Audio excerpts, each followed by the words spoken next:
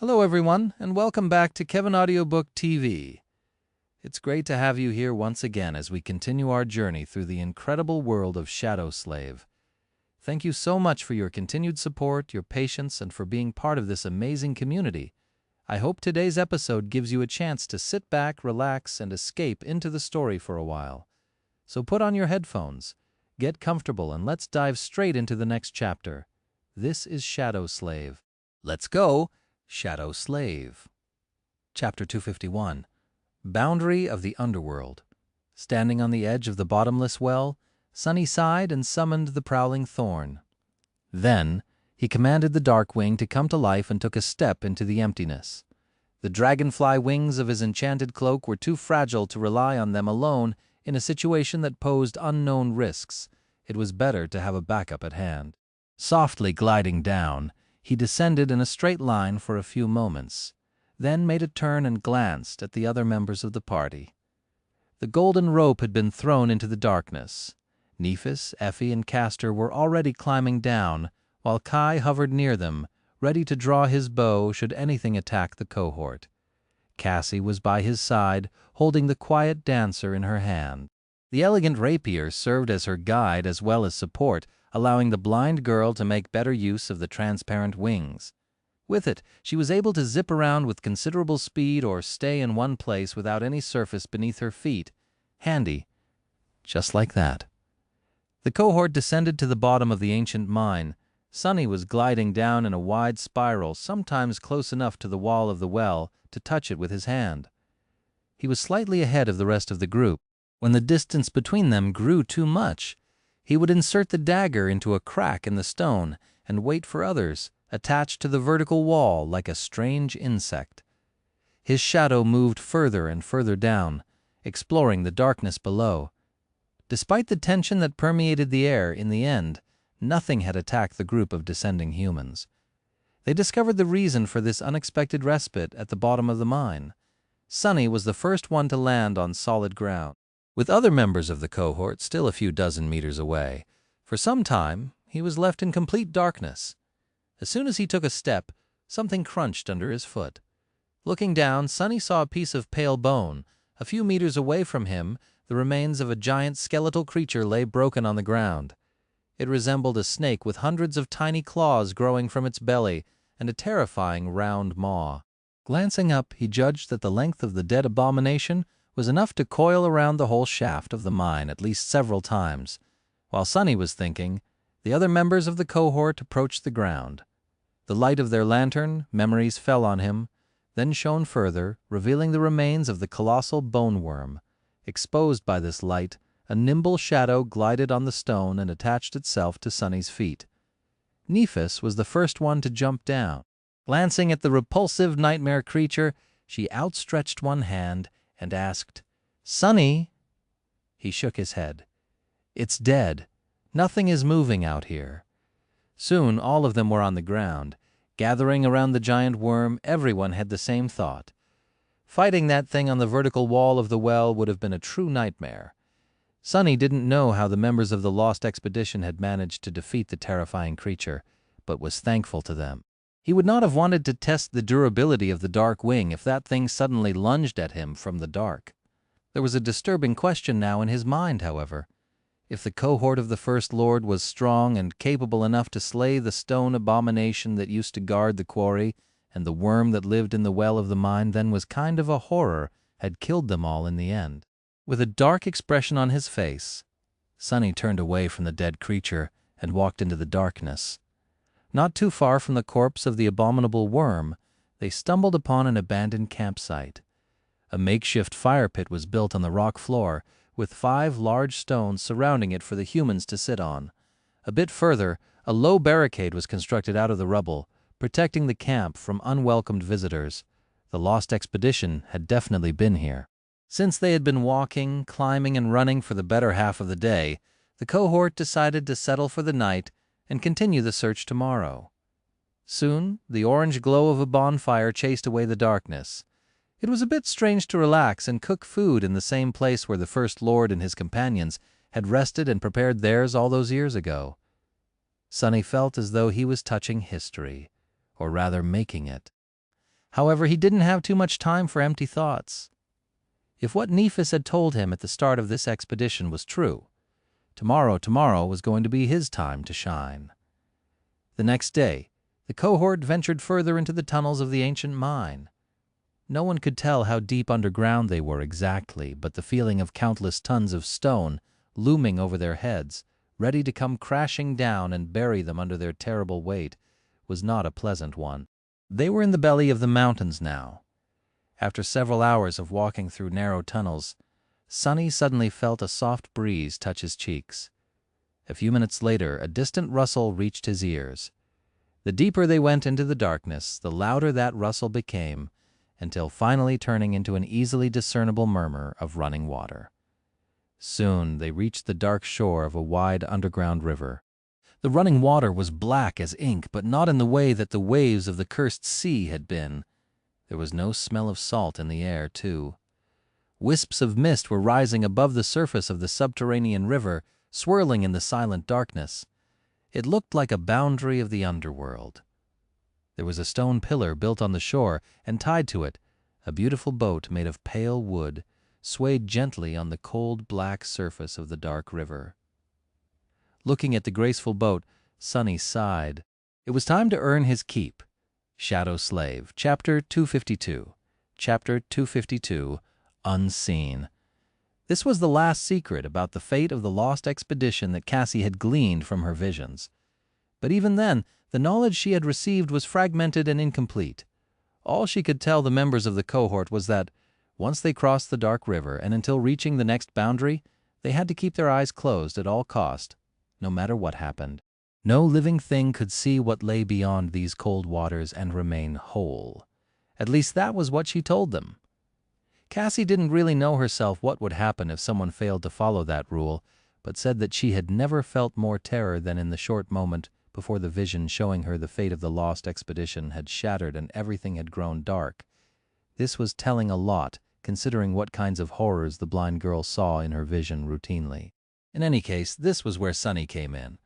While looking through the eyes of the shadow was still too dangerous, he could lead the cohort to their destination with the help of his ability to sense space through the shapes of shadows populating it. At least in theory. Standing on the shore of the dark river, 6 humans tied the golden rope around their waists.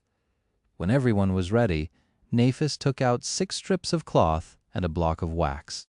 Lighting a small white flame on her palm, she sighed and turned to Effie. "You're first." The huntress made a complicated face, but then obediently approached their leader. What followed next looked simultaneously intimate and disturbing. Using her flames to melt the wax, Changing Star gently took Effie's face in her hands, and after the huntress shut her eyes tightly, sealed them with melted wax. Then she tied the strip of cloth around Effie's head to hold it in place. One after another, every member of the cohort went through the same procedure. When Sonny's turn came, he shifted slightly when Neff's cool hands touched his cheeks. A few moments later, he was blind. That is this how Cassie lives? Commanding his shadow to not see anything, Sonny was left in utter darkness. However, he still had it better than the blind girl. His shadow sense was still working at least. With its help, Sonny could more or less tell what was where. This form of perception was vastly different from sight, but could serve the same purpose in a pinch, be it very poorly, if conditions were right. Luckily, he had practiced navigating the world with the help of nothing else but shadow sense in the past. This was how he had defeated the strange basilisk creature in the Dark City. Among other things, leading the group of staggering humans to the graceful boat, he helped them to board it and untied the rope holding it in place. Then Sonny found the oar and pulled on it, propelling the boat across the dark river. Soon, cold mist shrouded everything around. The deeper into the mist they sailed, the more it felt like they were leaving one world behind and entering another, a much darker, much more ancient, much more terrifying world. No one felt compelled to speak, so the silence was broken only by the murmur of rushing water and the creaking of the wooden oar. This is not too bad. Yeah. I'm not scared witless at all. Calming himself down with these silly thoughts, Sonny continued to guide the boat. However, one thing kept making him shiver. Being surrounded by mist and having to keep his eyes closed, Sonny couldn't help but remember the harrowing encounter with the being that appeared in a veil of fog and tried and lure him into gazing at it using a stolen voice. Was this where it came from? After some time had passed, he couldn't tell how much, no matter how hard he tried, Sonny suddenly sensed a solid mass in the distance. This was the opposite shore of the dark river. Soon they were drawing near to it. As the bottom of the boat scraped against stone, Sonny jumped to the pier and tied the rope around the stone pillar. Then he helped the others disembark. Turning his head, he sensed another shape swaying on the surface of the water. There was a second boat here. Presumably the one First Lord and his companions used to cross, but unlike Nephis and her cohort, there had not been an oracle in their ranks. No one had warned them to keep their eyes shut. Maybe this was the reason why none of them had returned. Turning his back to the river with a strong feeling of unease, Sonny faced the mouth of the tunnel that led deeper underground. Letting out a resentful sigh, he slightly tugged on the golden rope and took a step forward. The other members of the cohort had no choice but to follow him.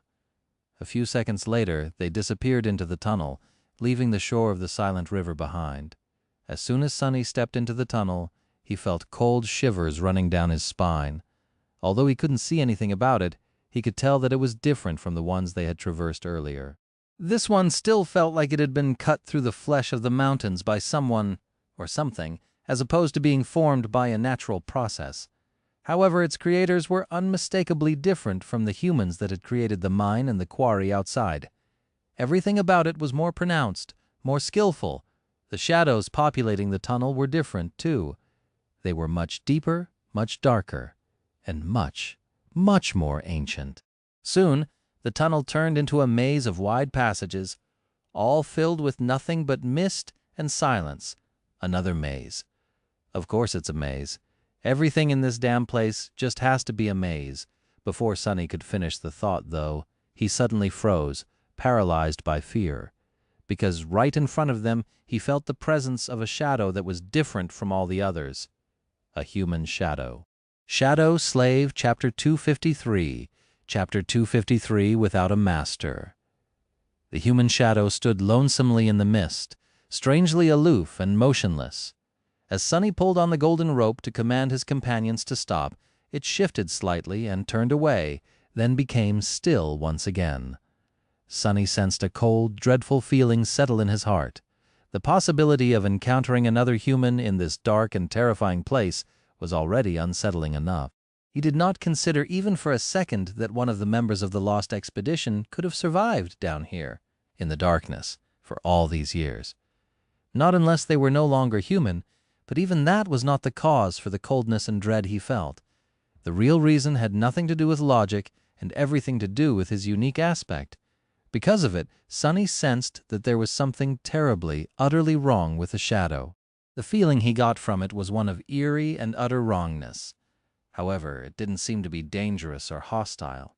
Instead, it felt lost, empty, and mournful. The shadow was full of sorrow and anguish that he could not describe with words. Sonny was not that empathetic when it came to humans, but strangely he couldn't help but share in the suffering of this lonely shadow, maybe because in a sense they were kin. As he was observing the shadow, unsure what to do, it made a few steps in a random direction and then stopped hesitantly, lingering there without moving. Then it walked back and froze once again.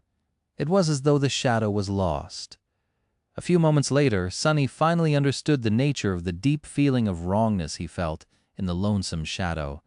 When he did, a cold shiver ran through his entire body. The reason why this shadow was so strange and eerie was because it wasn't connected to anyone. There was no human casting it. Not anymore, at least. The human that the shadow had once belonged to was gone, cut from existence by some unknown power. Sonny couldn't sense any bones anywhere either. It was as if the human had not been killed but simply erased, while the shadow remained to wander aimlessly in the mist for all eternity. What a terrible fate! But the question remained, what was he supposed to do now? The shadow was in his way. Sonny had to either walk past it or return back and try to find another way through the maze. But what threat could this pitiful thing pose? It was just a shadow, after all. His own couldn't harm a fly no matter how hard it tried. This one had to be the same. With a deep sigh, Sonny slowly walked forward. With each step he took, he could sense the lonesome shadow better. At some point, it sensed him, too. Turning to face Sonny, the shadow hesitated for a few moments, then tentatively glided closer. He could feel an outburst of muted emotions radiating from it: surprise, hope, and then sudden despair. Realizing that he wasn't its long-lost master, the shadow froze, its shoulders dropped, sensing the deep well of loneliness, anguish, and sorrow in front of him. Sonny tilted his head to the side. Then, following an impulse, he outstretched his hand to the shadow. "Here, take my hand. You don't have to be alone anymore." The shadow trembled, as if it heard his silent invitation. Then it lingered for a few moments, and approached him with uncertainty. Finally, it raised its hand and tentatively placed it in the hand of his own shadow. A moment later, it disappeared. Sonny sighed. "Your shadow grows stronger." Diving into the soul sea, he walked along the rows of silent shadows standing on the surface of the tranquil water. And there, just as he had expected, he saw a new one. A shadow of a graceful young woman was standing among them, as motionless and still as the rest of them. Her anguish, sorrow, and loneliness were gone. The shadow seemed to finally be at peace. Sonny looked at her for a few moments, his heart heavy. Finally he said, "Welcome, rest now. Your nightmare is over." With that he left the silent sea and sighed again. Standing in the darkness with his eyes sealed shut, Sonny remained motionless for some time. Then he pulled on the golden rope and led the cohort further into the mist. Sonny didn't know how long they wandered around the dark maze. More than once, he had ended up at a dead end and had to search for another path. It was hard to not lose track of all the turns of the twisting tunnels, but he had somehow managed to stay on track. On the way, he had found 3 more shadows. Each of them was just like the first one, lost and lonesome. And just like the first one, they eventually took his hand and were absorbed into his soul sea. The 4 of them, 1 young woman and 3 men, now stood silently together, united once again, even though their masters were long gone. Seeing them together gave Sonny a little solace, no matter how misguided it was. There were 5 stones arranged around the fire at the campsite left behind by the lost expedition, hinting that 5 people had descended into the ancient mine. 4 of them had eventually perished in this eerie, dark place. But no matter how hard Sonny searched, he couldn't find the 5th shadow. The First Lord himself was not here. Could it be that he had somehow managed to survive and leave the maze of mist? At some point, Sonny felt someone pull on the golden rope. Turning around, he walked a few steps back and stopped near Cassie. Feeling his approach, the blind girl raised her hand and pointed at one of the tunnels. Understanding what she wanted to say, Sonny led the cohort in that direction. Soon the sound of rushing water reached his ears. Some time later they came to the shore of another subterranean river. They had reached the 2nd boundary. Shadow Slave, Chapter 254, Chapter 254. The First Lord. For a moment, Sonny was afraid that they had been walking in circles all this time and now returned exactly to where they had started. But then he calmed himself down and noted that this river, while as eerie as the one they had crossed on a wooden boat, was rather different. He couldn't exactly explain it, but it didn't feel the same. Plus, there was no pier with 2 boats tied to stone pillars anywhere in sight, or rather sense. Instead, there was a bridge. Sonny could feel its shadow falling on the cold water, solid and firm as the stone it was built from. The bridge arched over the river, leading far into the distance. Not wishing to spend another minute in the terrible maze that no living thing could see if it hoped to remain alive, Sonny led the cohort toward the bridge.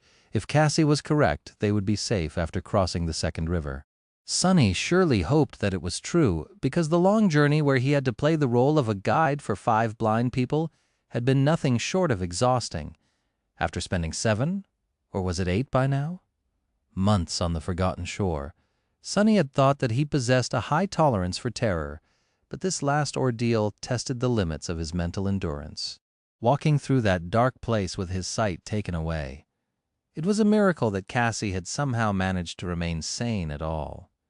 He tensed up when they entered the bridge, expecting for something dreadful to happen at the last moment. But the silence was not broken by anything except for the sound of rushing water, their steps, and laborious breathing. The cohort walked on the bridge, leaving the dark maze behind. Soon they could feel the mist surrounding them grow thinner, and at some point it was gone. They crossed the river without any trouble and returned to solid ground again. Making several more steps, Sonny stopped and finally allowed himself to tremble. Then he opened his mouth and said in a hoarse voice, "Are we through?" Although Cassie had not said anything about the need to remain quiet, each of them subconsciously avoided speaking ever since entering the mist. Because of that, the sound of his own voice startled Sonny a little. A few moments later, Cassie answered in a hesitant tone, I think so." Without wasting any more time, Sonny untied the cloth that covered his eyes and removed the wax from them. Then he carefully opened them and looked around. They were standing on a stone shore inside a vast cave, through which the underground river was flowing unobstructed. Some distance away from them, the wall of the cave came down with the mouth of a wide tunnel visible in it. By his side, other members of the cohort were removing the strips of cloth. Sonny could hear the sighs of relief coming from them. However, his attention was instantly drawn to Nephis, who had already opened her calm gray eyes and was looking at something behind him. Turning around, Sonny followed her gaze and froze. Just a few meters away from them, on the shore of the dark river, he saw a human skeleton. It was sitting on the cold stones, its back straight, facing the water. Unlike the ferocious undead from the catacombs of the Dark City, this one was tranquil and untouched by the corruption of the forgotten shore. This was the place where the first lord of the Bright Castle had died. The young man whom the members of the cohort only knew by his title had died on the shores of the cold underground river, just a few meters away from the bridge that he had used to escape the terrible place which, according to Cassie, no living being should have been able to escape. Somehow he had survived, even without knowing that anyone entering the mist had to keep their eyes closed at all times. But in the end, the wounds he had received there, or somewhere up ahead perhaps, turned out to be too grievous. Before the last vestiges of life abandoned him, the young man, the first lord who had wrestled the Bright Castle from the nightmare creatures, created a safe place for the humans sent to the forgotten shore to live, and lead an expedition to find a way out of this cursed place, sat down and looked in the direction of the misty, dark maze, the place where his friends and companions had died, leaving him alone in the darkness of this forsaken underworld. Looking at the skeleton that sat quietly on the shore of the river, Sonny couldn't help but feel a deep feeling of awe and sorrow. He had never met this young man, but somehow it felt as though they knew each other very well. Everything that humans had on the forgotten shore was thanks to his bravery, power, and skill. What a shame that he had died here in this lonesome place, with no one to share his last moments and tell the tale of his last deeds. The skeleton was strangely well preserved. It was sitting with its legs crossed, back straight, its hands resting on the hips as if meditating. The skull of the First Lord gazed at the river with the dark chams of its empty eyes, strangely calm and at peace. What Sonny noticed, though, was not the whiteness of the bone, nor the eternal grin of the bare skull, but a thin strip of light metal resting on it like a humble crown. There was a single bright gemstone on the metal band, placed right above the middle of the skull's forehead. After the 6 of them gathered around the remains of the First Lord and stood there for a while in silence to express their respect for this extraordinary human, Nephis sighed and approached the skeleton. Gently she took the strip of metal and removed it from the First Lord's head. A moment later the band suddenly broke into countless sparks of light which then disappeared, absorbed into her soul core. Sonny's eyes widened. The crown of the First Lord was a memory. Shadow Slave, Chapter 255. Chapter 255, Dawn Shard. As the last spark of light disappeared, Nephis tilted her head to the side and remained silent for a few moments. Then she lowered her gaze and said, addressing the First Lord, "Thank you." She hesitated, as though wishing to say more, but eventually just took a step back. Kai, however, wasn't that reserved. Bowing deeply, he remained with his head down for a while, then straightened his back, looked at the skeleton, and voiced something that a few of them must have been thinking. "Thank you. We will. We will finish what you started." His words echoed above the cold water, eventually disappearing into the darkness. A heavy silence settled above the shore of the underground river. A few seconds later, the charming archer turned to the rest of them and asked with uncertainty, "I think, should we bury him?" The members of the cohort looked at each other. Before anyone could voice their opinion, though, Sonny suddenly spoke. "No, just leave him as he is. He wanted to be closer to his friends when he died, so just don't touch him." With that, he turned his head and looked away. Since the First Lord died outside of the terrible maze, his shadow was gone too. Now it was just dumb and empty, like most shadows cast by inanimate objects. He had not shared in the harrowing fate of his companions, which meant that Sonny couldn't help him reunite with them, even slightly. Neither could they bring the remains of the First Lord back outside to bury him near the girl who had died in the quarry. It was better to just leave him be. Forget about it. Think of something else. Sonny had other matters to consider anyway. That strange memory that Nephis had absorbed, he had never even heard of a memory that could exist outside of someone's soul. Had the First Lord somehow relinquished the ownership of it, or was this a quality that all shard memories possessed? And it was, without a doubt, another shard memory, just like Effie's spear and his own stalwart blade. That memory was the reason why Changing Star had ventured on this expedition to begin with.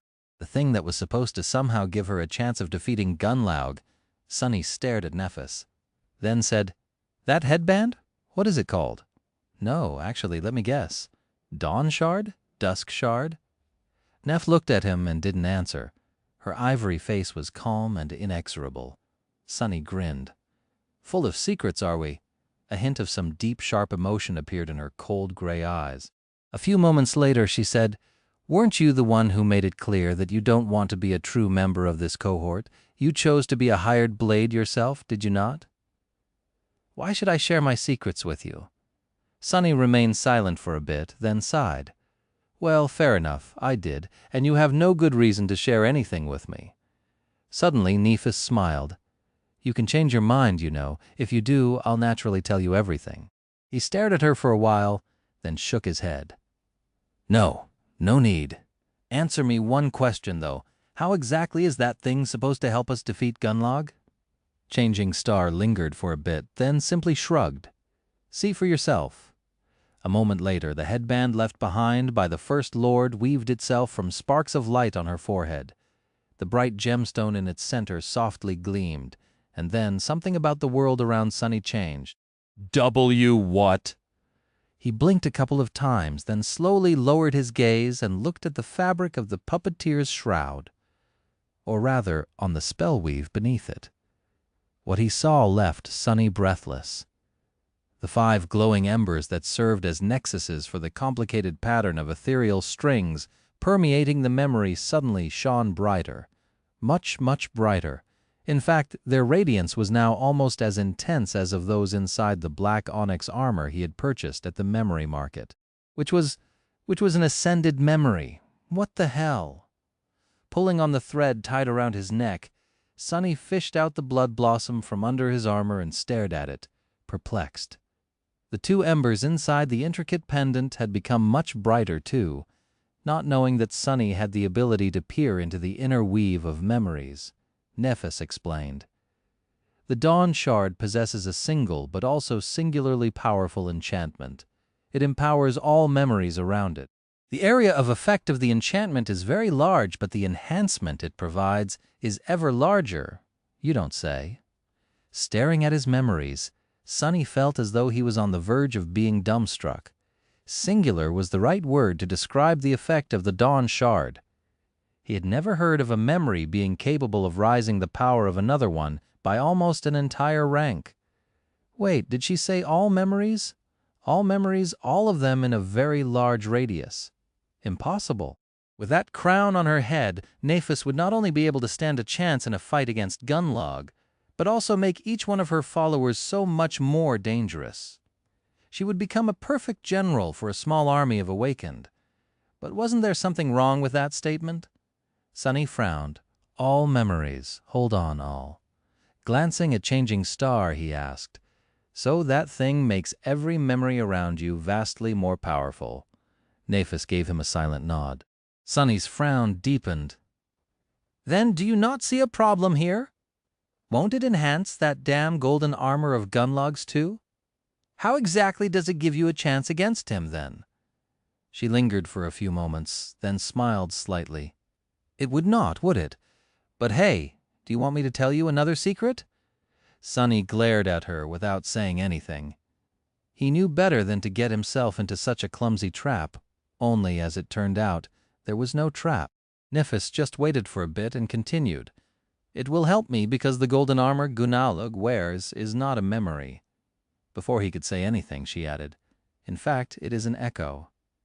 Shadow Slave, Chapter 256. Chapter 256, True Reason. Sunny was silent for a while. An echo, that weird golden armor, was actually a copy of some strange, corrupted nightmare creature? What kind of creature took the shape of an armor? But then again, the fact that it looked like an armor didn't mean that it was all it could look like. The main trait of the golden armor was that it seemed to be made out of liquid metal. That metal always flowed and moved around, enveloping Gunlag's body like a second layer of skin. The only thing that never changed was the mirror-like surface that served him as a face. It wasn't impossible to imagine that the mass of living metal was in fact not a memory, but a bizarre echo. Not impossible, but a bit of a stretch. Glancing at Nifis, Sunny asked, "How do you even know this?" She hesitated for a few moments, then said, "You already know that we have an ally inside the castle. She was the one who told us." That mysterious spy again. Sunny became even more convinced that this person was of a very high rank among the Bright Lord's servants. Only someone extremely close to him would know such an important secret. In fact, Sunny expected that the paranoid tyrant would never let anyone learn of it. Why would one of Gunlog's most loyal minions help his enemy? Was it all an elaborate trap orchestrated by the Bright Lord himself? Looking at Changing Star with a deep scowl on his face, he asked, "Can this ally of yours even be trusted? If he was right in his guess about the identity of the spy, well, things would become complicated." She was silent for a while, then said evenly, "Trusted? Not really. Never, actually. However, we can trust in the information that was provided to us." He raised his eyebrows. "And why is that?" Nefis shrugged and then answered, her voice indifferent, "Because I am the only chance anyone here has of ever getting out of this cursed place, and Gunlog is not." Interesting. So one of the top ranks of the Bright Lord's forces was an opportunist who desired to return to the real world desperately enough to risk betraying the ruthless tyrant. That person had been loyal to Gunlog because there was no better alternative, but then changed sides once the last daughter of the immortal Flame clan appeared like a miracle, and promised to save the people of the Forgotten Shore. That ally of hers was either swayed by Nef's rhetoric like the rest of the unfortunate fools in the Dark City, or was confident of ending up among the few lucky people who would actually have the chance of surviving what was about to come, or just knew something that Sunny did not. In any case, Changing Star seemed to be confident in the information the spy provided, so he did not see the point of doubting it. She wasn't any more naive or trusting than he was, after all. Nefis had learned the art of cynicism from the best. Kai, who had been listening to their conversation with a fair bit of curiosity, suddenly cleared his throat. I'm very sorry to interrupt you guys, but I just wanted to ask, since we have found the remains of the First Lord and came into possession of this memory you were discussing, does that mean that the expedition is over? Have we actually accomplished our goal? Really, that indeed would seem to be the case. However, Sunny knew better. With a friendly smile, he shook his head. No, buddy. The goal of this expedition has not been achieved yet. The charming archer looked at him with surprise. But didn't we get the thing that will help us defeat Gunalu? Nefis was staring at Sunny too, a subtle smile on her lips. Yeah, Sunny. What else do we have to do? Do tell, he grinned. Well, it's very simple, really.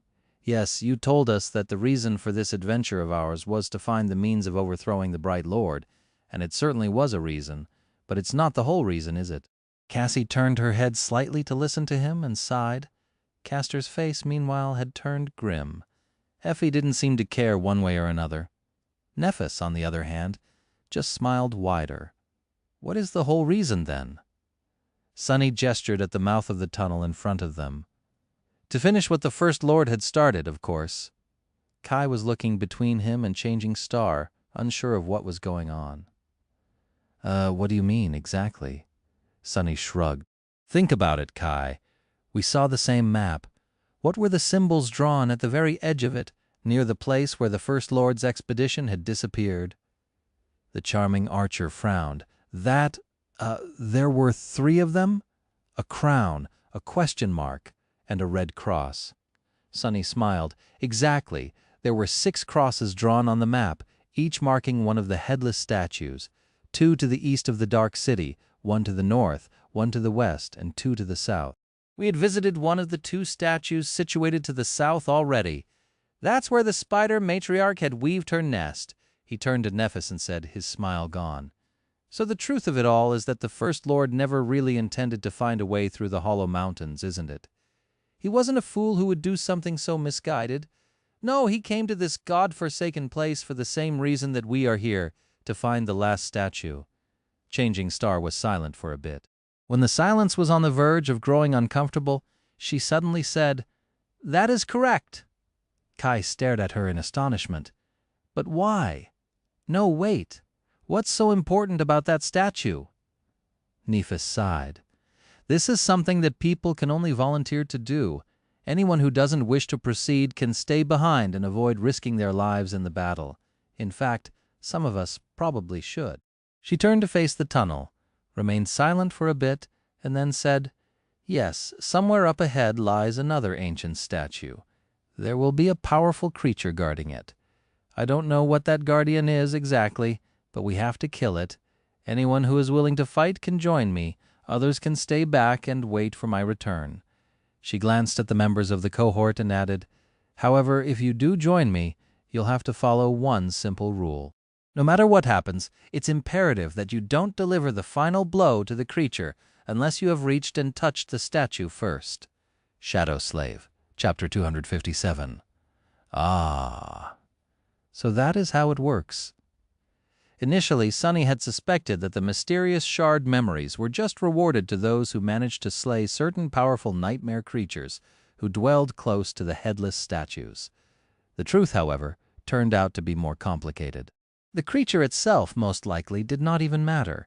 It was the act of vanquishing a powerful foe after coming in contact with a statue that summoned the memory from oblivion. That was why they had received the Midnight Shard before even learning about how important these ancient monuments were. Sunny, Nephis, and Cassie had taken shelter atop the statue of the ancient knight and killed the carapace demon long after.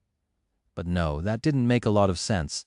If this was true, Sunny would have received another shard memory after defeating the Corpse Eater, so not any powerful abomination would do. Each statue seemed to have a nightmare champion tied to it by some invisible bond. The carapace demon, whom the creatures described as cursed soldiers of the Fallen Legion used to obey, was connected to the statue of the knight. The Iron Matriarch was tied to the statue of the hunter. Which statue had the Dawn Shard come from? The builder, whose monument had somehow come to life and was now wandering the forgotten shore. Rumors said that the First Lord chased it around the labyrinth for a long time, after all. But somehow Sunny felt that the metal headband had nothing to do with the walking colossus. So many questions. How many champions were still around anyway? Nephis had not even tried to search for one tied to the builder, nor for one tied to the priestess. How many shard memories were already in the hands of humans? Among the members of the cohort, there were now 3, and they were about to challenge some abominable horror for a chance of receiving the 4th one. Why do I even assume that there are only 3? Sunny tilted his head. Indeed, the fact that he had only seen the Midnight Shard, the Zenith Shard, and the Dawn Shard did not mean that Changing Star had not gotten other ones already. Not counting the memory they were currently hunting, 3 more were unaccounted for. How many had she found already? He smiled darkly. Well, it's going to be revealed sooner or later. Right now, however, there is a more pressing issue. Glancing at Nephis, he asked, "What happens if I get the memory? As you reminded so astutely, I am not one of your lackeys. That would throw a wrench in your plans, wouldn't it?" Sunny couldn't imagine Changing Star leaving something that important to chance. However, to his surprise, she just shrugged. "Keep it if you want." He frowned. Why was Nephis so nonchalant about the possibility of a shard memory falling into his hands? Wait, why was she so indifferent about him already possessing the Midnight Shard? One possible explanation was that it didn't matter who held the shard memory, as long as it was in human hands. The other explanation made Sunny very uncomfortable. Maybe she was just sure that fate would push the two in the same direction. If this was true, then it didn't really matter which one of them possessed the shards. He lingered for a bit, then shook his head and said, "Well, what are we waiting for? You didn't really expect any of us to stay behind while others fight, right? Let's go and hunt this monster." Honestly, while Sunny couldn't even imagine what type of terrible creature guarded the hidden statue, he was almost excited to find out. He wanted to see what the 6 of them were capable of under the miraculous effect of the Dawn Shard himself in particular. Eventually, they arrived at a vast cavern situated somewhere in the depths of the Draconian Mountains. The cavern was large enough to fit the entire bright castle and the hill it stood upon inside of it. Witnessing its size, Sunny got an inkling that there was a reason why these mountains were called hollow. As his sight pierced the darkness ruling over the vast cavern, Sunny couldn't help but feel a deep sense of awe. The floor of it was covered by black sand, while its walls glistened like obsidian. In the center of the cavern stood a giant pillar of dark stone. It was surrounded by massive scaffolds, which nevertheless looked tiny and insignificant on its surface. The silhouette of an unfinished statue was easily discernible, cut from the giant pillar by the unknown sculptor. Its upper torso was almost finished, while the lower half was still encased inside the stone. It was as though a dark giant was struggling to free himself from the pillar of stone that imprisoned him. With a feeling of surprise, Sunny realized that he recognized the details of the unfinished giant's armor and shield. They were eerily similar to the armaments that the Black Knight guarding the ruined Cathedral wore, and to the ones the stone saint wielded too. Looking up, he made sure that the head of the giant statue was missing. Of course it is. All of that only took a fraction of a second. Then Sunny hastily looked down, trying to notice the guardian of this obsidian cave before the creature noticed them, but it was too late. As soon as the members of the cohort entered the cavern, something moved in the darkness at the base of the statue, and then stepped forward. Sunny shivered. Damnation! Standing on the black sand, a monstrous creature that resembled a cross between a lion and a raven stretched its numerous limbs. Its body was pale as a corpse, while its head and chest were covered with dark feathers. It was massive in size, with muscles rolling like steel cables under the skin. The creature had 2 powerful hind legs and 6 more protruding messily from its wide chest, each ending with a set of deadly claws. But the most terrifying feature it possessed was a long, jagged black beak. It was a spire. Messenger. That was all Sunny had time to yell before the vile abomination lunged forward, exploding into a whirlwind of hunger, madness, and death. Shadow Slave, Chapter 258. Sunny had already faced off against a spire messenger once. Back then, the vile creature had killed several experienced hunters in a span of just a few seconds, and the rest had only been spared this fate because of Effie's strength. That and the fact that the messenger had no need to fight them, and chose to retreat and search for easier prey. There was nowhere to retreat in this hidden cavern. Sunny didn't even know how the flying abomination had gotten here in the first place.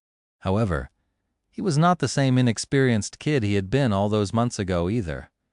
Sunny had grown considerably stronger. His arsenal of memories was better now.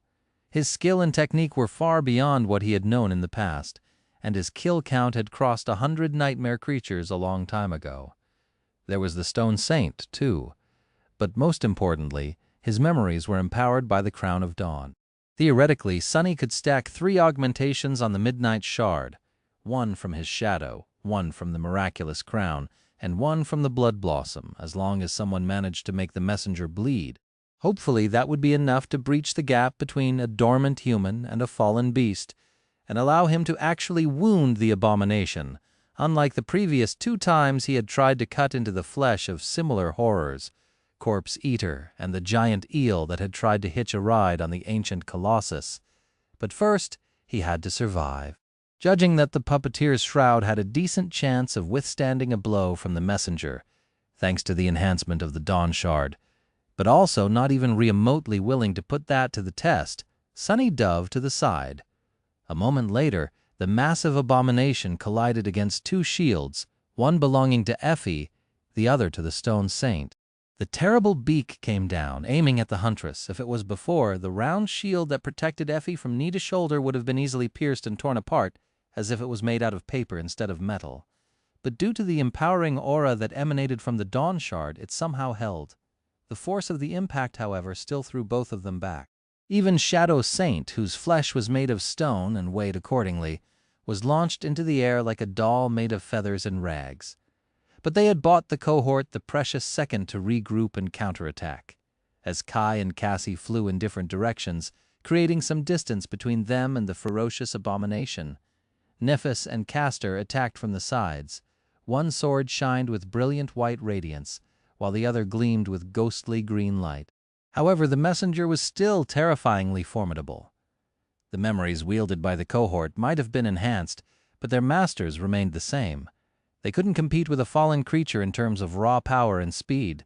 Two of the beast's 6 front limbs swiped forward, deflecting the swords. 2 more shot at the attacking humans, forcing them to retreat while barely staying alive. Then the messenger twisted its neck and caught Kai in its sight. Its powerful black wings lashed down, creating a small hurricane that threw Nephis and Castor aside. Using powerful hind legs to throw itself into the air, the abomination lunged at the retreating archer, who twisted his body in a desperate attempt to aim his bow. And then, suddenly, a triangular blade cut an arc around one of the legs and tied an invisible string around it. Crap. That was all Sunny had time to think before his hand was jerked forward with incredible force. However, this was exactly what he wanted. With the dark wing turning into a blur behind his back, Sunny used the momentum of the pull to turn his laughably slow levitation into real flight. In fact, he shot in the direction of the messenger as though someone had launched him from a cannon. The midnight shard flashed through the air and bit into the abomination's flesh. Do it?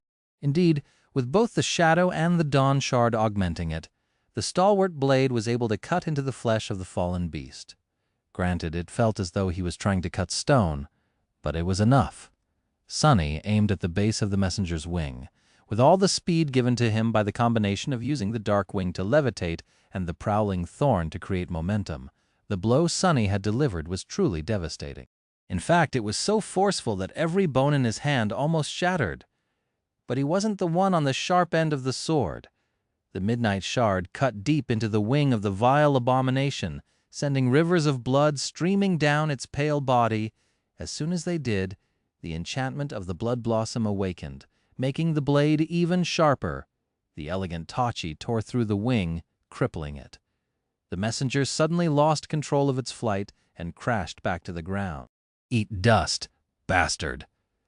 After a moment of glee, however, Sunny hurriedly dismissed the dark wing and plummeted down, landing on the sand some distance away from the monstrous beast. While gliding all the way back to the floor of the cavern would have been more comfortable, he wasn't going to become a sitting duck. Crippled wing or not, the messenger could still jump and use the other one maybe. At the same time as Sunny hit the ground and rolled, a menacing black arrow suddenly fell from above, piercing the second wing of the fearsome creature. There was no blood coming from the wound, though the arrow greedily drank it, preventing the blood blossom augmentation from growing a bit stronger. The abomination did not stagger and slowly turn into a mummy like the iron spiders had, however. It simply shook its body, causing the arrow to shatter and crumble into a stream of white sparks. But Sunny didn't see any of that. With his back to the messenger, he was already running toward the giant statue with all the speed he had. Shadow Slave, Chapter 259. Sunny ran to the statue with every bit of speed he could manage, which was quite a considerable amount by human standards. No, even by those of other sleepers.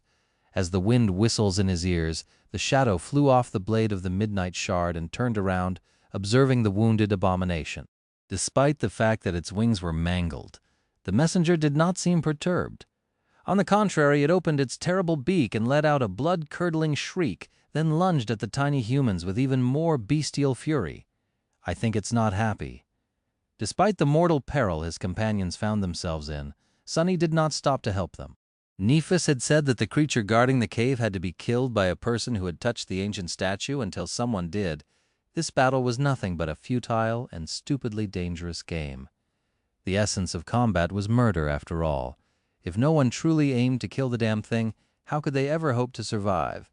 So Sunny was helping them after all. In a way, behind him, things weren't going well for the cohort. The messenger was too big, too strong, too swift for a group of sleepers, no matter how talented. It was already a miracle that none of them had been torn to pieces already. But how long would that last? As the shadow watched, the terrifying beak came down again, and once again bounced off Effie's stalwart shield. However, this time, a wide crack appeared on the surface of the round shield. Before the huntress could even react, several powerful limbs shot at the cracked shield, each striking it with the force of a cannonball. Finally, the memory gave in and shattered, along with Effie's arm. Sunny saw fragments of bone piercing her olive skin as it twisted at an unnatural angle. Damn! Faster! As the pillar of dark stone approached, he watched the messenger try to finish the wounded huntress off and be thwarted by the stone saint. Simultaneously, Nephis managed to penetrate the barrier created by the creature's front limbs. Her sword flashed and bit into the pale flesh, leaving a deep gash on the abomination's side. Judging that he was far enough to not be afraid of a sudden attack aimed at his back, Sunny commanded the shadow to turn around and return to his side. His view of the battle immediately disappeared, and soon the shadow caught up and wrapped itself around his body. Sunny's speed doubled. Pursued by the sounds of a ferocious battle, he neared the unfinished statue. However, before he could touch it, a human figure suddenly appeared in front of him in a blur and slid on the black sand, stopping right in front of the stone pillar. It was Castor. The proud legacy didn't look all too well. His shiny scale armor was torn by the claws of the terrible beast, leaving 4 deep wounds on his muscular chest. Blood was streaming from them, leaving the handsome young man pale and disheveled. No, it wasn't just that. Castor seemed a bit off, somehow. Sunny just couldn't tell what was wrong with him exactly. He did notice, however, a crystal amulet in the form of an hourglass hanging on a silver chain around his neck. What is that? A charm memory? I didn't know that Castor had a charm. Not wasting any time, the legacy put his bloodied hand on the statue and closed his eyes for a moment. He wasn't wearing one back on the marble arch, right? Opening his eyes a second later, Castor glanced at Sunny with a dark expression and turned into a blur once again, rushing back to rejoin the battle. Just as soon as he disappeared, Sunny crashed into the stone pillar, unceremoniously using it to stop his momentum. Bouncing off the hard surface, he rolled on the ground and shakily rose to his feet. Ah, damn it, that hurt. That counted as touching the statue, right? Had to. Glancing back, Sunny saw another blood arrow piercing the flesh of the spire messenger and shattering a moment later. It wasn't destroyed, at least, just returned to Kai. Quiet Dancer was zipping around the massive abomination, aiming at its eyes. The elegant rapier was an echo, and as such did not enjoy the gift of the Dawn Shard, so it was more of a nuisance than a real threat to the beast. Still, it managed to deliver a couple of shallow cuts, causing the bastard to bleed. That was exactly what Sunny needed. Blood. As much blood as possible. Launching himself forward, he held the midnight shard behind him and dashed toward the messenger. Let's see which one of us can kill it first, Castor. Wouldn't it be funny if an outskirt rat like me got a third ascended memory, while a lofty legacy like you still had none? Some distance away from his prey, Sunny commanded the stone saint to switch her battle style. The one the menacing shadow liked to use the most, or simply saw as most suited to her equipment, and the situation was deliberate, elegant, and steady. But that wasn't what Sunny needed right now. What he needed was carnage, savagery, and bloody mayhem. Lingering for a fraction of a second, the stone saint suddenly threw her shield away, grasped her sword with both hands, and lunged forward. Any sort of grace she had possessed earlier was now gone. Instead of a noble knight, the shadow now appeared as a barbarous butcher. It seemed as though she cared neither about self-preservation nor about protecting the members of the cohort anymore. She didn't even care about killing the enemy that much. All she aimed to do was inflict the maximum amount of pain, the maximum amount of damage, and most importantly, the maximum amount of bleeding, just like Sunny had commanded her to do. As he ran back, more and more small, but heavily bleeding wounds appeared on the messenger's massive frame. Its pale body was now half covered in dark blood. Castor's enchanted sword added one or two, but most came from the berserk shadow and changing star. Effie was still in the fight as well. Despite the fact that her arm was severely broken and there was bloody foam on her lips, the beautiful spear broke through the abomination's defenses and left a bloody mark on its skin, too. But none of these attacks were powerful enough to end the creature once and for all. Already nearing the scene of the massacre, Sunny willed his shadow to flow onto the midnight shard. The power of the dawn shard was burning inside of it, making the stalwart blade sing, and on top of it all, the vile blood blossom was filling it with insatiable bloodlust and hunger. Without slowing down, Sunny lunged at the spire messenger and fell on his back. As momentum pushed him forward, he slid on the black sand and thrust the midnight shard upward, piercing the abdomen of the terrible creature. The razor-sharp sword easily cut through skin and muscle, gutting the abomination and causing it to stagger and fall. Shadow Slave, Chapter 260.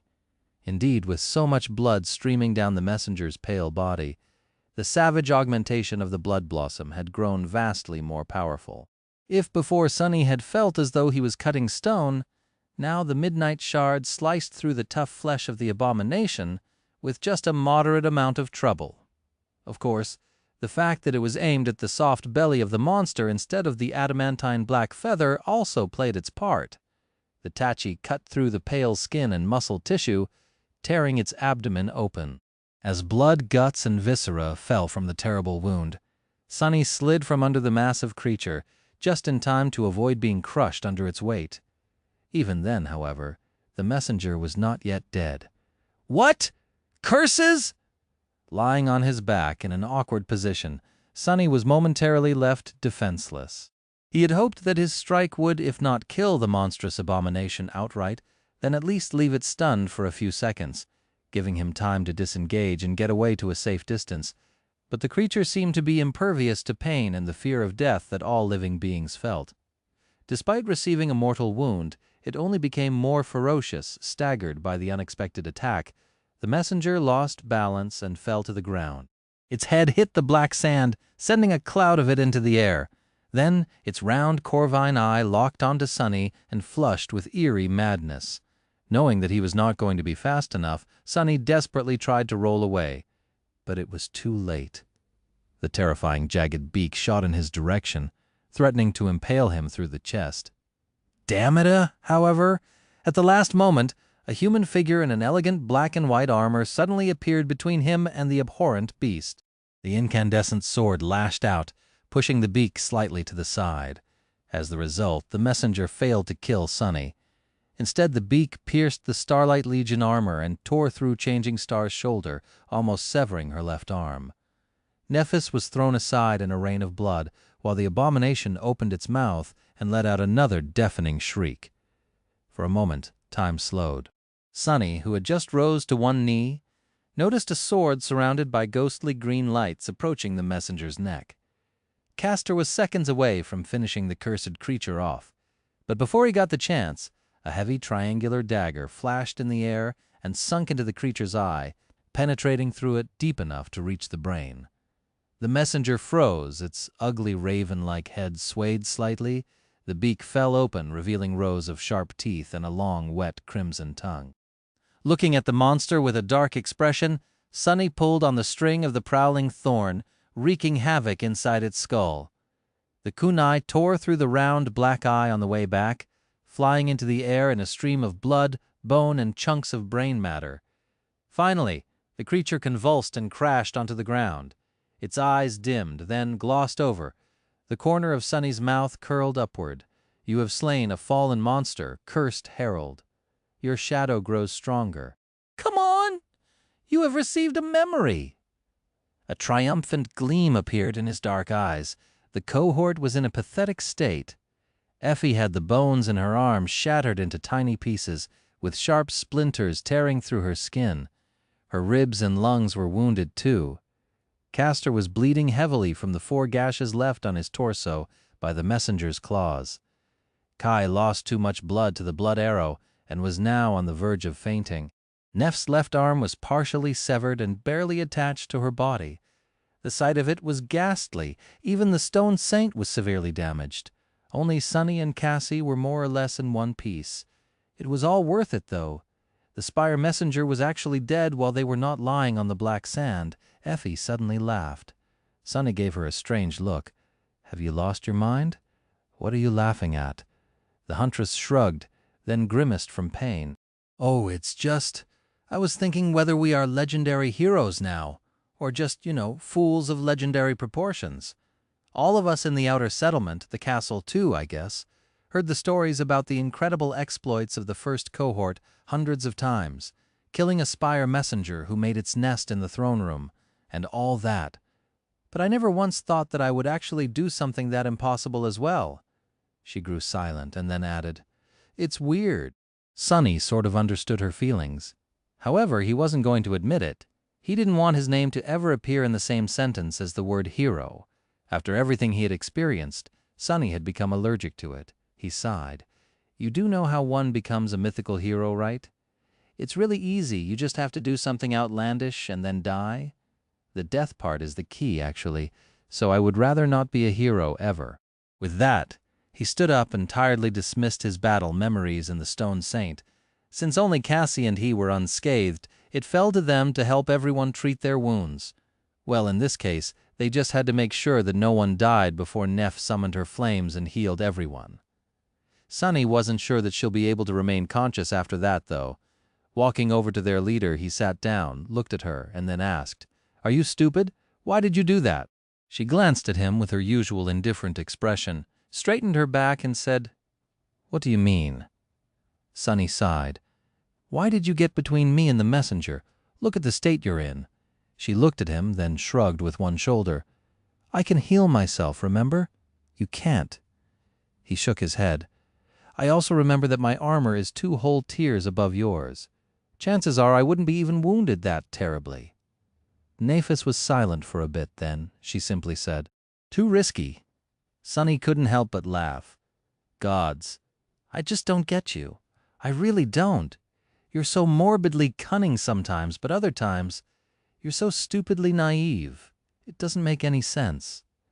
Changing Star did not respond for a long time and just stared at him.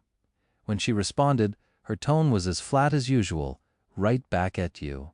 Shadow Slave Chapter 261. Sometime later, Sunny found the time to dove into the Soul Sea and take a look at the new memory he had gotten. It was a heavy, round shield forged from dull, lusterless, dark steel. Inside of it, visible only to him, a complex weave of ethereal strings shone with stark radiance memory. Dusk Shard Memory Rank. Ascended Memory Tier 2. Memory Type Weapon. Memory Description. Forged from a shard of a fallen star, this shield contains the weight of the heavens. Depending on the heart of its wielder, it can be light as a feather or heavy as regret. Memory Enchantments. Indomitable. Enchantment Description. Following the will of its master, the Dusk Shard can change its weight. Sunny frowned. This enchantment, at first glance, it seemed very unassuming. People usually thought about the weight of their weapons only when they considered how much endurance they would need to wield them. In that regard, the lighter the weapon was, the better. A light weapon could allow a person to fight longer without growing tired, which often meant the difference between victory and defeat. However, things changed when it came to the Awakened, who often possessed inhuman strength and endurance. Light weapons had their role to play, but more often than not, what you really needed was force, and the more mass something had, the more force it could produce. In the past, Sunny had only considered shields as a defensive tool. But after watching Effie and Stone Saint use them in battle, he realized that in the hands of a trained warrior, a shield could be as destructive and deadly as a sword, sometimes much more so. Just imagining Effie bashing someone with a shield that weighed a few 100 kilograms sent shivers running down his spine. Not to mention that the weight could be changed on the fly, making it light to maneuver faster, then turning it into an improvised siege ram at the right moment. But even in terms of pure defense, A shield that could be turned into a literal wall was priceless. He could see a monster such as the Spire Messenger colliding with it and simply bouncing off in the chorus of shattering bones. Maybe?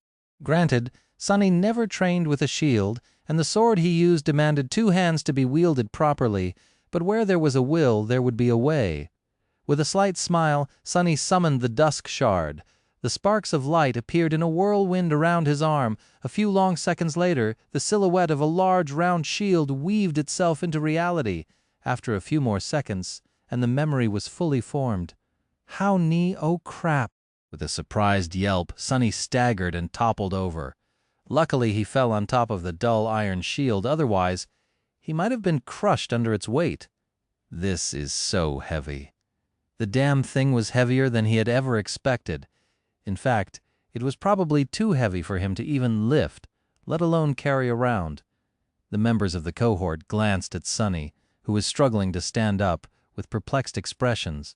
Gritting his teeth, Sunny rose to one knee and awkwardly tried to lift the shield off the ground. However, no matter how hard he tried, he only managed to drag it by a few centimeters. Curses. All right, I admit it. It's too damn heavy. Let's reduce the weight a little. But a few seconds later, his face froze. This can't be, no way. However, the truth was hard to deny. He couldn't change the Dusk Shard's weight at all. The enchantment that was supposed to allow Sunny to do that was there, but it required him to actively manipulate the soul essence, shadow essence in his case, to access it. The most powerful enchantments were all like that. And the higher a memory rank, the more probable it was for the enchantments it possessed to be really powerful. The problem was that sleepers had no way to control and manipulate their soul essence. Sunny didn't know whether to laugh or cry. What were the chances of him coming to possess not 1, not 2, but 3 whole ascended memories, only to find out that 2 of them were completely unusable, while the third one required him to somehow become a master marksman to avoid dying from blood loss? Damn it. Damn it all. But especially damn that damned fated attribute. While Sunny was grinding his teeth in outrage, Effie approached him and glanced down from her considerable height. Then she leaned forward, took the Dusk Shard by the rim, and lifted it along with Sunny from the ground, seemingly without too much strain. That's it, then? The memory you got from the pale bastard? Finally, standing up with the help of the huntress, he stared at her for a long time, his expression unreadable. Then he suddenly smiled. Yes, by the way, Effie, we're friends, aren't we? See, I couldn't help but notice that your shield memory was destroyed in that last fight. How about? She rolled her eyes. Wait, don't tell me. Sunny's Shady Emporium is open for business again? He blinked a couple of times, then grinned. Why, yes. How did you know? The huntress glanced down at the heavy shield, squinted, and said in a cautious tone, Well, what do you want in exchange? Sunny thought for a bit. That bottomless bag of yours. And 2 other awakened memories. Before Effie could come to a decision, though, Nephis interrupted their conversation. Coming closer, she glanced at the huntress first, then at Sunny, and finally at the shield. Finally, she asked, How about giving it to Effie in exchange for another ascended memory?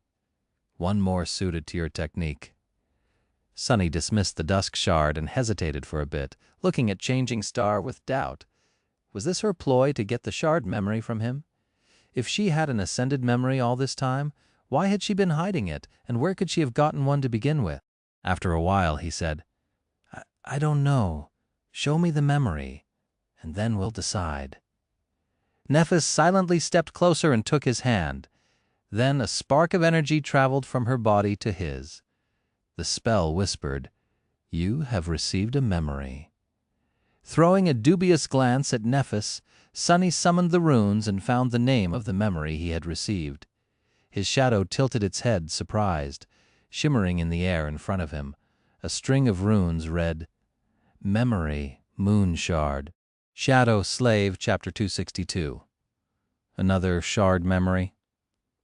Sunny raised an eyebrow, glanced at Nephis, and turned back to the runes.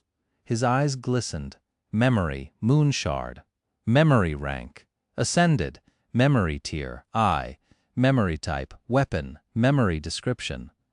When the stars were extinguished and fell, A lonely moon remained in the empty sky. With no sun to shine upon it, the moon grew dim, withered, and died.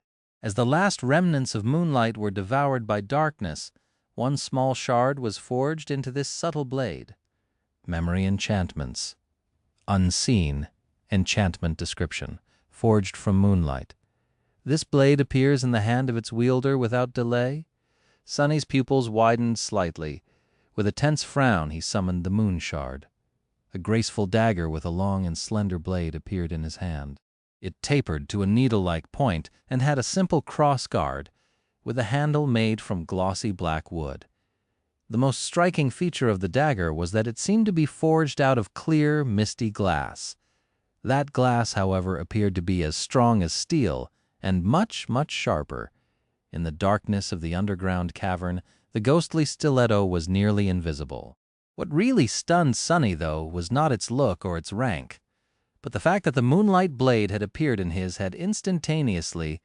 There had been no sparks of light, no process of weaving itself into existence from nothingness. The dagger was simply suddenly there, as if it had always been that way. This was an incredible enchantment. It might not have seemed that powerful, but Sunny instantly understood that there was a lot more to this simple trait than most people would assume. Once summoned, memories took time to form. The dusk shard had weaved itself into existence in about 6 to 8 seconds, but even if it was just a single second, like the time it took Nef's silver sword to appear, the process was still not instantaneous. What's more, the appearance of a memory was telegraphed in advance by the dancing sparks of light. In short, it was very hard to take the enemy by surprise by suddenly summoning a memory. A skilled opponent would always have enough time to notice it and react accordingly, unless they were lured into a cunning trap by a sword savant like Changing Star. But even then, it wasn't easy to plan and execute such a move, yet all of that didn't apply to the Moonshard. The slender blade of the ghostly dagger could appear out of nowhere in an instant and immediately strike at the target. What an insidious little thing. It was uniquely suited to Sunny's preferred method of engaging the enemy, indeed. He liked to strike from the shadows and kill with one strike. With the ghostly blade in his arsenal, though, he would not even have to hide in the darkness in order to deliver an unexpected and deadly blow. No one would see it coming. Not to mention that it was an ascended memory. Armed with the Moonshard, Sunny would finally be able to wound and kill fallen creatures, even without the miraculous enhancement of the Crown of Dawn. His own shadow would be more than enough. Granted, he would have to get really close and personal to a monster in order to use the dagger, but still, at least with it, he stood a chance. Suppressing a satisfied smile from appearing on his lips, Sunny turned to Nephis and asked in an incredulous tone, "Where did you get this thing?" She lingered for a few moments, then said, "North of the Dark City." Sunny nodded. That made sense. There was another red cross on her map about a week's worth of traveling time north of the ruins. It was drawn near a symbol resembling a grotesque, misshapen skull. Changing Star had indeed been busy in the 3 months that he had spent hunting monsters on the dark streets of the cursed city. Now, 5 of the shard memories were accounted for: Dawn Shard, Zenith Shard, Dusk Shard, Midnight Shard, and Moon Shards. Only 2 remained. Sunny wondered which statue they were tied to, and whether someone out there already held them in their hands. It didn't matter that much for now, though. With a sigh, he dismissed the ghostly dagger and said, "I have to warn you that the enchantment on that shield requires an awakened to activate it. It is supposed to be able to change its weight and mass freely, but actually it's just stuck being stupidly heavy." Nephis glanced at Effie, who just shrugged. "I'm fine with it as is." Sunny finally allowed himself to smile.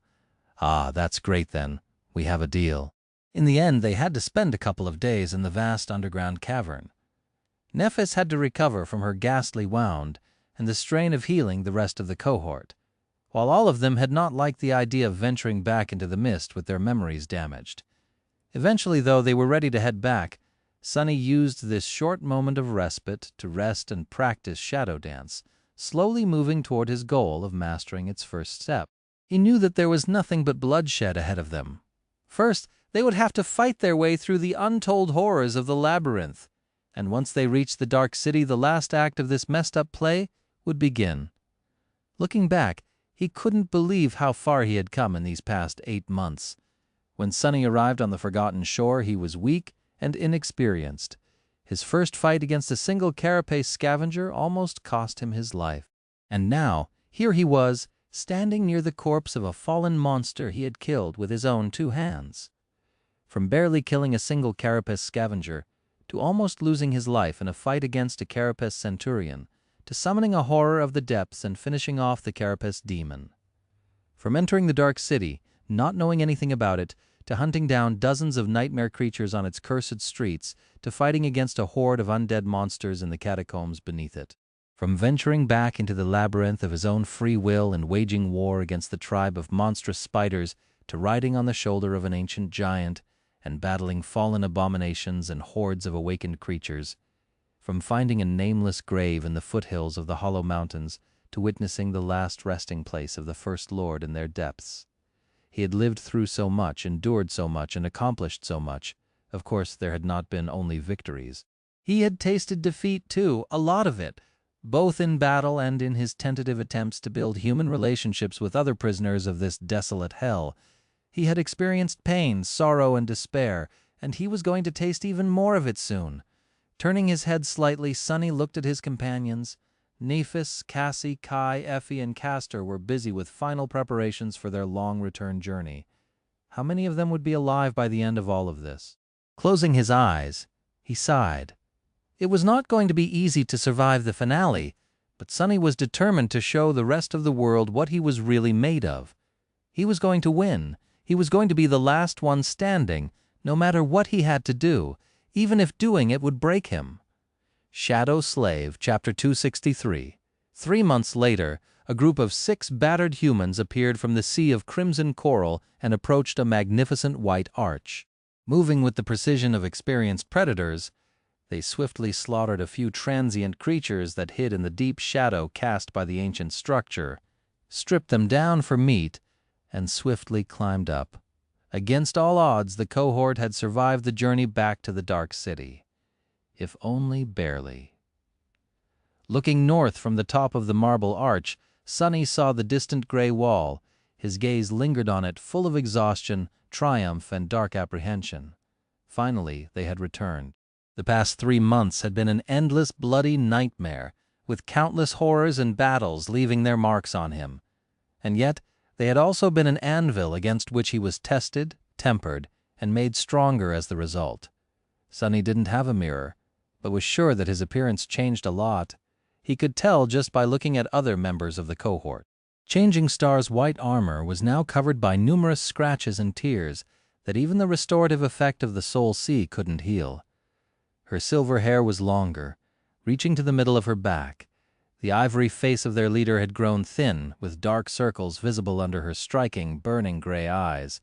Castor changed even more. The neat and dignified young scion was nowhere to be seen. Instead, a man with disheveled hair and a short, scruffy beard stood in his place, his face dark and grim. Sometimes Sunny thought that he could even see a gray hair or two in his luscious mane. Kai was still beautiful and elegant, but most of his charm was hidden under layers and layers of dirt, dust, and dried blood.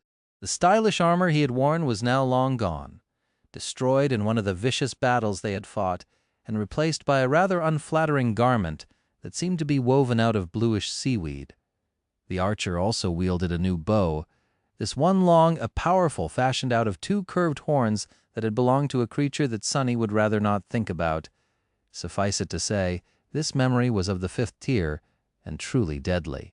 Effie was much the same, except for the fact that she had become even leaner, her robust musculature not covered even by a gram of fat.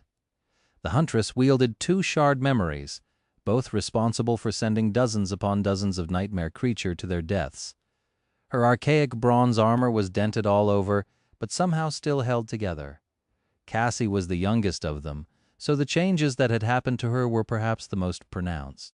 By now, she had lost most of her childish softness and had turned into a beautiful young woman that looked to be on the cusp of adulthood. She had 3 echoes tied to her core now, one given to her by Nephis, the other one by Kai. With the help of her echoes and the dark wing, Cassie was now able to move and participate in battles almost as if she was not blind. Almost. And then there was Sunny himself. He was perhaps even more beaten and battered than the rest of them, the puppeteer's shroud almost coming apart at the seams.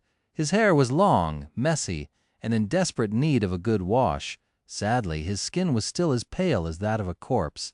He was also unable to grow even a bit of scruff, let alone a real beard, but, oh well, why care about the little things?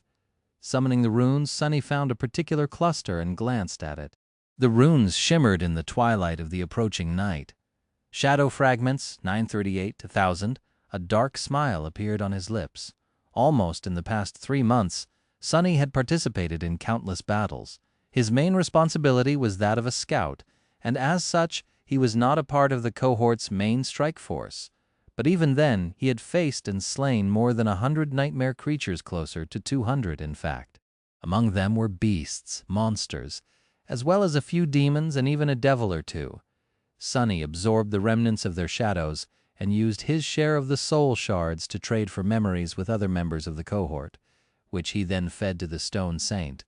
And now he was so close to reaching full saturation of his shadow core. His prowess and physique were considerably enhanced, too. Somewhere along the way, Sunny had crossed the line of humanly possible and was now firmly in the realm of inhuman ability. He was faster, stronger, and more enduring than any mundane human could ever hope to be.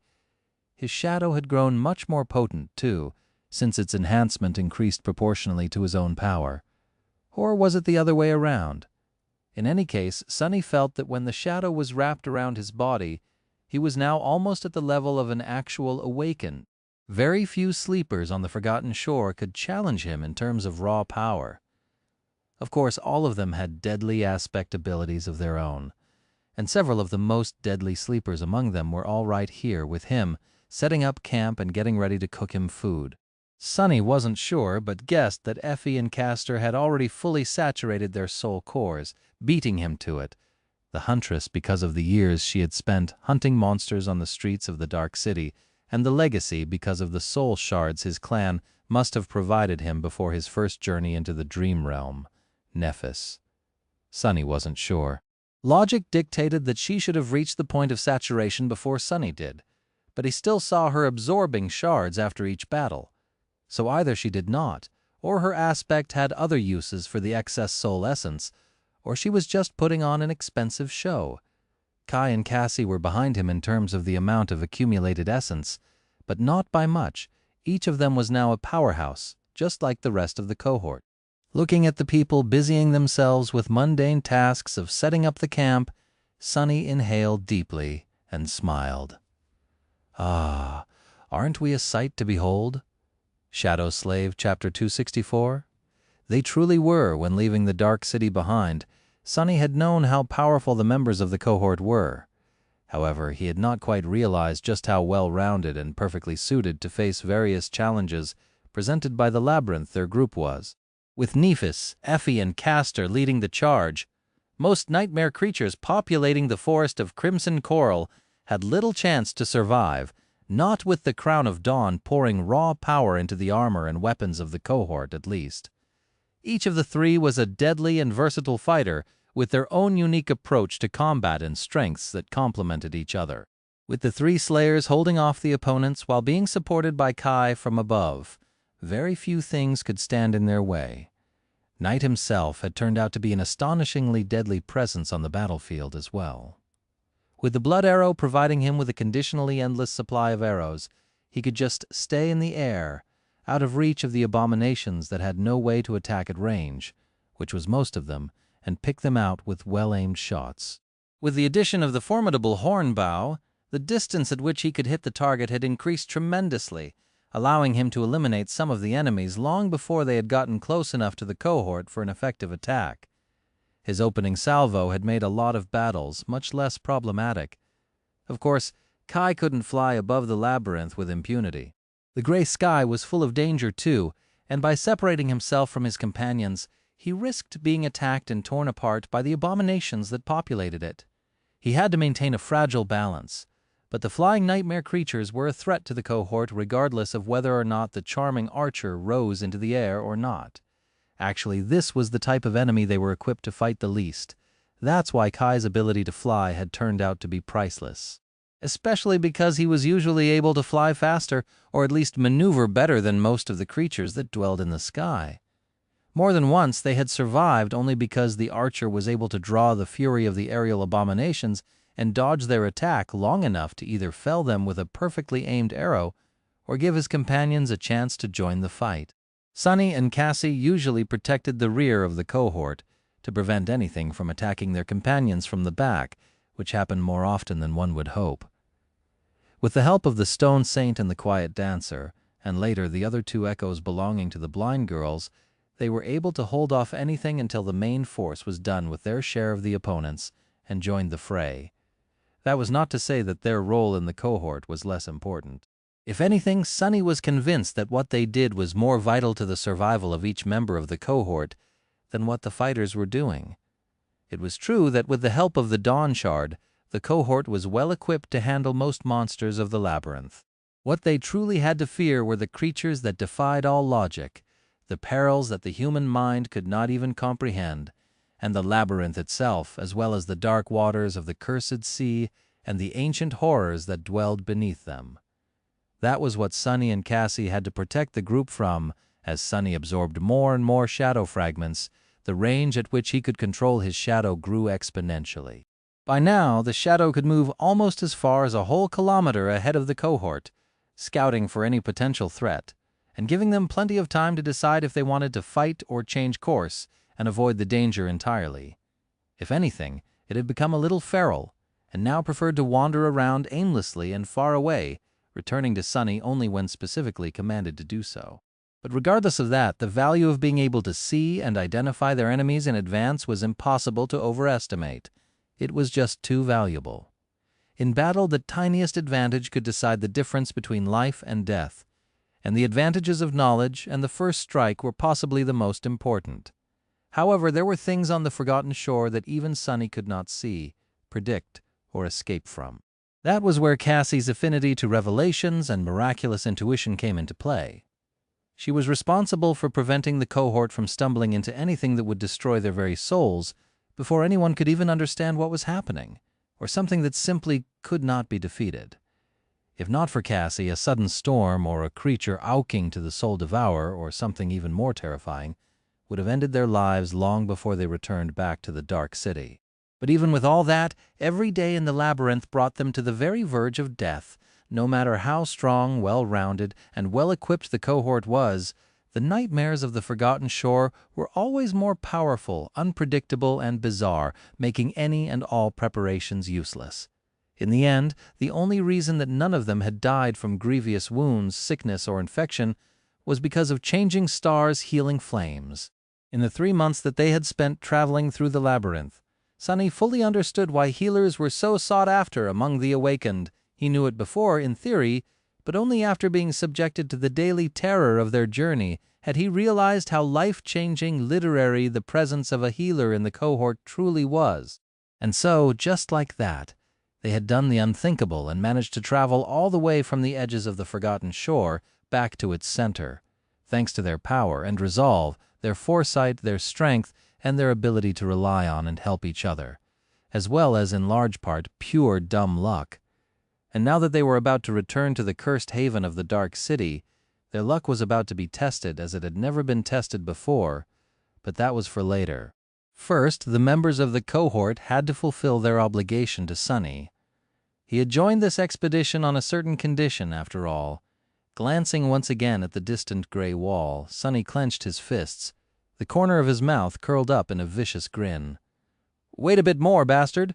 Your day of reckoning is coming. In 2 days they were going to kill the Black Knight."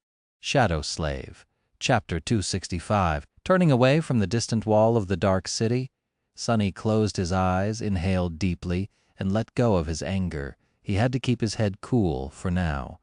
Killing a fallen devil was not going to be an easy task. It might even turn out to be his undoing, but he was determined to see it done. The debt of blood he owed that creature had to be repaid, no matter what. Walking over to the fire, Sunny sat down and tried to remember the details of their previous stay on this old, weathered marble arch. What a fun couple of days that had been. Rather pleasing on the eye, too. His shadow shook its head dejectedly and turned away. Soon, Nephis handed him his share of the food. Her culinary skills had improved a lot during these months, despite the fact that there had not been a large variety of ingredients at their disposal. Still, being able to turn the most repulsive of monsters into a delicious meal was something that not everyone was capable of. This should be a separate course at the academy. Teacher Julius had taught him how to consume various things in the dream realm without ending up poisoned to death, but he had neglected to go in depth on how to actually make them taste good. Sinking his teeth into a juicy piece of meat, Sonny forgot about his troubles for a bit and simply enjoyed this rare moment of bliss. Disposing of the meat, he smiled in satisfaction and wiped his hands on the soft fabric of the puppeteer's shroud. Then he glanced at Nephis and asked, "We should be able to reach the city tomorrow, yes?" She gave him a nod. "If nothing happens."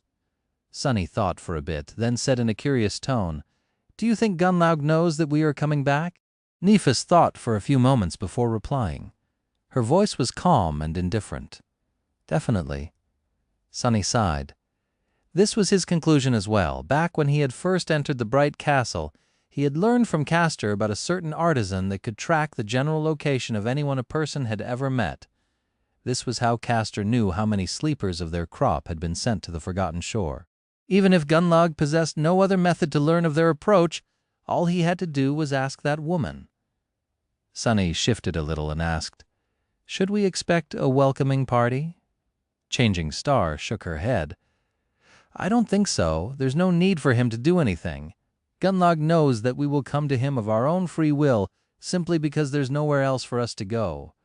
She fell silent for a while and then added, "But most of all, this has never been about killing me or my people. It was always about destroying the ideas I represent. What's the point of crushing me if no one is there to see it? Gunlaug won't do anything without an audience. He had sent Horus to stop us from escaping the stage, but now that we are back on it, there is no need for him to rush the inevitable." Everyone listened to the conversation with dark expressions. Sonny glanced at them, hesitated for a bit, and asked, "Are you confident that you can defeat him?" Nephis stared at the fire. After a while, she simply said, "Yes." Hearing that, Sonny smiled sweetly. "Well, good for you, but I am not, so let's finish our deal before the lot of you get killed by that maniac. All right?" A corner of Neff's mouth curled upward. "You're talking about the fallen devil?" He nodded. "Yes, the bastard. You promised to help me kill him, remember?" Meanwhile, Kai was looking at him with a complicated expression. Finally, not able to hold back, he asked, "Sonny, are you really not going to join us? Don't you see that we only have one chance to escape this place? Not to mention all the lives we can save." Sonny shrugged. To be honest, he wasn't entirely sure on that point himself. On one hand, he had no desire of helping Nephis achieve her insane goal. On the other hand, things that she had set in motion were going to happen with or without him. What was he going to do, hide in his cathedral and wait until there was no one else left alive on the Forgotten Shore? Some fate that would be, maybe I'll join you, and maybe I won't, who knows what will happen. He fell silent and cast a sideways glance at Cassie. Actually, at least 3 people here knew what would happen more or less. It's hard to escape fate. That's not the point, though, is it? The point is that you should conclude our deal first and do whatever it is you wish to do later. Changing Star faced the 2 of them and calmly ended that conversation. "Sure, no problem. We'll go to the cathedral first. A deal is a deal after all." Sonny smiled with satisfaction. Nephis glanced at him and added, "But Sonny, how exactly are we supposed to kill a fallen devil?" His smile widened. "Oh, I'm glad that you asked." Sonny had been making plans on how exactly to kill the Black Knight for more than half a year now. Prior to leaving the Dark City, he had spent 2 entire months observing the terrifying fiend and trying to learn everything there was to know about him. Needless to say, the task of slaying a creature that powerful was not going to be trivial. In fact, it was going to be the hardest battle they had fought yet. It almost seemed impossible. But was it really? The fight against the Spire Messenger, who had turned to be a fallen monster, nearly cost several members of the cohort their lives. They had barely been able to hold off against the creature of its class, and a devil was 10 times more dreadful. However, there was a big difference between the messenger they had faced and the Black Knight. That difference was, basically, very simple. It was that Sunny did not hate the messenger with all his dark, vindictive heart. And now that hate was going to tip the scales in their favor. Shadow Slave, Chapter 266. At the core of it, things were indeed rather simple. Sunny hated the Black Knight enough to do his due diligence and thus spent an incredible amount of time studying it. He was so motivated to kill the creature that had hurt him that he had even gone so far as to settle in the same old cathedral as the devil. As a result, Sunny had become a singular expert on everything having to do with the Black Knight. He knew his strengths, he knew his weaknesses, the patterns of his behavior, and most importantly, he knew what type of unnatural powers the devil possessed. Unlike nightmare creatures of lower ranks, devils had access to bizarre and harrowing powers that were akin to the aspect abilities of the awakened.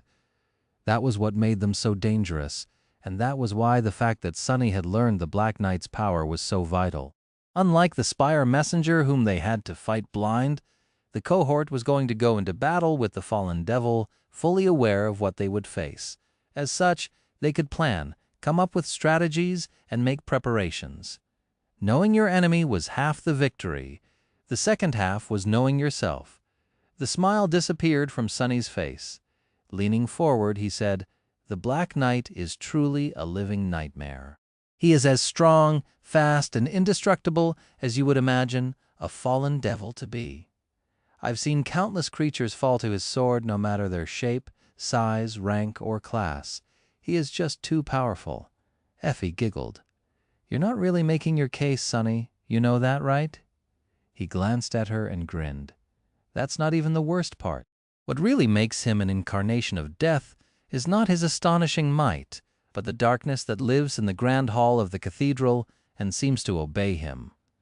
When wrapped in that darkness, the Black Knight can move fast, unseen, and without making a single sound. His physical traits are vastly enhanced, turning him into an unstoppable engine of slaughter." Sunny grimaced. "What's more, any damage done to him is instantly repaired as long as he is surrounded by the darkness. Inside of it, he is basically immortal." The members of the Cohort glanced at each other with dubious expressions. Only Changing Star remained indifferent. A tentative smile appeared on Sunny's face. Turning to Nephis, he said, "But that is where you come in, Neph. With your radiant light, that darkness will vanish. Your flames can strip the bastard of his greatest weapon. Without his dark power, the Black Knight is nothing more than a powerful abomination. He will be only slightly more dangerous than a demon of the same rank." Castor stared at him and said, his voice flat, "You say it as though a fallen demon is an easy enemy to face." Sunny shook his head. "No, I'm not saying that. I fully understand how hard that fight will be. In fact, I understand it better than any of you. The truth of the matter is that even with the Dawn Shard, our weapons won't be able to wound him. Not because his flesh is too tough, but because he is covered in heavy armor from head to toe. I'm not even sure that there is any flesh beneath it, to be honest. There is only one chink in his armor, and that is the visor of the helmet." The Black Knight had 2 burning red embers instead of eyes, so Sunny didn't even know if the bastard had a face. Kai shifted a little and said with uncertainty, "So the only way to kill him is to hit the crack of the visor? I'm not sure that this is possible. On a fixed target, sure. But on a moving one, especially one that fast and deadly, I can't promise that I'll manage that." The others nodded, expressing their agreement. Sunny smiled. "Ah, yes, that would indeed be tough. Luckily, we don't have to." He paused for a moment and then revealed the secret that had taken him a long, long time to uncover. The truth is, the visor is a trap. It seems like a weak spot, but it's not. The real weakness of the Black Knight is not even protected by the armor. A dark expression appeared on his face. It's his sword. Indeed, after observing the devil for months, Sunny had come to the conclusion that the secret to destroying the damned thing hid not in finding a way to pierce the bastard's armor, but in destroying his terrifying greatsword. By watching the Black Knight fight against countless nightmare creatures, Sunny had been able to notice a curious pattern. Just like the members of the Cohort, the abominations who wandered into the cathedral tended to instinctively go for the eyes of its guardian. But the bastard didn't care about those attacks at all. He did, however, tend to protect his sword against most powerful blows, going so far as to receive them with his body instead of blocking or deflecting them with the obliterating black blade, as if wary of any damage being done to it. By focusing on this pattern, Sunny had confirmed that the sword was indeed the only thing that the fallen devil seemed to be reluctant to put in harm's way. It was his true weakness. Nephis tilted her head slightly and echoes his words. His sword? Sunny nodded. Yes. If we want to kill the Black Knight, we will have to destroy his greatsword. That is the only way. Effie blinked a couple of times, then glared at him in outrage. Is that what you call not being protected by the armor? Of course it's not protected by the armor, because it's even tougher than the armor, you doofus. She shook her head. How are we supposed to break a sword fit to be wielded by a fallen devil? Huh? Sunny smiled. Oh, you don't have to. In fact, I insist that you don't. You are there to help me, but no one can kill that bastard except for me. No one, you understand? So your task will be to hold that fiend off. Leave the sword to me, the huntress scoffed. That's not really an answer. If none of us is strong enough to even come close to breaking such a powerful armament, how are you going to destroy it? Sunny stared at her for a bit, then shrugged. I'm not going to destroy it. Do I look like someone who can destroy it? No, I don't, and I can't. A dark grin appeared on his lips. But the Stone Saint, I'm willing to bet that she can. She was able to slaughter 2 fallen beasts before even becoming his shadow. Not that Sunny's own shadow had grown strong with almost 1,000 fragments fueling it with power. There were very few things in the Dark City that the Saint couldn't destroy with its help. So yes, he was willing to bet that she would be able to break the sword of the Black Knight. In fact, he was going to bet his life on it. Shadow Slave, Chapter 267. 2 days later, they entered the Dark City once again. Nephis was right. No one from the castle was there to ambush them. Gunlog seemed to be content, letting them come to him instead. So his hunters and the dreadful hunchback were nowhere to be seen. Just as well. The cohort scaled the impregnable gray wall late in the evening and spent the night in one of its towers, almost like how Sunny, Neph, and Cassie had done all that time ago. When the morning came, they headed toward the ruined cathedral. The ruined streets of the cursed city surrounded them once more. After months spent in the labyrinth, their monotone colors seemed strange and bizarre. There was nothing but dark stone and dust around, with rare islands of crimson leaves and moss growing through the rubble, and swarms of terrifying fallen creatures, of course. It was nice to be home. Sunny caught himself thinking that and blinked. He had never thought that one day he would feel sentimental about returning to this cursed, ancient prison. And yet there was a strange feeling of comfort deep in his heart now. It had been there ever since they had crested the city wall. What weird creatures we humans are. Truly, there is nothing we can't get used to. Glancing at his companions, he noticed that they were feeling the same way, especially Effie, who had spent years surviving, hunting, and even thriving on the streets of the Dark City.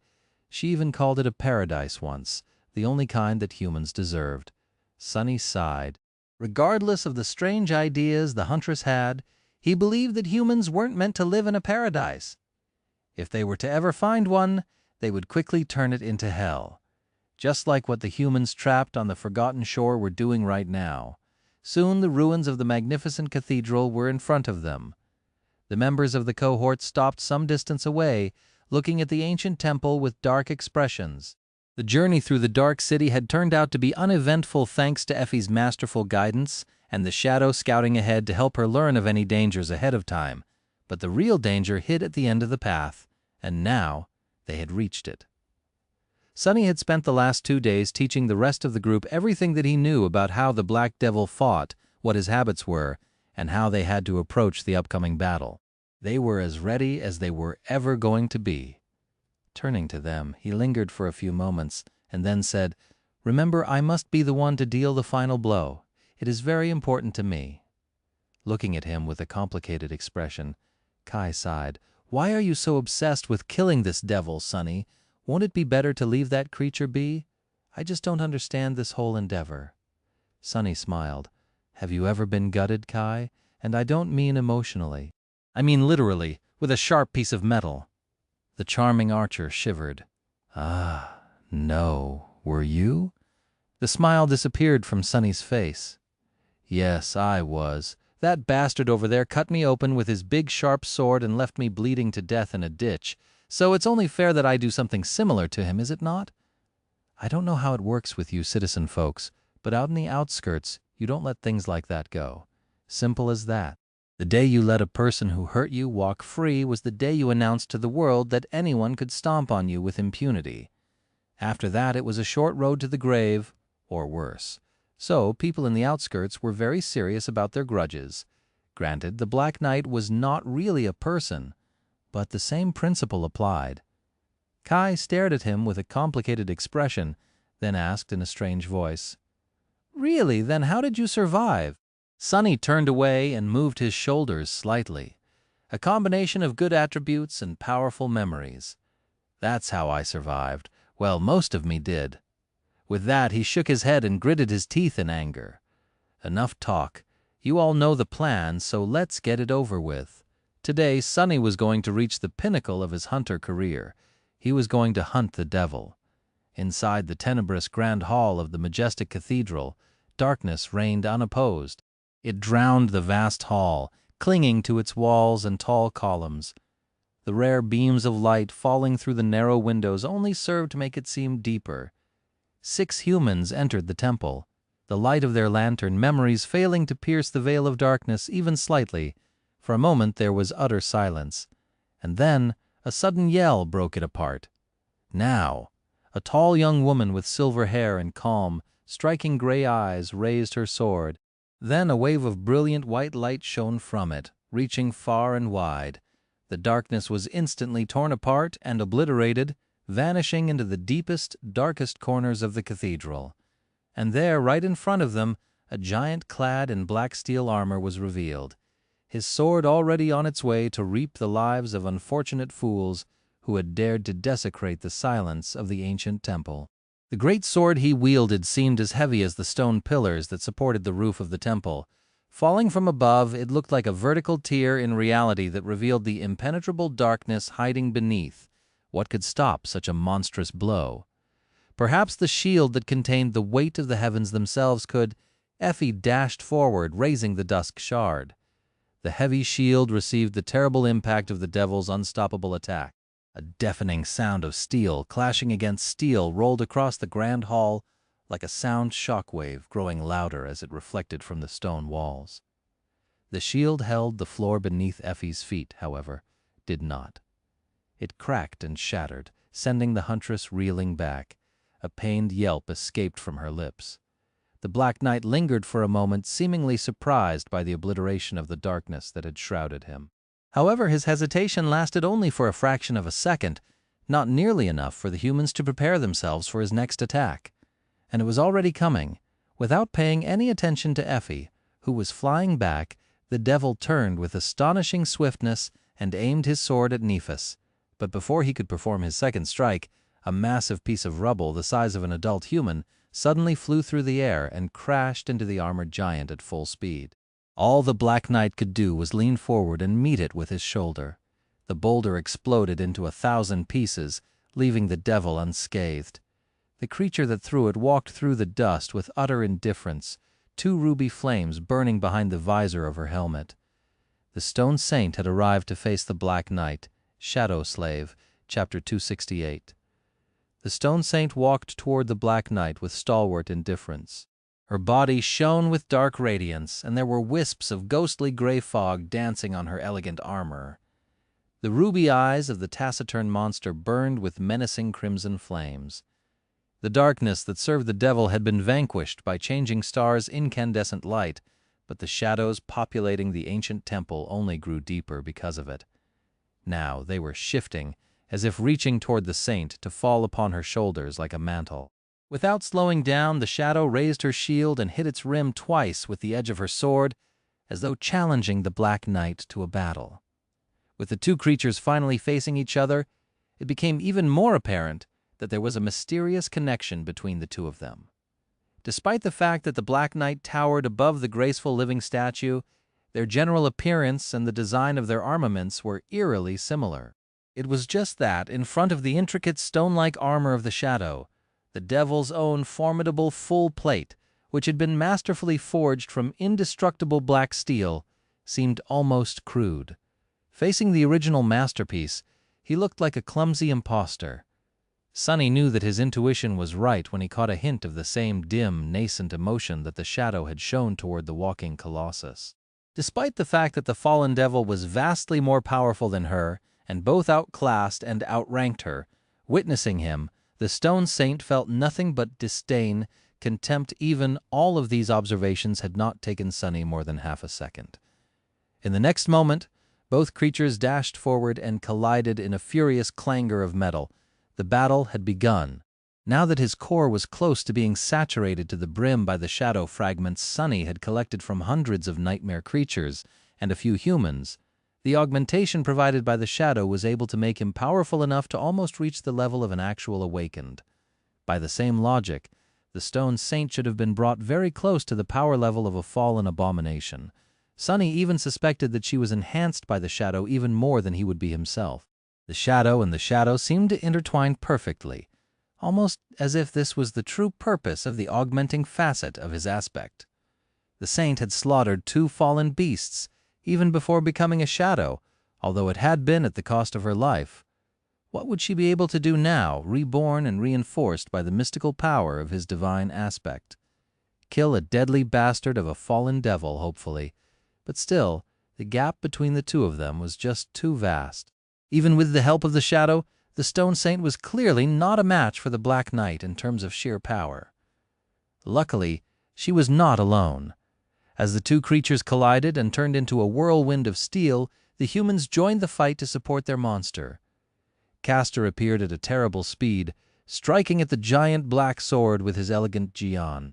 The ghostly green blade slid off the surface of the Greatsword without any result, but the impact of his strike managed to slow the Black Knight by a fraction of a second. That was all the stone saint needed to deliver a blow of her own. Closing the distance to the giant fiend in order to turn his size and reach superiority against him, she struck upward at the pommel of the Greatsword with her shield. The hands of the Black Knight were thrown above his head, and using that opening, she bulldozed into his abdomen with her shoulder, sending the giant reeling. The violence of the impact was so fierce that several fractures appeared on the surface of her stone-like pauldron. As the dull metal sound rang across the grand hall, shards of stone flew into the air. But it was not in vain. The momentary gap in the defense of the devil allowed Nephis to deliver a devastating thrust with her silver longsword, enhanced by the annihilating white flame and the miraculous enchantment of the Dawn Shard. The sword hit against the breastplate of the Black Knight's armor and broke through, sinking deep into the body of the fiend. For a moment, everyone froze, stunned at the ease with which they were able to pierce the seemingly impregnable armor of the fallen devil. Just a moment before, Castor's Jian didn't even leave a scratch on the black steel of the fiend's greatsword. But then things took a sharp turn for the worse. The Black Knight did not seem to care about several inches of incandescent steel penetrating his chest at all. Regaining his balance, he indifferently swiped his sword down, forcing both Nephis and the stone saint to stagger back. The black blade hit the marble floor, causing the ground to shake and throwing Neph to the ground. Before anyone could react, the devil let go of the hilt of his sword with one hand and delivered a shattering backhanded blow to the shadow. The strength of that strike would have been enough to pulverize any human, but the stone saint was made of a far more enduring material than flesh. Still, the living statue was thrown back like a broken doll. Almost instantly, the Black Knight turned to Nephis once more. The terrifying sword flew into the air, ready to split her apart. I was right. A savage smile appeared on Sonny's face. Brandishing the midnight shard, he dashed forward and screamed, "Plan C! Plan C was very simple. It was born out of the prediction Sonny had made when discussing how they were going to kill the devil." He had suspected all along that since Neph was a perfect counter to the Black Knight's most dreadful power, he would concentrate all his attention on dealing with her first. In short, the devil was going to make killing, changing Star his #1 priority. Nephis was indeed a perfect counter against the living darkness, but even better than that, she was the perfect bait shadow slave. Chapter 269. The black blade fell down, missing Nephis only by a hair's breadth. She rolled back and performed an impossible handspring, launching herself into the air from the ground. Landing on the marble floor with an effortless grace of a trained acrobat, Changing Star slid back a few meters and came to a stop some distance away from the devil. But he was just as fast. No, much faster. The giant was already lunging forward to skewer her on the tip of his terrible greatsword. She shifted slightly, dodging the deadly attack, and dashed forward along the vast length of the black blade.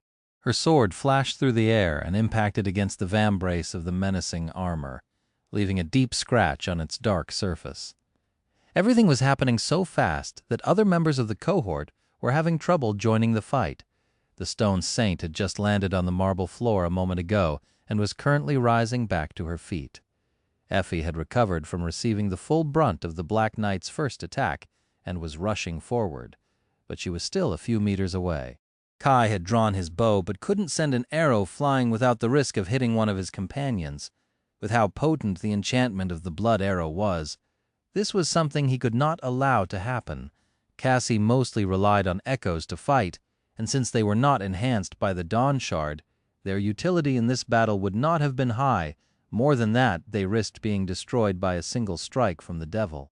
As such, she was relegated to holding back for now, and would only join the fight if things really went south. So for now, it was up to Sunny and Caster to slow the fiend down. Their only saving grace, and the point that Sunny had explained in detail, was that the terrifying greatsword, while deadly and utterly unstoppable, well, almost, was ultimately an unwieldy weapon. The Black Knight was strong enough to throw it around, as though the giant blade weighed no more than a feather, and skilled enough to turn momentum and inertia into useful tools as opposed to obstacles, but he still had to obey the laws of physics. Even more importantly, the damn thing was very long, which meant that they had to stick to the fallen devil like glue in order to use its long reach against him. As the steel giant sidestepped and pulled his greatsword into a vicious horizontal swipe aimed at Changing Star, Sunny closed the distance between them and approached the devil from the opposite side. The Midnight Shard flashed, striking at the elbow joint of the plate armor. All Sunny achieved was leave a small scratch on it, but he also pushed the Black Knight's hand down and closer to his body a bit, changing the angle of the swipe slightly. At the same time, Caster dove under the terrible blade and suddenly appeared right in front of the devil, thrusting his Jian at the steel helmet. The Black Knight just turned his head slightly, causing the ghostly green blade to slide off the helmet without doing any damage. At the same time, he let go of the sword with one hand and threw his elbow back, almost smashing Sunny's skull in, all the while continuing his deadly strike at Naphis. Nevertheless, their tandem attack helped Changing Star avoid being cut in half. Taking a swift step forward, she raised her own sword and received the blow on its blade, since she had time to close the distance and was now mere centimeters away from the devil. The part of the greatsword that hit her was close to the crossguard, and as such did not carry too much destructive force. Still, it was enough to send her crashing onto the ground, the sword sliding from her hand. Even with the three of them fighting together, they couldn't slow the cursed creature for more than a moment. But then, a moment was all they needed. Because it gave Effie enough time to rejoin the fight, it also gave Kai the opportunity to take a shot. A black arrow streaked through the air and plunged right into the crack of the devil's visor. Sunny noticed a startled expression on the charming archer's face. He himself was stunned too. No one had expected Kai to actually hit the bastard right in the only chink in his armor. Least of all Kai himself. The head of the Black Knight was violently jerked backward, but in the next moment Kai staggered and groaned. Curse it! Why am I always right? Sunny had anticipated that result too. He had guessed a long time ago that there was no flesh beneath the menacing black armor. Rather, the armor itself was the nightmare creature, or at least the vessel for the evil soul of a powerful revenant. As such, there was no blood for the ghastly arrow to drink. That's why Kai had been affected by the backlash of his fallen memory despite hitting his target. Just in case something like that happened, Sunny had tasked the charming archer with fashioning a few mundane arrows out of splinters of bone that was everywhere on the forgotten shore. So Kai wasn't entirely out of the fight yet. However, The amount of damage he would be able to do to the terrifying devil was not extremely low. Damnation! But Sunny had no time to lament this turn of events. The battle was only growing more chaotic and fierce. Thanks to the incredible precision of Kai's shot, the Black Knight was disoriented for a moment. Effie arrived just at the right time to use it to their advantage. Leaning low, they used the momentum of her lunge and the bone-breaking weight of the dusk shard to deliver a devastating blow to the thigh of the steel giant. As another shockwave of sound rolled through the grand hall, the fiend staggered, but a fraction of a second later, he brought his armored fist down on the mighty huntress, causing her to reel away with a pained scream. The pommel of the black sword lurched forward, catching Castor in the chest, despite how fast the proud legacy was moving. He crumbled to the floor like a broken mannequin. Lastly, the Black Knight turned his blade to Sunny, causing him to retreat. The damn bastard was simply unstoppable. None of their attacks had achieved anything except for annoying him a little. Not good, not good. Pushing herself off the ground, Nephis looked at the fallen devil that towered above her like a bastion of darkness. Her face was pale, and there was blood flowing from her mouth. What's worse, the silver sword had slid far away and was now out of her reach. The incandescent radiance disappeared from its blade, allowing for the darkness that hid in the corners of the grand call to slowly begin crawling back. Nothing stood between her and the Black Knight anymore. Suddenly, opening his eyes wide, Sunny glanced into the depths of the cathedral, and then a simple scream escaped from his lips. Neth, run. Shadow Slave, Chapter 270. As the silver sword was extinguished, Changing Star lingered for a moment. White flames ignited in her eyes, and suddenly the pristine white breastplate of the Starlight Legion armor was enveloped in blinding white light. The darkness that had begun to seep back into the grand hall of the ancient temple reeled away once more. It appeared as though Nephis changed the target of her miraculous aspect ability and used her armor as its conduit instead of the sword. But from the side, it simply looked like there was a furious white star burning in her chest. That momentary delay almost cost her her life. As soon as Sunny's scream echoed through the cathedral, the terrifying black blade came down once again. This time, Nephis seemingly had no chance to escape, but somehow she did. Pushing herself off the marble floor, she twisted her body and barely avoided the falling guillotine of the Black Knight's greatsword, then swiftly rolled away. The next moment, she was already on her feet. As the devil lunged forward to crush her, Changing Star did something that no one would ever expect the proud daughter of the immortal Flame Clan to do. She turned her back to the enemy and ran. From their early days in the labyrinth, Sunny knew that Nephis could be incredibly fast when she wanted to, and indeed, just a second later, she was already far away. Cursing under his breath, he followed. No matter how fast Nephis was, the Black Knight was faster. The devil was already pursuing his runaway prey, moving with a celerity that seemed strange for a creature of his size, especially one clad in an incredibly heavy suit of steel armor. With each moment, he drew closer and closer to Changing Star, his sword ready to reap her life, straining his muscles to their limit. Sunny ran as fast as he could, too, desperately trying to catch up to them. With Effie and Castor temporarily put out of commission and Cassie and Kai sidelined, he was the only one left. He had to make it in time no matter what.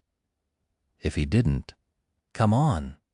Gritting his teeth, Sunny somehow managed to accelerate even more. Nephis was already halfway through the grand hall of the cathedral. The statue of the nameless goddess on the far side of it must have appeared in her sight. It was then when she suddenly stopped and turned around, sliding on the marble floor a few meters because of the momentum. The silver sword had already been dismissed and summoned back from her soul sea. It seemed as though out of desperation, Nephis decided to mount one last suicidal attack on the swiftly approaching steel giant. Or maybe she had just gone crazy, but it only seemed that way. The corners of Sunny's mouth curled upward. That's my girl. Plan C was about to come to fruition. Changing Star had performed her role perfectly.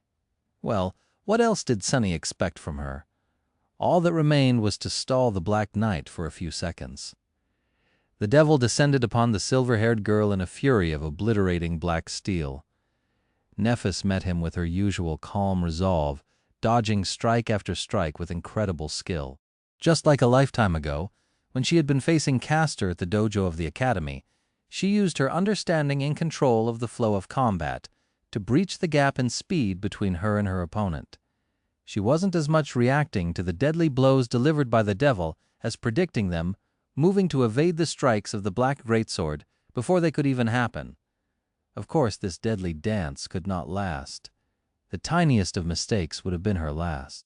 And even if she didn't make any, Nephis was not going to be able to keep this level of concentration for long, not to mention the insane toll this fearsome clash took on her stamina and endurance.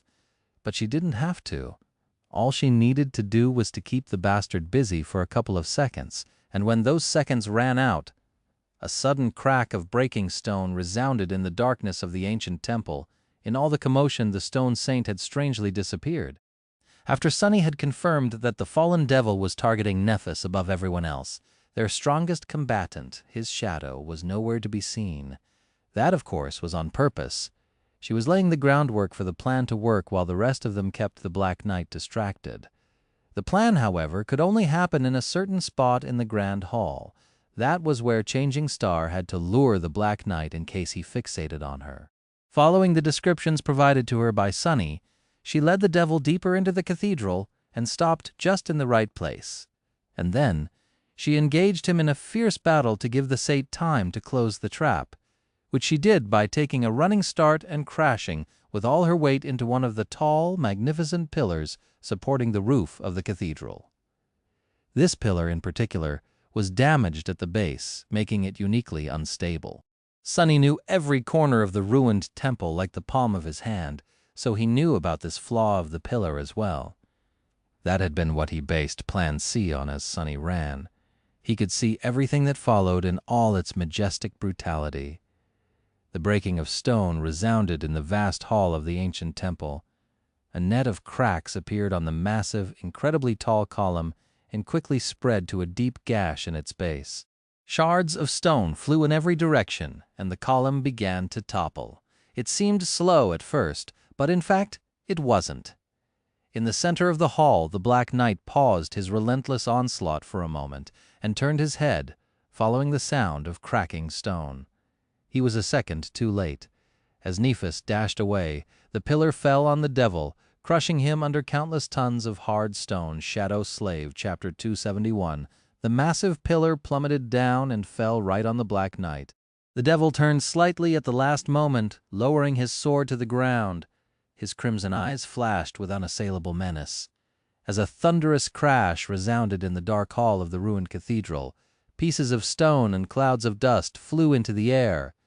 "Got you!" A feeling of savage joy ignited in Sunny's heart. Without slowing down, he dove into the dust. Of course, he didn't think the fiend would be destroyed by his trap, but it had to do some damage to the fearsome black armor, at least. Nearing the place where he had last seen the tall, dark figure, Sunny witnessed an incredible sight. The pillar was floating high above the ground, its crushing weight resting on the shoulder of the steel giant.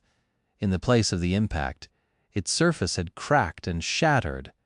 The Black Knight, however, had not escaped unscathed as well. His heavy breastplate fractured, revealing nothing but a mass of impenetrable living darkness within. The pauldron on the shoulder that had received the blow was practically destroyed, leaving that whole arm hanging listlessly, twisted at a strange angle. The helmet of the devil was dented and covered by a net of small cracks, each seeping with ghostly crimson light. The Black Knight did not look good, if utterly terrifying. What was even better, though, was the fact that he was currently stuck under the pillar, unable to move. Sunny had to make us of that situation, but before he could, the devil raised his broken arm and placed it on the column. Then he lowered his head, as though gathering his strength, and effortlessly threw the monumental stone pillar into the air. Sunny's eyes widened. Diving down, he barely avoided the flying wall of granite. The pillar flew above his head and crashed down onto the marble floor, then rolled several times and came to a rest in a deafening rumble of shattering stone. The length of it blocked the grand hall, cutting the way for the rest of the cohort, and also Sonny's path of retreat. Not that he had any plans of retreating. Regaining his balance, Sonny brandished the midnight shard and dashed toward the wounded Black Knight for a vicious attack. Both he and the Stone Saint arrived at the same time. However, the fallen devil was still a force to be reckoned with. Despite the fact that his armor was cracked and his speed was somewhat diminished, there was still enough power in his body to obliterate all of them. Holding the greatsword with one hand, he suddenly pulled it into a fearsome slash. The black blade whistled through the air, cutting a chaotic arc around the fiend. Sonny was forced to jump back, but the shadow managed to deflect the blow with her shield and redirect its power, slowing down only a little. In the next moment, she closed the distance to the Black Knight and delivered a terrible strike of her own, aiming at the base of his sword's blade. The knight simply moved the sword away, then violently bashed her in the head with the pommel, casing bits of the stone-like metal to fly into the air. The saint staggered back, the visor of her helmet shattered. Unlike the mass of darkness hiding in the black suit of steel armor, there was an actual face beneath hers. Sonny allowed himself to stare for a fraction of a second. This was his first time seeing the face of his shadow, after all. The Stone Saint looked just how he had imagined. Her skin was gray like granite, and the features of her face were almost like that of a human, with the exception that they were just too flawless. It was as though she had not been born, but actually cut from stone by a mad sculptor, one obsessed with absolute perfection. As the result, what should have been beautiful looked eerie and hideous instead. In fact, glancing at the inhumanly perfect face of his shadow, Sonny felt nothing but a cold sense of revulsion, fright even. The fact that her haunting face was utterly devoid of any hint of human emotion only made it even more disturbing. The shadow caught herself from falling and dashed to the side, avoiding another strike from the terrifying giant, which was effortlessly chained after the first one.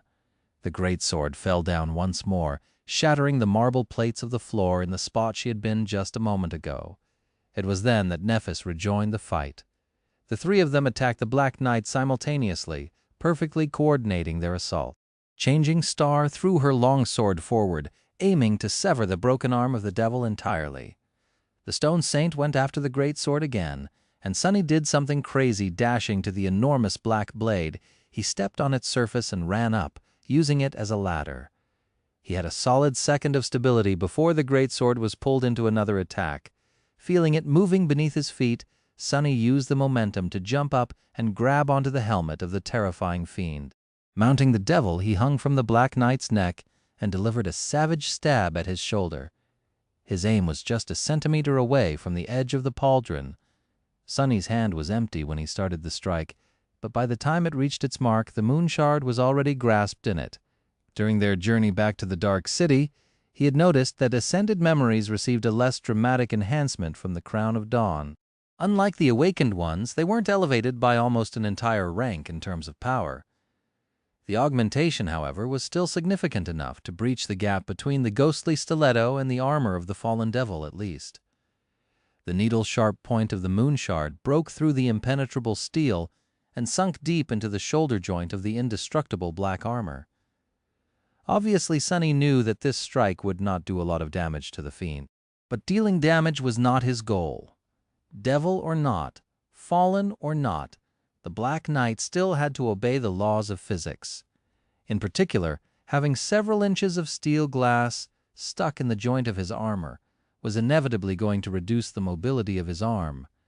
Indeed, with both of his arms damaged, the speed with which the fiend was able to move his greatsword around considerably diminished. It was still utterly terrifying, nevertheless, but not insurmountable anymore. Just a moment faster than the Black Knight, the Stone Saint stepped over the black blade and pinned it to the floor with one of her greaves, using all of her weight to keep it down. She threw her sword aside and raised her shield high above her head with both hands. For a moment, time slowed down, and then the shadow brought the shield down, delivering a devastating blow to the weakest point of the greatsword. The rim of the stone shield hit against the black steel, and with a deafening ringing, the greatsword shattered. Shadow Slave, Chapter 272. Augmented by the shadow and with the help of 900 fragments that Sonny had collected, the saint had become incredibly strong. The graceful stone body of the taciturn monster hid incredible power to begin with, and now it was vastly enhanced. Holding her shield with both hands, the shadow delivered a devastating blow at the weakest point of the black blade. The blade, which was pinned between the marble floor and her greave, rang deafeningly and shattered. Still mounting the Black Knight, Sonny grinned with vicious joy. Then he let go of the dented helmet of the devil and pushed himself off, performing a backward flip and landing nimbly several meters away. Nephis immediately disengaged too. Both of them knew that nothing was more dangerous than an enemy on the brink of death. With nothing to lose, humans often relinquished any sense of self-preservation and turned berserk, taking their killer with them to the grave. Nightmare creatures were much the same, only more terrifying. Despite the fact that Sonny was sure that the devil's weakness hid in his sword, he wasn't certain what would happen if the blade was actually broken. Hopefully the Black Knight would just crumble into a pile of steel. If not, it would be better to be far away when they found out. As the shards of the black blade rained on the floor and the stone saint fell on one knee, a shudder ran through the devil's body. The darkness hiding in the corners of the ruined cathedral suddenly boiled and lunged forward in a wave. But none of it reached the Black Knight, annihilated by the radiance of changing stars' intricate white armor. The devil froze in a twisted pose, his hands powerlessly hanging down, his back bent. The black steel of his armor was rusting. It was swiftly turning dull brown, its luster gone, its once impregnable surface looking corroded and brittle. Then he slowly and laboriously raised his head and turned it slightly to the side, as if staring at the face of the nameless goddess, whose statue oversaw the dark hall of the ruined cathedral for thousands of years. As the devil looked at the goddess, the crimson light of his eyes slowly weakened and dimmed, and then suddenly exploded into furious red flames. The rusty armor came apart, exposing the mass of darkness hiding within. The darkness stretched its limbs and rose above the kneeling shadow, the parts of the armor that floated in it giving the creature a vaguely humanoid shape, revealing its true form. A ghostly colossus made of darkness and rusting steel towered above the taciturn monster like an omen of death, two crimson fires burning furiously in the black depths. Another flame appeared just beneath them like a twisted mouth made from the flames of hell, and then a terrifying roar shook the ancient temple. Sonny took an involuntary step back, a feeling of dread rising from the depths of his soul. His eyes searched for Nephis and found her standing a few meters behind the stone saint. Changing Star was hesitating, looking at the dark apparition with an uncertain expression. She caught his gaze, lingered for a moment, and then nodded, understanding what Sonny wanted to convey without the need for any words. Then Nephis cautiously backed away, not letting the devil out of her sight. What was going to happen next was not something a human could survive, not a sleeper at least. With a harrowing fury, the creature of darkness crashed down on the shadow. Its hands tore through the air and wrapped around the taciturn monster's neck, then raised the living statue in the air as if her stone body weighed nothing. The devil brought the saint high above the marble floor of the ruined cathedral and squeezed her neck as if trying to strangle her. A net of cracks streaked through the shadow's armor, bits of stone falling down. Through all of it, the emotionless expression on the hauntingly inhuman face of the saint did not change one bit. But in her ruby eyes a hint of a feeling appeared, much stronger than ever before disdain.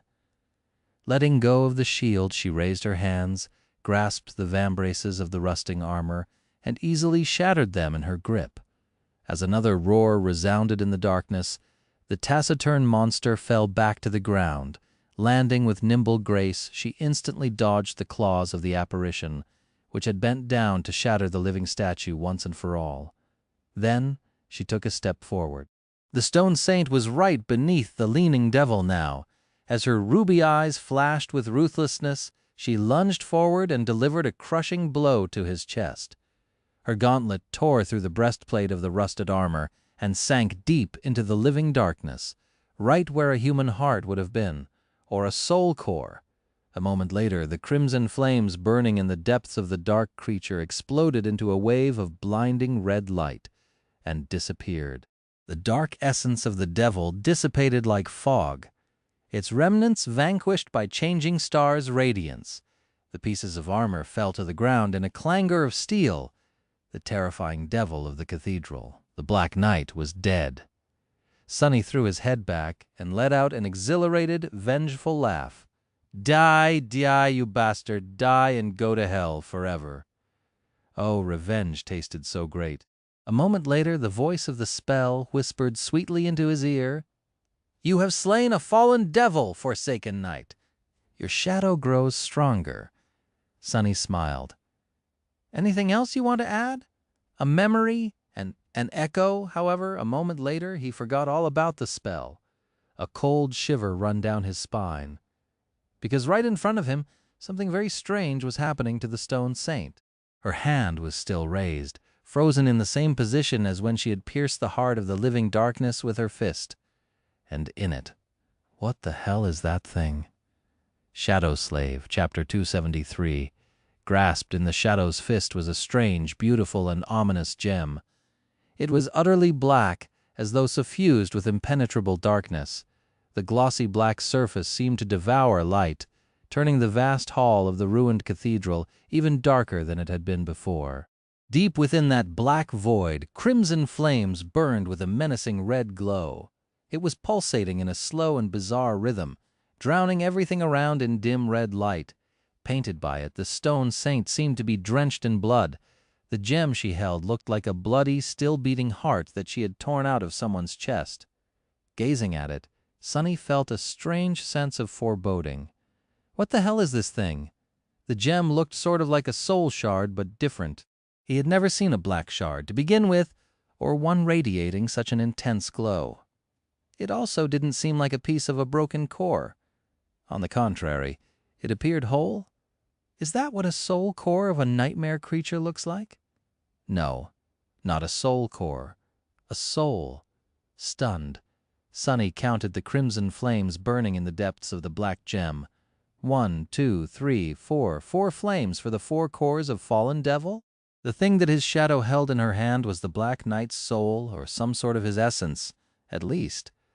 By how had it turned into a material form? Did the stone saint do it? If so, how no, why? What is she doing with it? As Sonny and Nephis looked in stunned silence, the shadow finally moved. Bringing the black gem close to her face, she lingered for a moment. A hint of a dark, macabre emotion appeared in her eyes, and then the stone saint swallowed it. Sonny blinked. What? The shadow opened her mouth, bit into the eerie crystal, and swallowed it. Just like that, the soul of the Black Knight was devoured.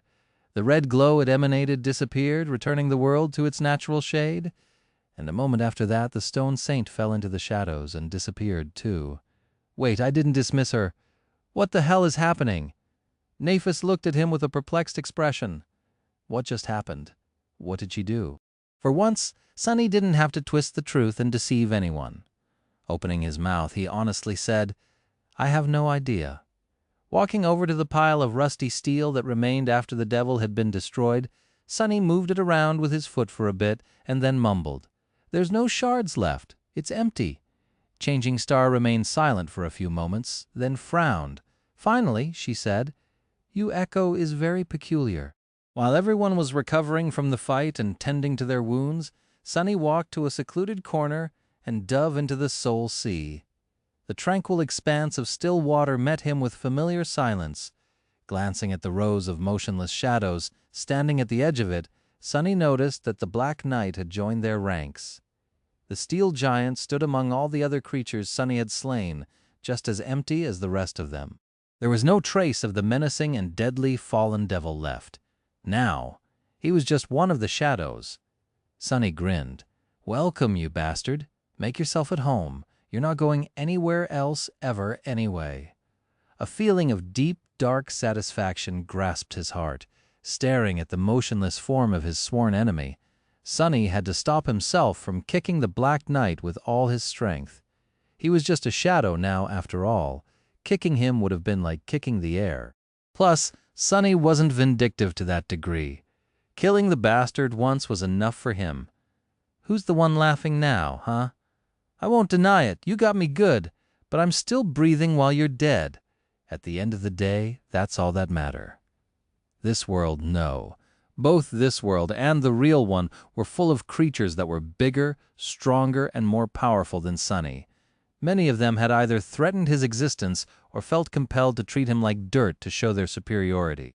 But he was still here, despite all of them, neither destroyed nor subjugated. He was free, alive, and growing stronger with each day. One day they would be the ones cowering in front of him or be destroyed by him, just like the Black Knight had been.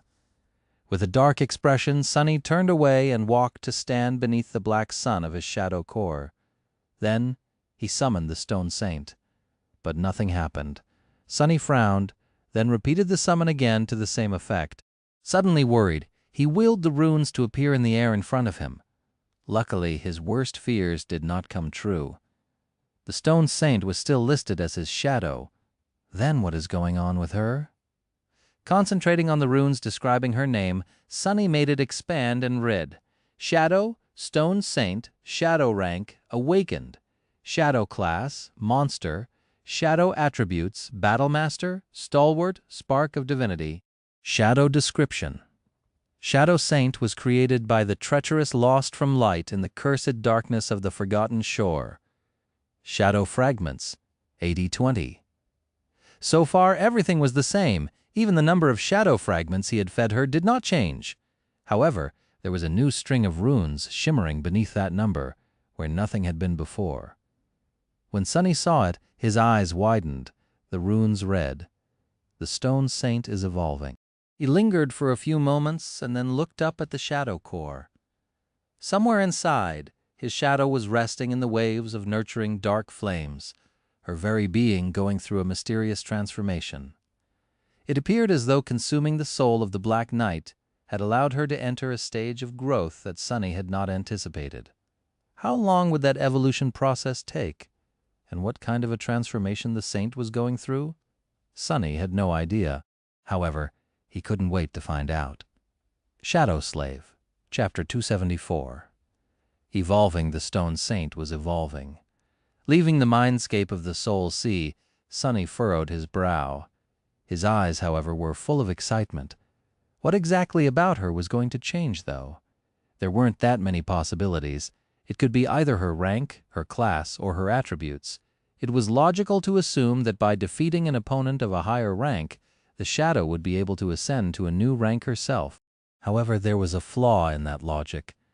The Black Knight wasn't the first fallen creature Sunny and the Saint had slain. In fact, he was the third, with the Corpse Eater and the Spire Messenger being the first two. That's not even counting the 2 iron spiders the living statue had butchered before falling to Sunny's blade herself. But she had not done anything like pulling a black gem out of their corpses before. So, most likely, what allowed her to absorb the soul of that particular nightmare creature was not the mere fact of its incredible power. It was the strange but obvious kinship that the two of them shared. At least Sunny felt that this guess of his was right. That didn't help him understand what changes would occur to the taciturn monsters, though. Still, it was a very valuable piece of information to learn. In the future, if Sunny wanted to evolve his shadows, he would have to find not only a powerful, but also a suitable opponent for them to defeat. A kindred abomination of higher rank or class. Tilting his head, he tried to remember if there was another creature on the forgotten shore he knew of whose soul could be fed to the saint for a moment. The image of the walking colossus appeared in his mind. Yeah, no. Not gonna even think about that. Shaking his head, Sunny smiled slightly and walked over to his companions. Now that their deal had been concluded, the future he was so afraid of was finally upon them. The light of lanterns invaded the spacious room that had once belonged to the priestess of this ancient temple. With 6 people entering its peaceful haven, however, it didn't seem so vast anymore. Sunny looked around and sighed. The hidden quarters were just like he had left him. There were pieces of simple but luxurious furniture carved out of pale wood, with a few mismatched things that he had scavenged from the ruins. The stone walls were decorated with intricate engravings. An empty chest that used to be full of shimmering soul shards stood dark and empty. Feeding the Stone Saint had really bankrupted him. Sadly, being the master of a hungry shadow was not the cheapest of ambitions. On one of the walls, sets of lines were scratched into the stone, marking all the days he had spent living in the ruined cathedral. For a long time, this had been his home. The best home he ever had, really, which was a sad thing to say about a windowless stone room hidden in the middle of a cursed city. But Sonny liked it a lot. He was going to miss this dark, quiet place very much. The other members of the cohort, with the exception of Effie and Cassie, were looking around with interest. Even Neff showed a bit of curiosity. With a strange look on his face, Kai turned to Sonny and asked, This is where you lived?" Sonny raised an eyebrow and shrugged. "Yeah. Why?" The beautiful archer smiled with visible delight. "No, nothing. It's just that this place is so tasteful. I did not expect your residence to be this chic." "What is that supposed to mean?" Sonny frowned. "What did you expect it to be?" Kai looked down, suddenly flustered. "Oh, you know. For some reason, I always imagined you sleeping on a floor in a cave." "Yeah, stupid, I know. Why would there be a cave in a temple?" Hearing that, Effie couldn't help but laugh. Wait till you see what's in his closet, Knight?" Sonny gave her a menacing look, but thought better of saying anything. He understood that the huntress was just trying to lighten the mood. Knowing what was going to come next, every member of the cohort was consumed by fear and doubt right now. Effie more than the rest, because her role in the spectacle that Gunnalug had planned for them was especially cruel. Sonny sighed.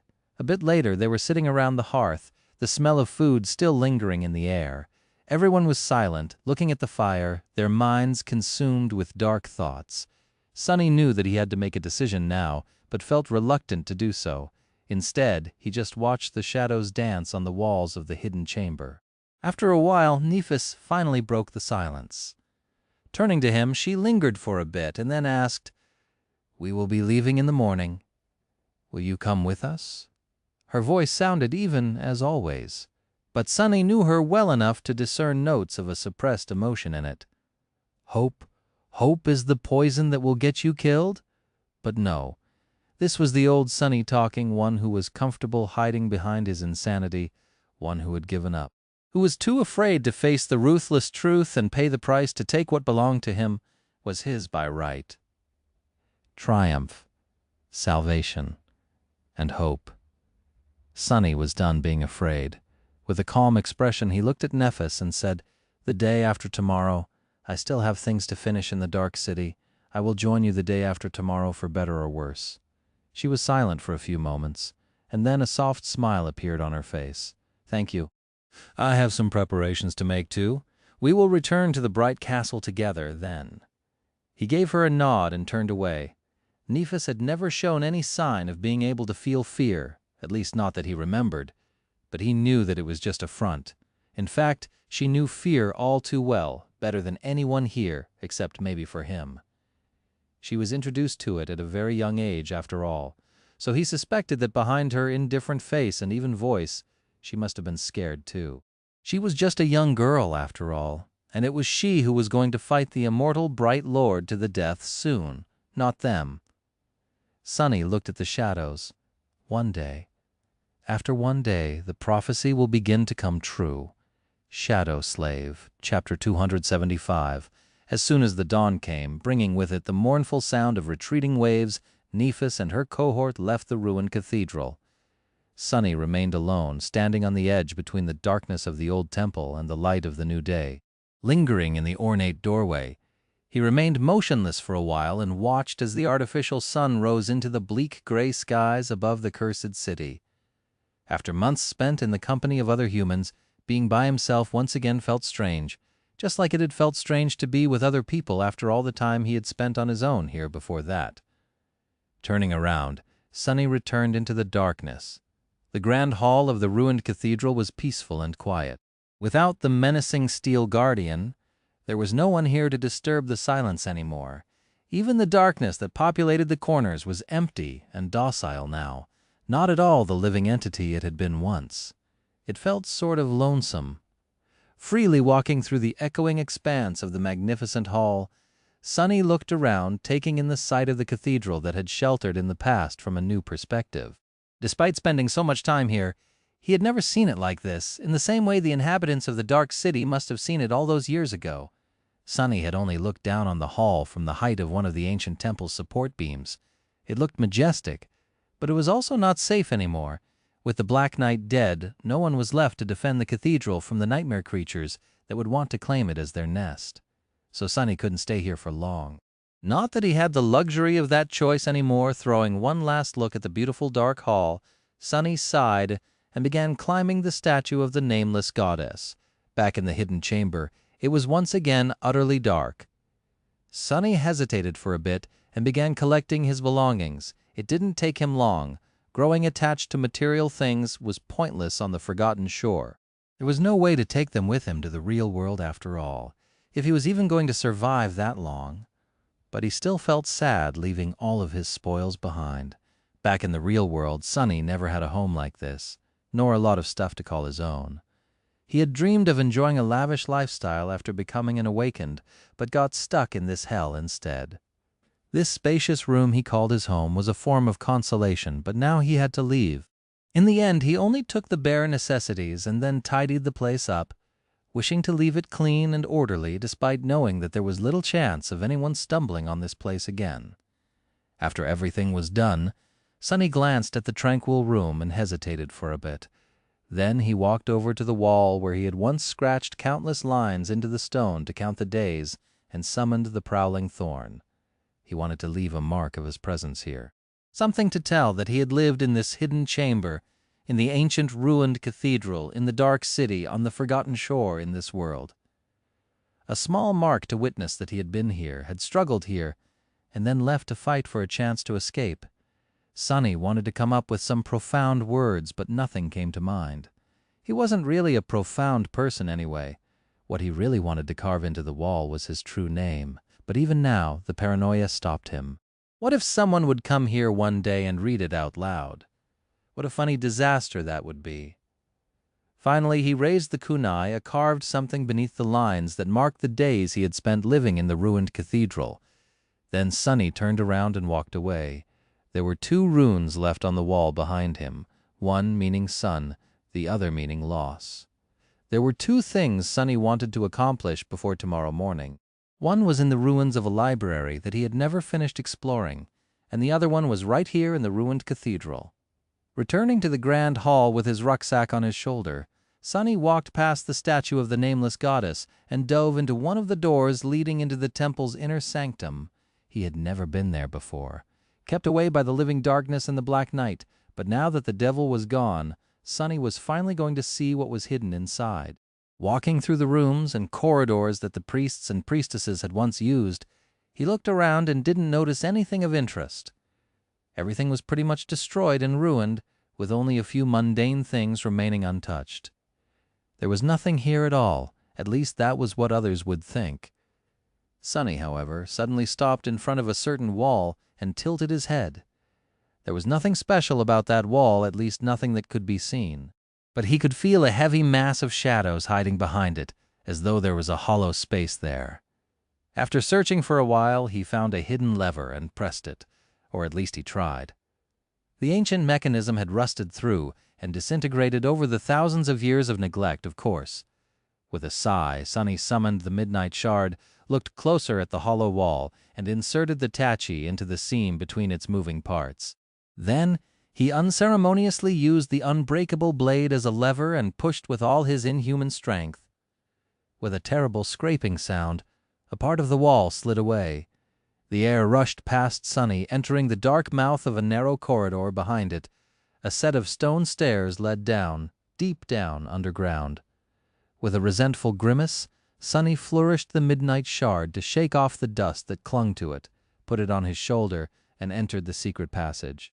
Shadow Slave, Chapter 276, Chapter 276, Black Door. The hidden passage led Sonny underground, twisting and turning through the mass of stone. Despite the fact that he had been cautiously walking forward for a few minutes now, Sonny felt that he was still beneath the cathedral. In fact, by his estimation, he was approaching its center, and indeed, right beneath the spot where the statue of the goddess should have been, the narrow passage opened into a larger room. In it, a deep well leading even further down was situated, with a winding staircase spiraling down into the darkness. Sonny frowned. What is it with this place and creepy dark wells? going further down was going to place him dangerously close to the catacombs. He knew all too well what kind of danger that would pose the last time. Sonny had ventured into the maze of ancient tunnels below the city. He barely escaped alive. After hesitating for a while, he stepped onto the staircase and began descending. Deep, ancient shadows surrounded Sonny, giving him a little comfort. At least he was among his kin. After a minute or so of walking down the stairwell, Sonny entered a large chamber that seemed to be carved into the bedrock as opposed to being constructed by human hand. On the other side of it, a large door forged from black steel stood, illuminated by two burning torches. Two thoughts entered Sonny's mind simultaneously. The first one was that the metal from which the monolithic door was made looked eerily familiar. It was the same dark, lusterless, impenetrable alloy that the Black Knight had been made of. The second thought was even more disturbing. How come those torches are still burning? Had they been aflame for several thousand years? Come to think of it, the torches looked very strange. They seemed to be producing light, but it was pale and ghostly. There was no heat that came with it, too. The shadows cast by the ghostly flames were the most disturbing, though, because of the movements of the fire, they were supposed to be dancing on the floor, but instead the shadows were absolutely motionless. It was as though the light of the torches had trapped and paralyzed them somehow. Sonny thought for a while, and that ordered his own shadow to stay back. The shadow did not protest. In fact, it was visibly relieved. Taking a few exaggerated steps back, it merged with the deep darkness at the exit of the stairwell and waited there, glancing nervously at the strange motionless shadows from time to time. Sonny cautiously approached the black door and lowered the midnight shard into a protective stance. He was ready to face any sort of danger, but nothing attacked him. The only thing that happened was a sudden chill that ran through Sonny's body when he had entered the circle of light cast by the two ghostly torches. These torches are definitely some sort of a protective charm. I am almost sure that their power can harm even shadows. The question he had to ask himself, though, was this: were the torches meant to keep something from entering the space that hid behind the black door, or were they meant to keep something in? Well, there was only one way to find out.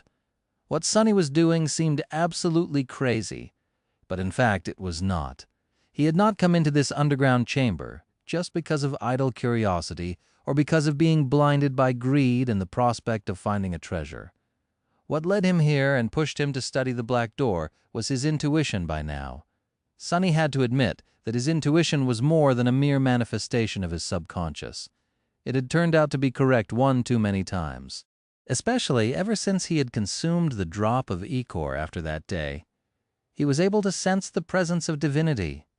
And sometimes he was even drawn to it, like he was drawn to this cathedral and to the mysterious key that lay buried in the body of the Lord of the Dead. The two seemed connected, and Sonny felt that he was about to find out how and why. But it was not all his intuition was capable of. There were other aspects to it, too. In fact, Sonny suspected that it had more to do with his fated attribute than it had to do with the spark of divinity. If he were to guess, he would say that after he had been changed by the ichor, that attribute was slightly enhanced, giving him the ability to sense subtle tremors that ran through the strings of fate from time to time. The strings that were, apparently, tightly wrapped around his body. The combination of the change that happened to his eyes and his close relationship with those strings gave Sonny a slight affinity to revelations and fate, similar to the one Cassie had possessed, but infinitely less potent. It was enough to guide him to this door and make him want to open it, nevertheless. Stepping close to the monolithic black door, Sonny gazed at it and came to the conclusion that not even an entire army would have been able to break through this monstrous barrier. There was, however, a small keyhole hidden on its dark surface. Pulling on the string tied around his neck, Sonny took off the small metal key that hung on it and gripped it tightly in his hand. After hesitating for a few moments, he carefully inserted the key into the lock of the black door. It fit perfectly. As soon as Sonny put the key into the lock, the faint light of divinity it emanated suddenly became a little bit brighter. Sonny sighed, then readied himself and turned the key. Something clicked inside the metal door, and then it silently opened. The pale light of the ghostly torches swayed, as though moved by an otherworldly wind. Behind the door, a small room was carved into the rock. and in it a corpse in a dark mantle was chained to the floor inside a circle. Sunny couldn't tell if the corpse belonged to a man or a woman because there was a strange mask covering its face. The mask was made out of black lacquered wood and carved to resemble the face of a ferocious demon. Its teeth were bared, with 4 fangs protruding from its mouth. The mask was crowned with 3 twisted horns. Inside the black chasms of its eyes, there was nothing but utter darkness. Shadow Slave, Chapter 277, Chapter 277, Demon of Fate. Sunny held his breath, affected by the disturbing scene in front of him. The corpse was kneeling on the floor of the small cell, its hand chained to the floor. There was a circle carved into the stone around it, with countless symbols that Sunny could not understand surrounding it. However, the circle was broken. In the thousands of years since the fall of the Dark City, the floor of the dungeon cell had cracked, with several fractures running straight through the intricate engraving. Whatever it was the circle was meant to contain had either perished or escaped a long time ago. Now the only thing that remained was a withered corpse. Coming closer, Sunny took another look at the person who had been imprisoned and died under the ruined cathedral, in a cell situated exactly beneath the statue of the nameless goddess. Because of the dark mantle and the black lacquered mask, Sunny couldn't glean a lot of information about the corpse. It seemed to belong to a human, but other than that, everything about it was a mystery. What terrible sin had this person committed to be condemned to this awful death? Strangely, Sunny's intuition was silent. It was as though there was nothing in front of him at all. To his 6th sense, the prisoner of the underground cell appeared as an empty space. Weird. This person had clearly been either hated or feared a lot to be locked behind all these barriers. Surely finding such a creature would affect my fate. Why don't I feel anything then? With a tense frown, he took a deep breath and carefully stepped inside the circle. It was then that Sunny noticed a chaotic mess of runes drawn on the floor near the prisoner's left hand. The sight of them almost sent him into a seizure. Staggering away, Sunny fell to his knees and threw up. Ah, damn it. Those runes, those were the same runes the spell used to describe the mysterious unknown. Only here, the intensity of the terrible effect they had on the mind of anyone who saw them was much, much stronger. What the hell? Wiping his mouth, Sunny grimaced and glanced at the masked corpse with a bit of resentment. Then he picked himself off the floor, took a deep breath, looked at the terrible runes once again. Immediately, Sunny felt a splitting headache and a sickening, terrible sensation spreading through his mind. It was as though all his thoughts and memories were being torn and twisted. But despite all of it, Sunny persevered and kept staring at the final message that the prisoner had left behind. He knew he couldn't read the runes, he didn't know that particular language, and the spell either was forbidden, incapable, or refused to translate them. But for some reason, Sunny felt compelled to try. Fighting through the intense pain, he slowly studied the strange runes. And then suddenly his eyes widened, because right below the chaotic mess of them, a line of text was written in the script he was familiar with, the usual runic language that the spell always used. This time it did not provide any translation. Luckily, Sunny had studied these runes and knew enough about them to understand what was written himself. The last thing the person imprisoned under the cathedral wrote before succumbing to death made him shudder. Scratched into the stone was a short prayer, "Hail Weaver, demon of fate, firstborn of the unknown." Sunny stared at the runes until he was on the verge of losing consciousness. Only then did he turn away and closed his eyes. The nauseating dissonance of the terrible runes stayed carved into his mind. Only after several minutes passed did it fade a little, allowing him to breathe again. So the mysterious weaver whose forbidden lineage he had inherited was, in fact, associated with fate, just like Sunny himself. What were the chances? That's fated for you, I guess. The word he translated as demon wasn't the one used to describe nightmares, creatures of the third rank, but a different one. Perhaps calling it a spirit or a demon would have been more suitable, a mortal but powerful and ominous deity, one different from gods, but sharing the same nature. However, Sunny wasn't that versed in mystical terminology. All he knew was that the runic language was incredibly rich in words describing all types of monsters and creatures, while the human language wasn't.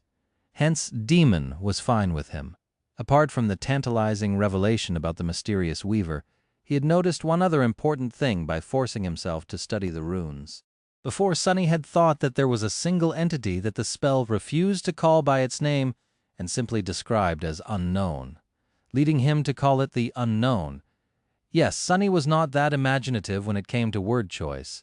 Whether the unknown were a kind of beings, a single existence, or a force of nature, he did not know. But now he realized that there were actually two types of forbidden runes, and two things that the spell did not know how, or did not want to mention. One was the same as those used in the description of the drop of ichor, which stated that the vile thieving bird was hated both by the gods and by the unknown. It also said that the reflection of the unknown stayed forever frozen in the depths of Weaver's pupils, and that just looking at it drove the thieving bird mad. The other was the same as those used in the description of the stone saint, which was created by the last child of the unknown, and now here by the dead prisoner who had called Weaver the firstborn of the unknown. What the hell does all of this supposed to mean? His suspicion that Weaver had something to do with the creation of the nightmare spell only grew stronger after learning that they had something to do with the domain of fate. After all, the spell seemed to be weaved out of numerous strings of fate, and there was this being called Weaver, who had the blood of gods in their veins, but was also somehow connected to the unknown. Feeling his headache only growing stronger, Sunny winced and shook his head later.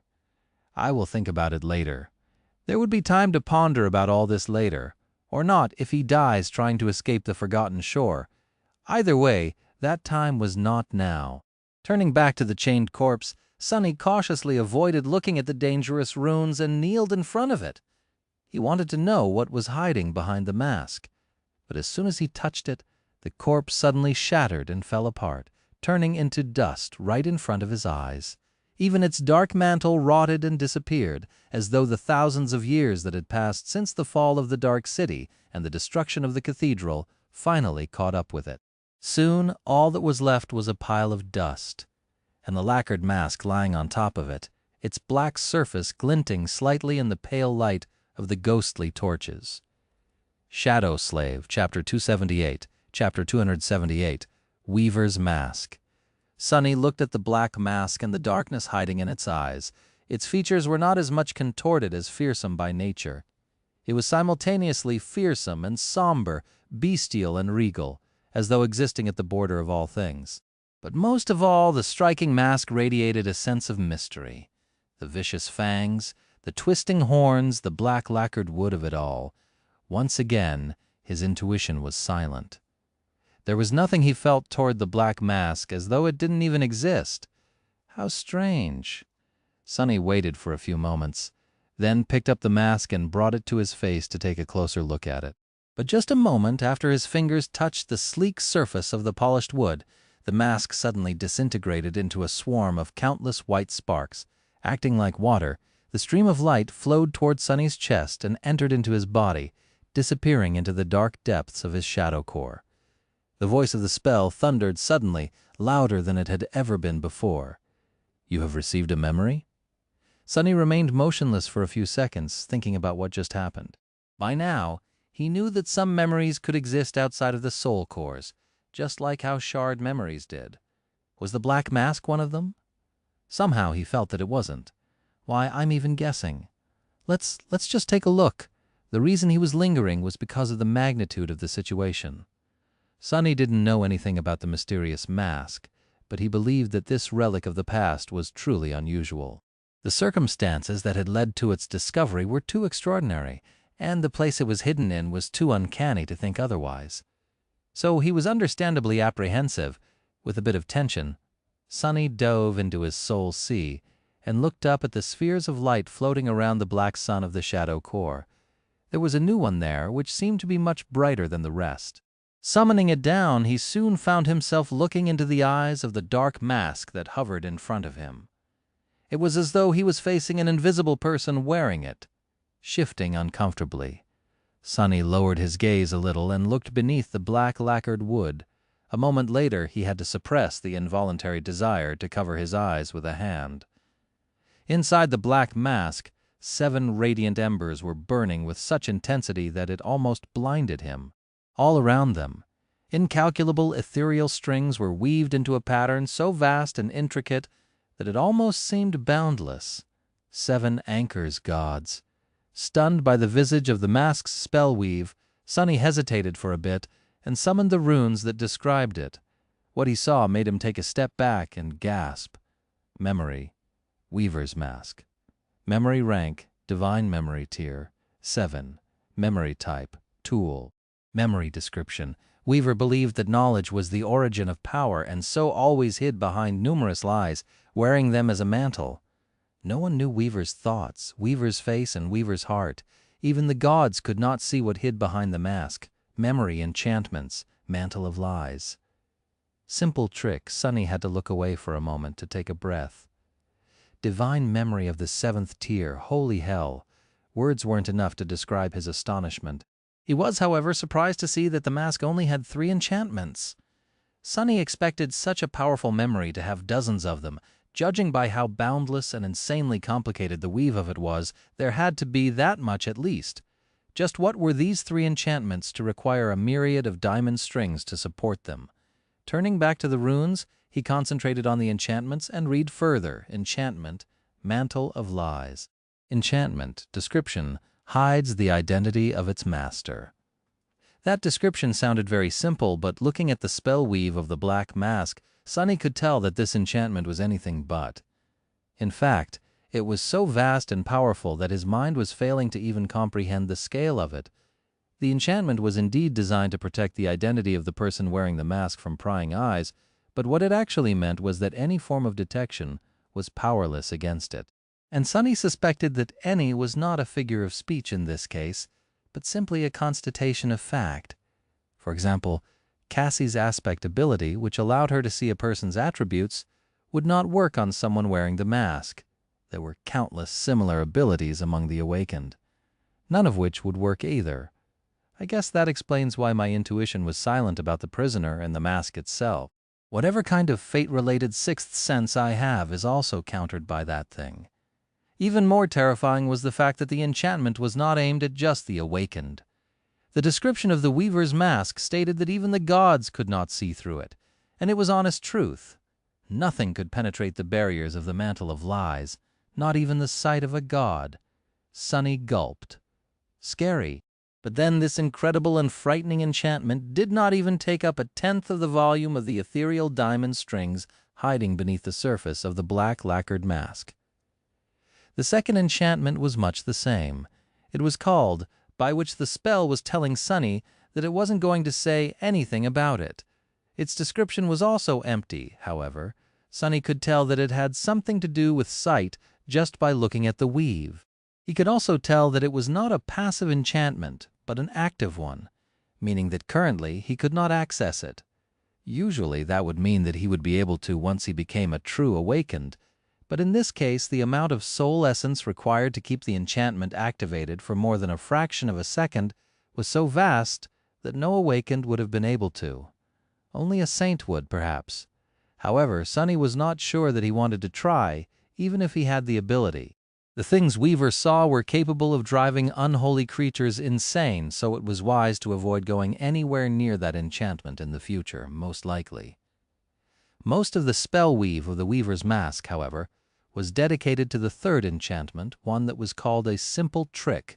Judging by the mind-boggling complexity of the pattern that made it possible, that trick of Weaver's was anything but simple, though.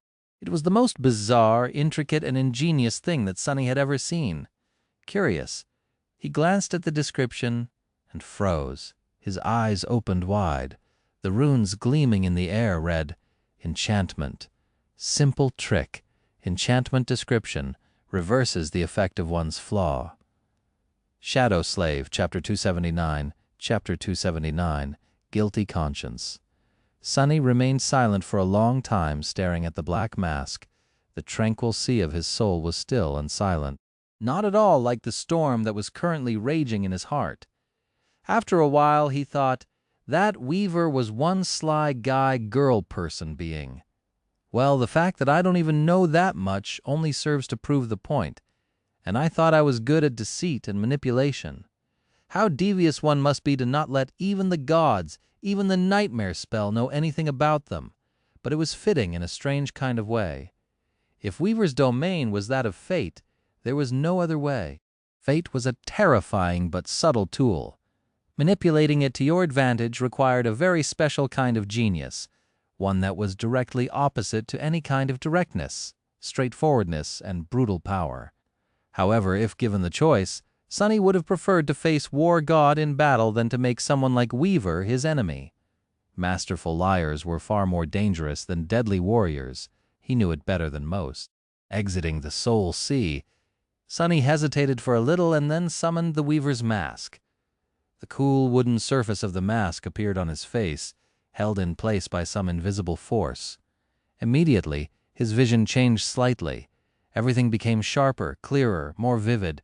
Sonny could feel the mask reaching into his eyes and connecting to something, the strange legacy he had inherited by consuming the drop of Weaver's blood. He sensed his intuition becoming more potent, too. It was as though he could almost see the mysterious strings of fate that span across the entire world. Almost. Glancing at the pile of dust that remained of the prisoner, Sonny frowned slightly. The identity of the person who had been wearing the Weaver's mask remained a secret. Just who had this corpse belonged to, and how had they ended up chained to the floor in a hidden dungeon cell beneath the majestic cathedral? The easiest thing to assume was that it was Weaver themselves, but Sonny dismissed that theory immediately. From everything he knew about the original master of the mask, the power of that creature was just below that of the gods, and that of the unknown, perhaps. If Weaver appeared on the forgotten shore, the whole dark city would have been wiped out of existence before any harm was done to them. So who could have been wearing Weaver's mask? Some powerful carrier of the nightmare spell that had received it as a memory, just how Sonny did. Well, if Weaver was really a daemon, which was a strange kind of a lesser deity, were there a cult dedicated to them? Had there been priests and followers of Weaver? The message the prisoner had left behind sounded awfully close to a prayer. Had that person been deemed a heretic and condemned to this place for that reason? Sonny sighed. There was no way to know. Hesitating for a bit, he turned away and left the somber dungeon cell behind. He only had this one day to finish all the things he had left undone in the dark city. There was no time for fruitless pondering. Once outside, Sonny walked over to the place where he had left his shadow and took a look at himself through its eyes. What he saw made him blink a couple of times. The black lacquered mask sat snugly on his face, hiding his features. He couldn't even see his eyes, which were drowned in darkness. What's more, even his height was somehow unclear. Sonny didn't actually become taller, but from the side, it looked as though he did sort of.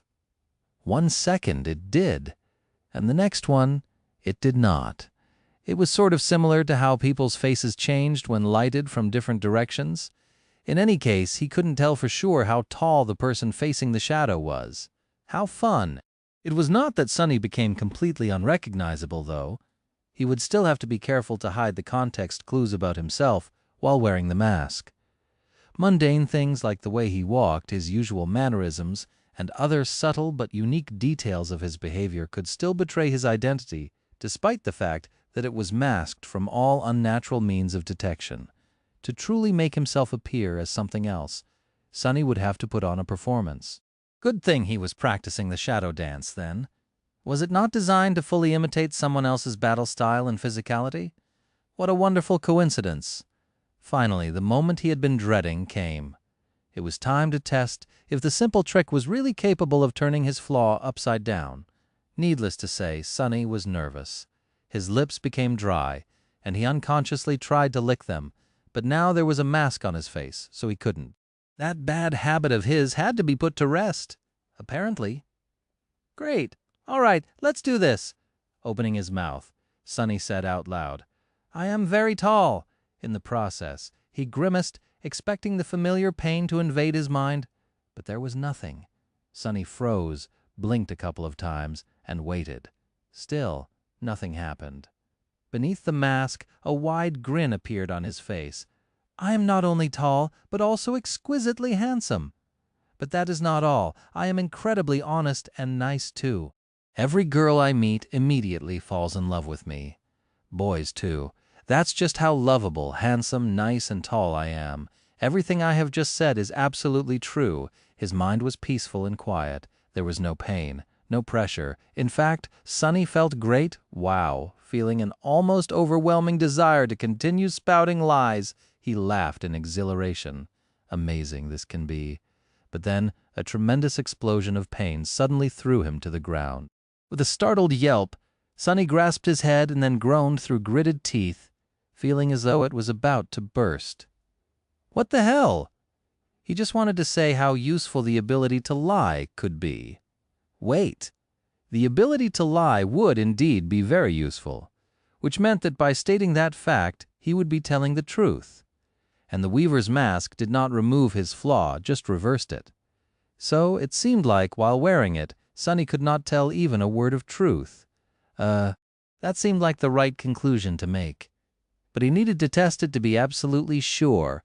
With a doomed sigh, Sonny waited for a moment and then said, "My name is..." A moment later, another pained scream resounded in the darkness of the underground chamber. Shadow Slave Chapter 2-8, 2-2 Chapter 2-8, One Last Job. Sometime later, Sonny emerged from the ruins of the cathedral with a rucksack on his shoulder, took one last look back and left. Whatever his future was going to be, he doubted that he would come back here any time soon. It was a bittersweet goodbye, cautiously walking through the familiar streets of the dark city where he knew every turn and every piece of rubble in this district of it at least. Sonny kept his guard up. Many things must have changed in the months he had been away traveling through the labyrinth. The nightmare creatures he knew, and more importantly, knew how to avoid, might have wandered away or perished, and new horrors might have taken their place. He had to stay prudent and careful.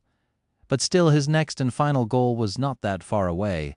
As he sneaked toward it, Sonny thought about the Weaver's mask and the ways it could change his life.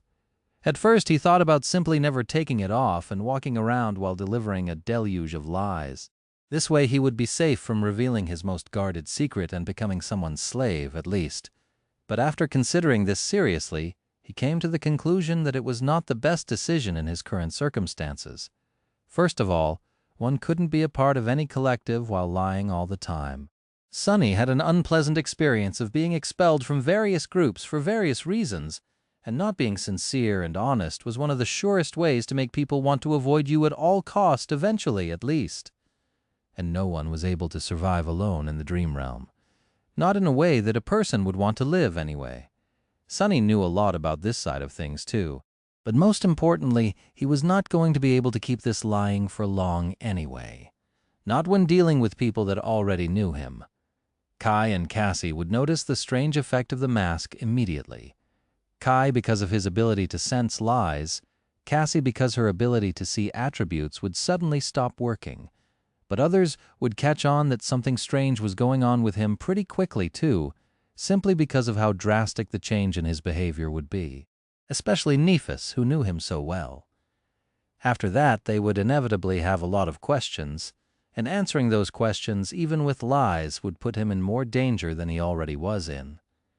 So sadly, Weaver's mask was not a panacea to Sonny's current situation. At best, it would be able to help him avoid certain predicaments if used sparingly, but really, he didn't want anyone to know that he was in possession of that memory at all. Sonny had to think of the future. If he was lucky enough to survive the fall of the Bright Castle and return to the real world, that was where the Black Mask could create miracles for him.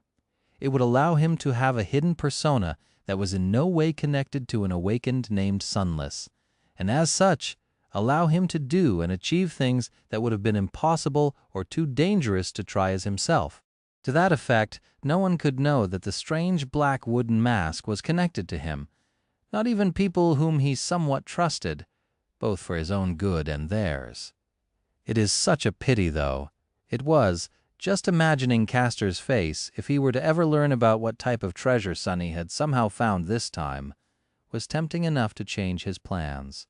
Castor Sonny's face darkened.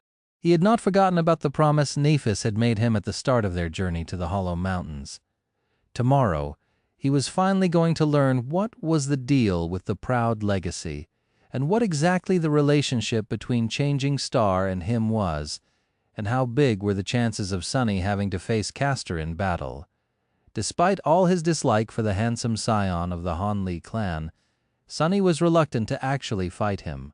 No matter how much progress he had made to get ready for the bloody conclusion of this disastrous chapter of his life, Castor was still not someone to be taken lightly. He was a tremendously deadly opponent just based on what Sunny knew about him, and there were secrets that the legacy had been keeping as well. That charm of his, what does it do? He was certain that he would defeat Castor if push came to shove, but the cost he would have to pay for that victory would be heavy, perhaps much more heavy than he was willing to pay. Suddenly uneasy, Sunny silently shook his head and continued on his way. As the sun began to roll toward the western horizon, he approached his goal, the ruins of an ancient library that stood lonesomely among the decimated buildings. Back near the end of his lonely months of hunting monsters on the streets of the Dark City, Sunny had begun exploring this ruin for bits of information about the history of the Forgotten Shore. Because of his chance encounter with the Stone Saint, and then with Kai, which led to him abandoning the ruins for a long expedition into the labyrinth, he had never finished this project. There was this one vast mosaic in particular that Sunny was interested in. It sprawled across the entire floor of the library's main hall and was mostly covered by rubble.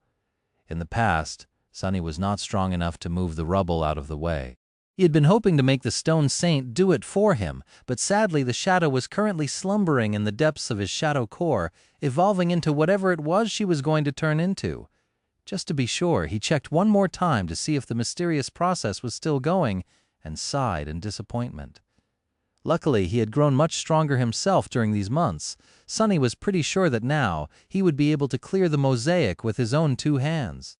It was just going to be a lot of work, sending his shadow into the library to make sure that no abomination had made its nest there during his absence. Sunny entered its cool shadow of the ruin and sighed. Better get started.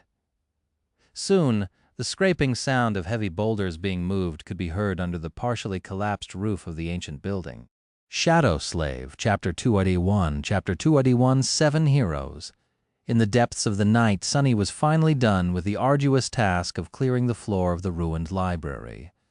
Tiredly standing in the center of the circular hall, he found himself in the middle of a vast mural. The mosaic had endured the passage of time in an almost pristine condition. Most of it was preserved perfectly, with only a few small sections destroyed by corrosion or the ill will of the creature that inhabited the Crimson Spire. By now, Sunny was certain that it was the terror of the Forgotten Shore that had obliterated any depictions of the 7 heroes' faces. He didn't know how it was possible, but felt that the same furious force that had decapitated the ancient statues was responsible for the damage done to the engravings in the ancient mine, and to this mural. It was as though the terror wanted to erase any sign of the founders of the Starlight Legion from history. Their names were forgotten, every person that had known of their stories turned into dust, and even the stones that bore their image were desecrated and shattered. How great the resentment that the evil creature harbored toward them must have been for it to go to such lengths in its mad desire to obliterate their legacy. With a sigh, Sunny turned slightly and walked to the edge of the mural. He was searching for the start of its story. Depicted on the mural was not one image, but a long series of them, spiraling from the edges of the mosaic to its center like a long scroll. On them, the history of the land consumed by darkness was shown, ending with the coming of a new dawn. Sunny already knew what events had brought the curse of all-consuming darkness to the Forgotten Shore, and how the ancient inhabitants of this land fought against all odds to resist it. Now, he was going to learn the final mystery, the reason for their eventual downfall. Finding the first image, he studied it and lingered for a bit. Then, he walked on, watching the history unfurl itself beneath his feet. As the curse subdued the world under the veil of everlasting darkness and terrible creatures started to attack the human settlements, one after another, mighty champions began to appear to battle them. But no matter how strong, brave, and valiant those champions were, none of them was able to resist for long, especially not when their own allies started turning into monsters. It was impossible to face the terrifying foes hiding in the darkness when no one was there to cover your back, or even worse if those you trusted the most to do so were the ones delivering a deadly blow instead. But still, humanity persisted. Months passed, then years. And eventually, a new generation grew up in this horrible world. Born in the all-consuming darkness, 7 valiant heroes gave an oath to return the light to the cursed land. Sunny whispered. People who would later create the Starlight Legion were indeed born in the darkness. They never even saw the light that they would swear to bring back. All they knew of it were the tales their elders had told them, tales of a time when people never turned into nightmares, and the beautiful stars shone even in the darkest of nights. This new generation grew up surrounded by nothing but darkness and horror, and was forged by it into a far more fearsome force than their parents had ever been. Hard times created hard people, and their time was as unforgiving and harrowing as one could imagine, beyond so even. And so, the people it created adapted to match this dark reality. Eventually, 7 of them rose above the rest, each leading their faction in the constant battle against the encroaching doom. Sunny stopped and studied the image that showed all 7 of them, even if their faces were damaged beyond recognition. There was a knight in an intricate plate armor forged of white metal, with a stalwart blade grasped firmly in his hands, a graceful priestess in a light-flowing robe, her delicate hands shining with gentle light, a mighty hunter in an archaic cuirass leaning on a beautiful bronze spear, a masterful builder holding a mason's hammer in his calloused hands, a regal lord with a humble crown resting on his head, a single gem decorating its simple design, a subtle and merciless slayer with a ghostly stiletto hidden cunningly behind her back, and a stranger from a misty land who wore a stone-like armor and never showed his face, with a heavy round shield resting at his feet.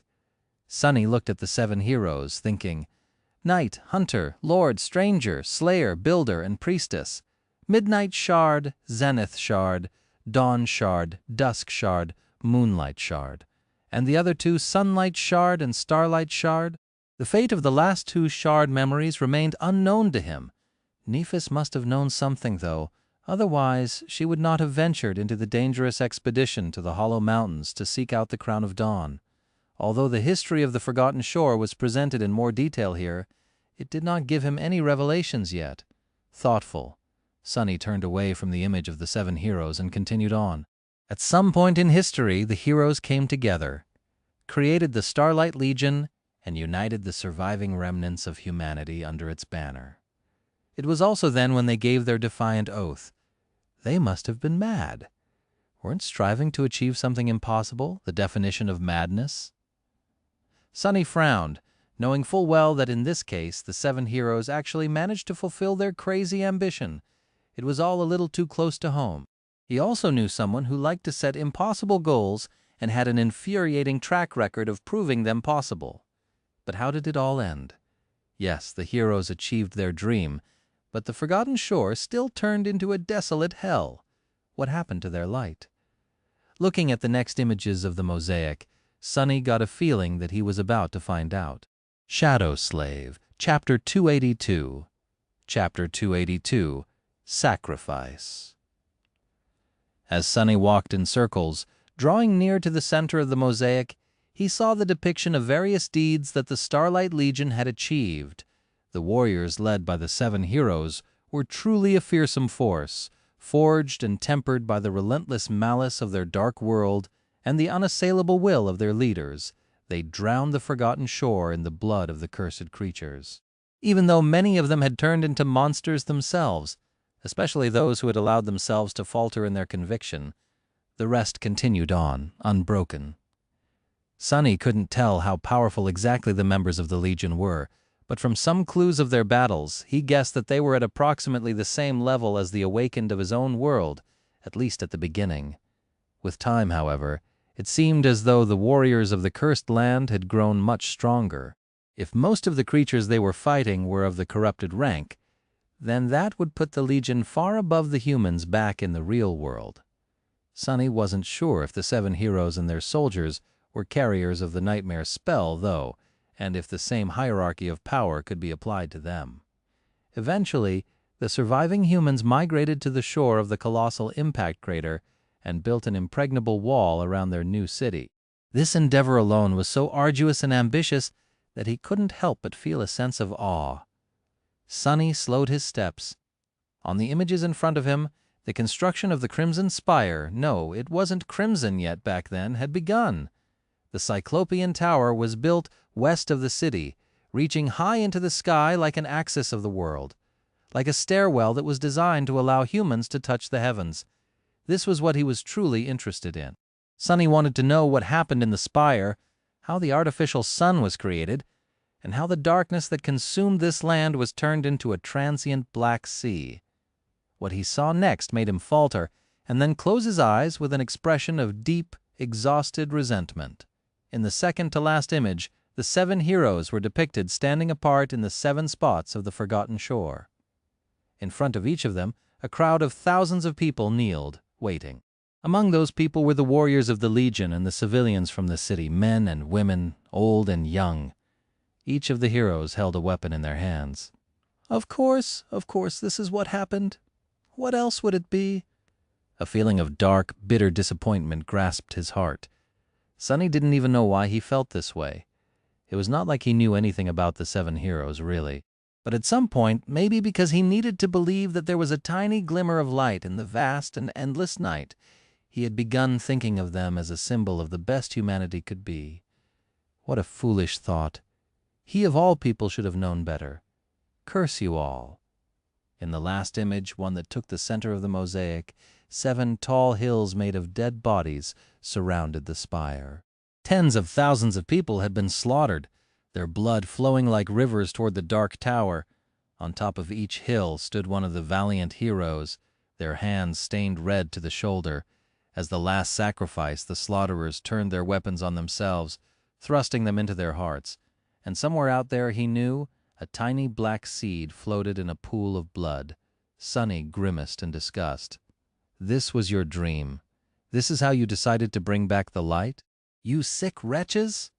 As the rivers of blood flowed to the spire, 7 streams of glowing crimson light moved above them and entered it from 7 directions. These streams represented the soul essence of numerous humans who had been sacrificed to create the artificial sun. But theirs wasn't the most terrible fate. In the center of the spire, a lone human figure was drawn, convulsing in harrowing agony as the raging storm of soul energy entered her body. The conflux of all that power, the sacrificial vessel meant to be its conduit.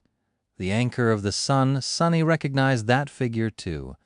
To him, the features of her face were painfully familiar. It was the same face as that of the nameless goddess whose statue stood in the ruined cathedral. The crimson light entered her body and shot from her screaming mouth and eyes upward, pure and white. It rose to the height of the spire where a new sun was being born. Frightened by its light, the darkness retreated underground, where it was locked behind 7 seals that were left behind by the heroes as their last deed. The rest was easy to deduce. After the heroes perished to create the artificial sun, everything was fine for a while. But then, maybe after a few decades or even hundreds of years, the light of the sun began to dim, so the people of the Dark City had to make a new sacrifice. Perhaps the second time, only 7 people had been killed to renew the power of the spire. But then it happened again, and that time 7 was not enough, so they sacrificed 14, and when it happened again, they sacrificed a few dozen, and eventually hundreds of people were being slaughtered every year to keep the sun burning, because of the simple fact that the 7 heroes and their people, all of them had terribly mighty souls. But their descendants, who didn't have to grow up in utter darkness and fight terrible monsters to live through the day, did not. And at some point in this vicious cycle, the vessel that had been imprisoned in the spire and served as the anchor for the bloodthirsty sun was corrupted. Whatever kind of conscience it had left had been completely shattered. The nameless goddess of the Dark City became the crimson terror of the forgotten shore. All that pain, all that rage, all that blood exploded from the spire and infected the very land itself, growing into an endless labyrinth of the strange crimson coral. The 7 seals came undone, releasing that darkness that had been imprisoned underground for hundreds of years. This was what Cassie had seen in the vision. The darkness and the fury of the newborn terror fell on the humans of the Dark City like a tide and wiped them all out, erasing even the memory of them from the face of the world. This was how the Forgotten Shore was born. Shadow Slave, Chapter 283. Chapter 283, final piece of the puzzle. So this is how it is. Sonny stared at the last image of the mosaic, a dark and resentful expression frozen on his face. Depicted in the center of the mural, a sun fueled by blood shone on the mountains formed by dead bodies. Tens of thousands of people had been slaughtered to create it, and thousands more must have been butchered later on to keep it burning in the indifferent sky. The first sacrifices had died willingly, lured into submission by their fanatical rulers. What about those who came after? Somehow Sonny doubted it. And for what? How did it all end? The 7 seals had been broken, and the ancient civilization had been obliterated. But the sun created and nurtured by it was not destroyed, just corrupted. It still rose in the morning and fell beyond the horizon after the dusk, illuminating the desolate hell of its own creation, as long as its vessel, the terror of the crimson spire, existed at the center of the labyrinth. It would continue to shine in the cold gray skies. And as long as it did, the darkness that had escaped its underground prison and turned into the cursed sea was going to continue coming and going, scared of its light. Great. The two deserve each other. He didn't know why the all-consuming darkness had become a literal sea of impenetrably black water, but had a guess or two. Either hundreds of years spent locked away behind the seals had affected it that way, or the artificial sun had. The terror had been changed by the curse, so why couldn't the curse be changed by the terror in return? Why wasn't that sun extinguished, though? There was no one alive on the Forgotten Shore to make sacrifices to the spire anymore, but Sonny suspected that there was a reason for why the crimson coral seemed to grow either out of or toward bones. If he was right, the whole labyrinth was a giant maw with which the terror absorbed the soul essence of every creature that bled on the coral before it died. It was all a part of its body.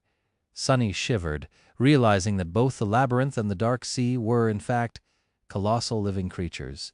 It was just that the scale of them was so boundless that they seemed like forces of nature. Compared to the eternal struggle of the two titanic beings, the struggle of a handful of tiny humans was nothing short of insignificant. Or was it? Suddenly he frowned. What about Nephis and her plan? How did the shard memories come into all of this? At first, a dark thought entered his mind. He imagined that Changing Star was preparing a mass sacrifice of her own, a hecatomb to appease the Crimson Terror. The number of the sleepers being sent to the Forgotten Shore each year was too eerily similar to the number of sacrifices made to the Crimson Spire by the inhabitants of the Dark City to be a simple coincidence. But he quickly dismissed that thought. After all, the sacrifices were meant to renew the power of the Blood Sun, and that was not Neph's goal. If anything, she meant to destroy it once and for all to gain entry to the gateway hidden in the spire. So what did it all mean? Sonny scowled, remembering every piece of information about the 7 heroes and their cursed land he knew, and most importantly those that came directly from the spell. After a while, he muttered, "Time has erased their names and their faces, but the memory of the defiant oath still remains." This was the second part of the description that the spell had given the Starlight Legion armor. His eyes widened. All this time, he thought that this sentence simply meant that the legacy of the 7 heroes lived on even after their deaths. But now, he suddenly realized that the truth might have been far more straightforward. The key to understanding the secret of the shard memories was right in front of him this whole time. In fact, it came from the first memory he had ever gotten on the Forgotten Shore, the Azure Blade. "On this Forgotten Shore, only steel remembers," he whispered, a sudden understanding dawning on him like a revelation. The memory of the defiant oath remained, and only steel remembered. Sonny rubbed his face. I am such a fool. Everything he needed to learn the truth had been at his disposal from the very start of it all. The heroes were long gone, but their terrible oath was still here, preserved in cold steel. It was not the memory of it that remained, but the memory. The shards were that memory. Of course. It all makes so much sense now. But then, what was their purpose, and why was Nephis so motivated to find each one? That was easy to guess, too. Cassie had basically told him all those months ago. In the end, I saw a colossal, terrifying crimson spire. At its base, 7 severed heads were guarding 7 locks. In its fury, the terror of the Crimson Spire had beheaded the statues of its creators and brought their heads as trophies to guard the entrance to its lair, where Cassie had seen them, as well as 7 mysterious locks. What did a lock need? A key. All locks required a key to either open them or shut them closed. Sunny slowly exhaled. The 7 seals that kept the all-consuming darkness locked underground came undone, but they weren't destroyed. If one had all the keys, it was still possible to seal the cursed sea once again. That was what the 7 heroes had left behind. And with the cursed darkness locked away, the spire would lose its most deadly line of defense. Finally, everything became clear. Sunny remained motionless for a long time, looking at the bloody images beneath his feet. After a while, he sighed and turned away. There was a bitter taste in his mouth. Sick. I am sick of this place. So sick of all of this. Cassie's vision showed her fire and rivers of blood. Good. It could all burn to the ground. He didn't care anymore. Shadow Slave. Chapter 284. Chapter 284. Nothing serious. In the cold light of dawn, Sunny approached the spot where the other members of the cohort and he agreed to meet. The Shadow had already located their camp in the ruin of an ancient building and was currently watching them hidden in the darkness. The 5 youths were busy preparing for the last stretch of the way to the bright castle. They were calm and collected, not at all like people who were about to face the horrifying wrath of the Bright Lord. What kind of horror had they not faced already? Climbing over the rubble, Sunny let Nephis and the rest know of his approach and jumped down. Landing just a few meters away from the group, he straightened his back and gave them an indifferent look. Hey! They greeted him in a reserved manner. A palpable tension permeated the air, making everyone reluctant to speak too much. Only Effie was seemingly unaffected by this dark mood. Leaning on a stone wall, the huntress was enthusiastically gnawing on a juicy bone. Her white teeth were effortlessly crushing it into tiny pieces, which were then chewed and swallowed along with the marrow. Noticing Sunny, she smiled. "Hey, doofus!" He gave her a nod and wanted to turn away, but then noticed a slight frown that appeared on Effie's face. Looking at him with a bit of uncertainty, she asked, You all right?" Sunny was silent for a few moments, then smiled. Finally he said in an even tone, "I'm perfect." Leaving the doubtful huntress behind, he walked past Castor and approached Nephis. The changing star was standing with her back to the group, looking up at the silhouette of the bright castle that loomed in the distance. Hearing his steps, she turned around. The gentle light of dawn reflected in her eyes, making them appear to shine. "You've made it, Sunny. I am glad." He shrugged. "Why, you didn't expect me to show up?" She was silent for a while, and then looked away. A lock of silver hair fell on her eyes. Nephis tucked it behind her ear and sighed. "Could I not?" "It's not like I know the future after that," she smiled. Amusing. In the 11 months they had spent on the forgotten shore, this was only the second time Sunny heard Changing Star tell a joke, and the first time it was actually funny, if a little macabre.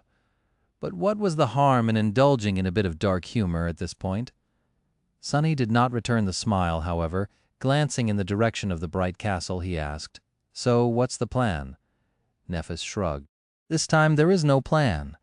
We have confirmed that Gunlaug is still pretending to be looking for Effie to bring her to justice for killing the missing guards. Once we enter the outer settlement, the members of the host will come for her. Then I will most likely be forced to challenge him." "We'll see after that." Sunny looked at her with a dark expression. "Pretty much exactly what I expected." He didn't hesitate to ask, "Can you really break his armor? Even with the Dawn Shard, your sword is barely equal to an ascended memory. And that thing is a true transcended echo." She lingered for a while before answering. When she finally spoke, her voice was calm and even. "I don't have to break the armor. I just have to break the man." Sunny shook his head with a humorless smile. "Good luck achieving one without the other." He paused for a moment and then said without a hint of levity in his voice, "Anyway, you owe me a conversation." Changing Star glanced at him, then nodded. "All right, but not here." With that, she gave the others a sign to wait and walked away. Sunny followed. His shadow stayed, making sure that no one was going to try and eavesdrop on them. It was staring directly at Castor, following his every move with intense attention. As they walking, Sunny suddenly said, "By the way, I have something to tell to you too." Nephis glanced at him and slightly raised an eyebrow. "Yes? What is it?" Sunny was silent for a bit. Then he smiled. "Oh, it's nothing serious. Do you remember a guy called Harper?" She frowned, then shook her head. "Should I? Who is he?" Sunny shrugged. His expression remained neutral. "Just a guy that I killed. He was one of Gunlog's spies." Neff looked at him for a few moments, then asked with indifferent confusion, "What about him?" A slight shadow ran over Sunny's face. However, his smile remained exactly the same. "No, nothing. Just wondered if you knew him." When they walked far enough and were concealed from the eyes of the cohort by several tall walls, Changing Star stopped and turned to face him. Looking at Sunny, she said, "It is good that we can speak privately. Actually, I wanted to ask you a favor." He blinked. "Well, that is unexpected. What is it?" She hesitated for a few moments. "After my fight with Gunalug is over, if, when I win, I might not be in the best shape. Even if I am, there will be a flood of soul essence pouring into my body. It will incapacitate me for a bit." The changes that happened to the body after a small portion of soul essence was consumed were subtle, but in large quantities it could be disorienting, sometimes even debilitating for a short while. Sometimes experiencing these changes and getting used to them took a little time. Sunny tilted his head. A flood of soul essence? What does it matter if her core is either full to the brim or at least almost saturated? He frowned, trying to guess what he wanted from him. "So what do you need me to do? Keep Horace busy while you recover?" She shook her head, then looked away. A light sigh escaped from Changing Star's lips. "No, I want you to make sure that Castor is nowhere near me when that happens." Here it was. The truth was about to come out. Sunny stared at Nephis, his expression cold and dark. After a few moments of tense silence, he asked, "Why? What's the deal with you and Castor?" She looked at him, her striking gray eyes calm and deep. Then she said, "It's very simple, really. Castor has been sent here to kill me." Shadow Slave Chapter 285, Kill Order. Sunny remained silent for a few moments. Finally, it became clear that Nephis wasn't going to continue. Feeling a slight sense of exasperation, he asked, "Why would Castor want to kill you?" Despite the calm appearance, there was a tempest raging in his mind. The revelation of Castor's true intention had shaken Sunny. Yes, he disliked the proud legacy, and yes, their dynamic with Changing Star had always been a bit strange, but he never expected to hear something like this. In his mind, Castor was more of an opportunist with distasteful ambitions, most likely having to do with the purity of his clan's bloodline, than a cold-blooded killer. In what world did him wishing to kill Nephis made any sense? He was her #1 fan. The only logical explanation Sunny could find was that the proud scion had been secretly working for Gunlog all along. But then that theory also didn't hold when subjected to a close inspection. The Bright Lord was determined to kill Changing Star with his own 2 hands and in front of hundreds of people. What would he need Castor for? Nephis lingered for a bit, then shrugged. "People have been trying to kill me for as long as I can remember. Have you forgotten?" Sunny slowly shook his head. No, I did not. But what does that have to do with Castor?" She smiled. "They were not going to stop just because I came of age, survived my first nightmare, and was sent into the dream realm. If anything, that would have been the perfect opportunity to finally make me disappear forever. Sleepers enter this cursed world alone, away from the protections of society and whatever allies they might have in the real one. Do you see?" He gave her a nod, his expression growing dark. Indeed, no one was as vulnerable as young sleepers entering the dream realm for the first time. Nephis sighed and looked away. "In any case, when I enrolled into the academy, I knew that someone among our classmates had to have received orders to make sure that I never returned from the dream realm. I just didn't know who it was." Suddenly, she glanced at him. The corner of her lips curled upward. "Actually, for a long time, I thought that it was you." Sunny blinked and stared at her in disbelief. "What, me? Are you Kerr? Actually, never mind. What exactly about me made you think that I'm an agent of some secret legacy cabal? Do I look like a legacy to you? Nephis calmly looked him in the eye. Honestly, not any legacy that I know, but there were too many things about you that didn't make sense. He frowned. Do tell. She slowly raised her hand, then began counting on her fingers. Let's see, you claim to be an orphan from the outskirts, but somehow managed to survive both the first nightmare and the arrival on the Forgotten Shore. You didn't consume any soul shards, but kept growing more powerful. You said that you had never held a sword in your hand, but absorbed my lessons with astonishing speed. And finally, every other word you said was a lie, especially when it came to your origins, your past, your strength, and your aspect. Running out of fingers on one hand, she made a fist and pointed to it. Need I continue? Sonny cleared his throat. No. Well, when you put it like this, she smiled and shook her hand, then lowered it. But after some time, I realized that my suspicions about you were wrong. If he were really tasked with killing me, you could have just left me on the Ashen Barrow. Back then I was as good as dead, but you didn't. In fact, you risked a lot to take both Cassie and me with you. The smile slowly disappeared from her face. So when we reached the Bright Castle and Castor immediately appeared, insinuating his way into my inner circle, I knew pretty much instantly that it was him. Sonny frowned. Aren't you getting ahead of yourself? Don't get me wrong, I'm the last person in this world who would want to defend that pompous bastard. But there were hundreds of sleepers in our crop, and out of those, only 7 were sent to the Forgotten Shore, and only 4 lived long enough to see the castle. What are the chances that the person with orders to make you vanish was among them? Isn't it a bit too big of a coincidence? Changing Star slowly shook her head. Who said it was a coincidence? People often tend to forget that the spell has a mind of its own. It sees all and hears all, and it really loves to play with fate. If there was someone among those hundreds of people tasked with killing me, the chances of me having a fateful encounter with them in the dream realm would be all but guaranteed. That is how the spell always does things. Sonny had to agree. The spell indeed loved to play with fate. His whole damn life was proof of that. Meanwhile, Nephis continued. Of course, despite my suspicions, I wasn't sure at first. But the more I observed Castor, the more convinced I became that I was right. He did everything in his power to get close to me, and then tried his hardest to subtly isolate me from everyone I could have trusted.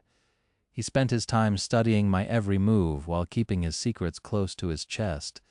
It's him. I've been sure of it for a long time. Sonny tilted his head, trying to digest this new information. After a while, he asked, If Castor wanted to kill you, why hasn't he made a move to kill you yet? She lingered for a bit, then smiled slightly.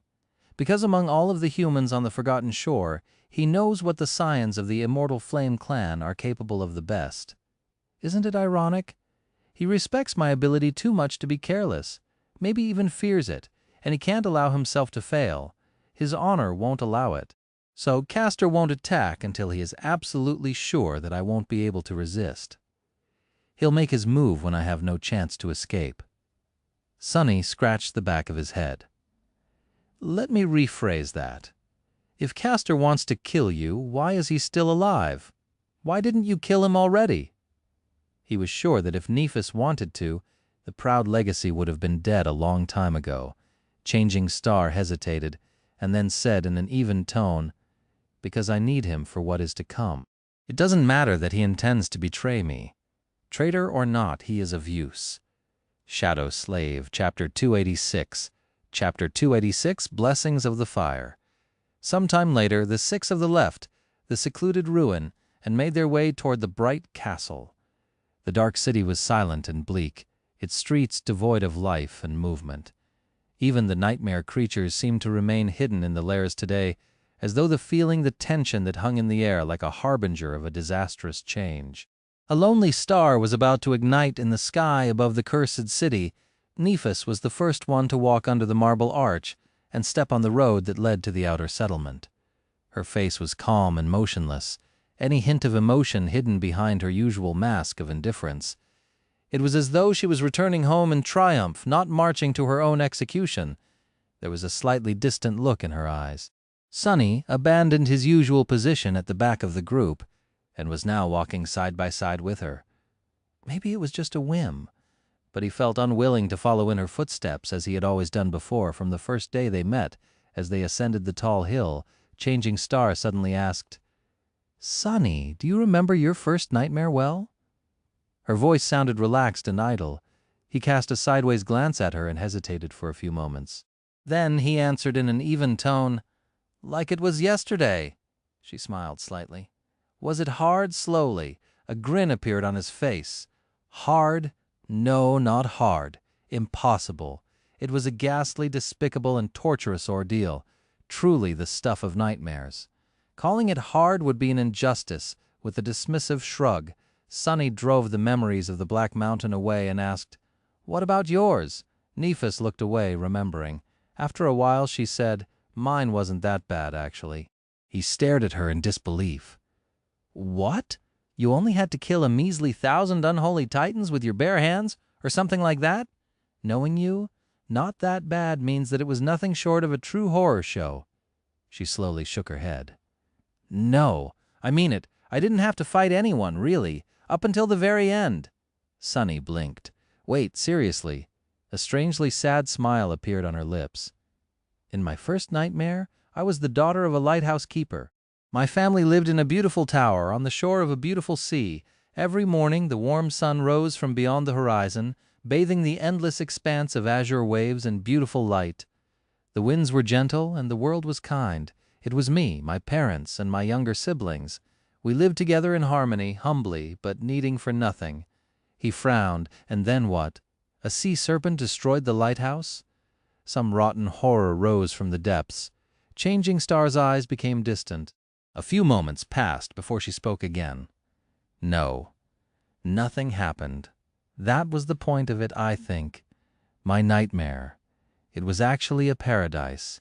It was everything I dreamed about when I was a little kid, only much more wondrous and human than I could have ever imagined." Sonny looked at her in utter shock. As he watched, the hint of sorrow disappeared from Neff's face, replaced by a subtly harsh expression. But that was what made it so hard to overcome. Impossible, even. Just like you said. Because all I had to do to conquer the nightmare, all I had to do was to walk away and leave it all behind, knowing that I could just stay there, in that paradise, forever. He hesitated for a while, then asked cautiously, "So what did you do?" A heavy sigh escaped from Neff's lips. Her eyes grew dim. "I searched for a way out of the nightmare for a long time, but no matter how hard I looked, there wasn't any. Day after day, night after night, as time went by, it became harder and harder to force myself to continue searching. I grew accustomed to that bliss, that warm and beautiful life, and eventually a day came when I thought that maybe I should stop, maybe I can just stay." She tilted her head slightly and said, her tantalizing voice reaching the deepest, darkest parts of his heart, "That was the day I went to the top of the lighthouse. You see, Sonny, you have to light yourself on fire, to rip the blessings of the fire. That was what my grandmother used to say. So that was what I did. I doused myself in oil and set myself aflame." The white flames suddenly licked her hands, and she stared at them, her face slowly turning pale, her eyes reflecting the terrible agony she felt, as her ivory skin continuously boiled, darkened, and then healed to become pristine again. She said simply, "And I burned." Suddenly the flames disappeared, and she made a fist. Her voice grew a little strained, and after a long, long time, when all of it was over, I found myself in a dark cave, nestled in a slimy cocoon of black silk. All around me, thousands upon thousands of people were sleeping in similar cocoons with their eyes open, with happy smiles on their empty faces, and above us was a creature so revolting and abhorrent that I can't bring myself to describe it to this day. It was feeding on our dreams. She grew quiet for a bit and then added, "That creature was convulsing in pain, as though it shared in the agony I felt too. Somehow I managed to break free of the cocoon and kill it before it fully regained its senses." She glanced at him and smiled. However, there was no warmth in that smile. "That was how I conquered my first nightmare. Sonny looked her in the eyes for a long time, silent. Then he slowly turned away. Just as I said, the stuff of nightmares. I guess we call them that for a reason. Changing Star laughed. I guess? But really, fighting that terror wasn't the hardest part. Waking up trapped in a repulsive cocoon wasn't the hardest part. Even burning alive wasn't the hardest part. She grew silent for a few moments and then said, looking at the white road beneath their feet, the hardest part was walking up the steps to the top of the lighthouse. Not because of what waited for me in the future, but because of what I was leaving in the past. Soon the familiar shapes of the outer settlement appeared in their sight. They had finally returned to the bright castle. Shadow Slave, Chapter 287, Lonely Star. The outer settlement had changed from the time Sonny saw it last. At the point where the white road widened into the vast platform that the settlement stood upon, a tall stone barricade was built, with watchful sentries observing the approach to the crest of the hill. Each of them was wielding a memory weapon and a sturdy armor, their faces full of dark determination. The makeshift watchtower constructed on the roof of Neff's lodge loomed above them, with several archers ready to rain arrows on any nightmare creature that wandered close. The slum itself was much the same, but the people populating it seemed different. Many of them were bruised and bandaged, but their eyes shone with the subtle light of hope that wasn't there, or as strong before. That hope was contrasted against the suffocating feeling of tension that hung in the air. From time to time, someone would glance toward the castle and frown, a dark expression appearing on their face. There was another detail that surprised Sonny. On the sleeves of many slum dwellers, a piece of pure white cloth was tied, as if announcing their allegiance to some god or goddess. There had been none of that when he left this place a few months ago. There were also graffiti drawn on the walls of the most derelict hovels, some of them depicting a shining star, some the image of a beautiful bronze spear. What is that all about?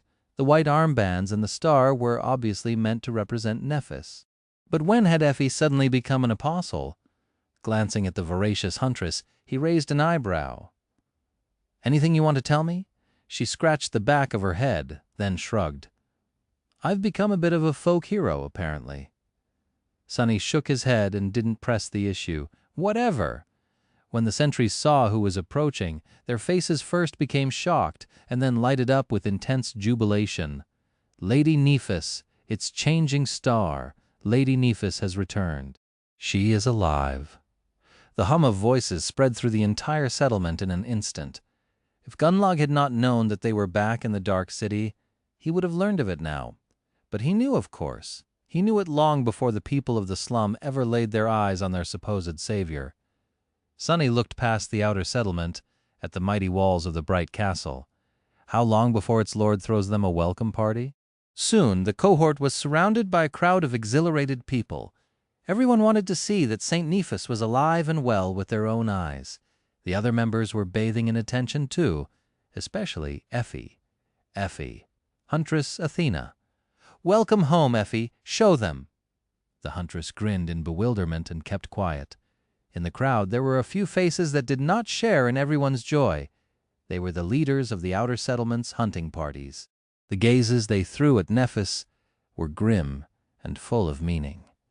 She gave them a nod, letting the experienced hunters know that she understood the message they were trying to relay. Then Changing Star faced the inhabitants of the slum and took the bag that Effie handed her. Slowly unclasping it, she spoke, her calm voice effortlessly making the crowd grow silent. I am not good with words, so please accept my gratitude, dreamers of the Dark City. The past few months have been harsh on me and the members of my cohort, but they must have been equally as harsh on you. However, we have persevered. You here in these cursed ruins, and we out there in the ghastly depths of the labyrinth, but all of it was not in vain. With that, she took something from the bag and tossed it to the ground. Suddenly, a deathly silence settled over the crowd. Everyone was staring at the object laying on the stones, expressions of fear clearly written on many faces. It was a terrifying, jagged black talon, which was as sharp and long as a sword, and then another one fell near it, and another, and another. Eventually, 38 of these dark blades lay in a pile in front of Nephis, 30 from the 6 front limbs of the spire messenger, and 8 from the 2 hind ones. Closing the bag, Nephis put it on her shoulder and said, her tone dark and piercing, "Out there in the labyrinth we have fought and slew one of the cursed messengers of the Crimson Spire. I bring you its claws as a gift to become your weapons." Stunned whispers ran through the crowd. The messengers were both a symbol of terror and a symbol of hope to the people of the Dark City.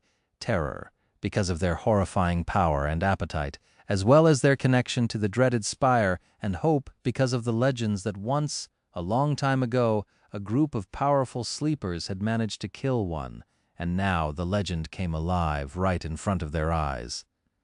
Nephis lingered for a moment and then sighed, a somber note appearing in her voice. Many years ago, we, those who were sent to the Forgotten Shore, weren't yet imprisoned by fear, enthralled by the sin of those cowards who had forgotten that they are, first and forever, humans. Back then there were people among us willing to risk their lives to conquer this hell, escape it. The First Lord and his companions were the greatest of them. And now, brilliant sparks of light suddenly appeared around her head like a sacred halo.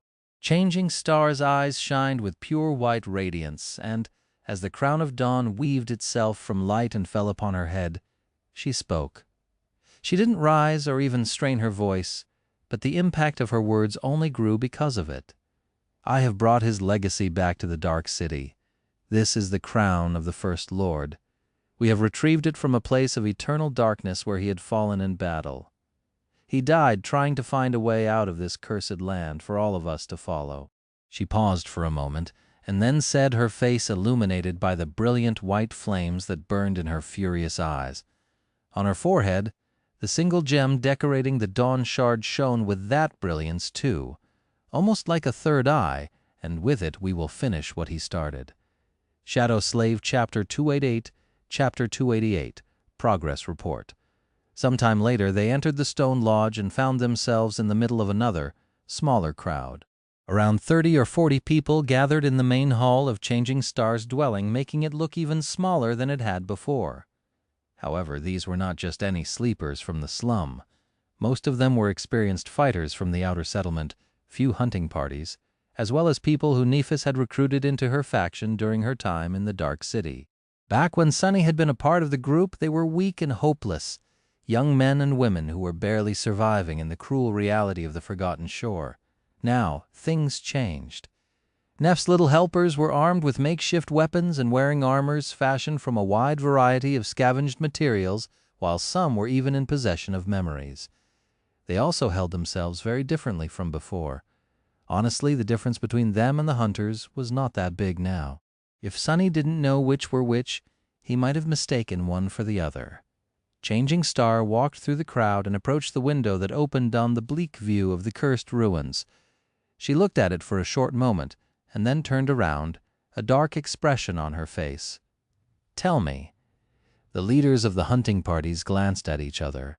One of them, a stocky young man with long messy hair, and 3 ugly scars running all the way from his forehead to his chin, spoke with a bit of uncertainty.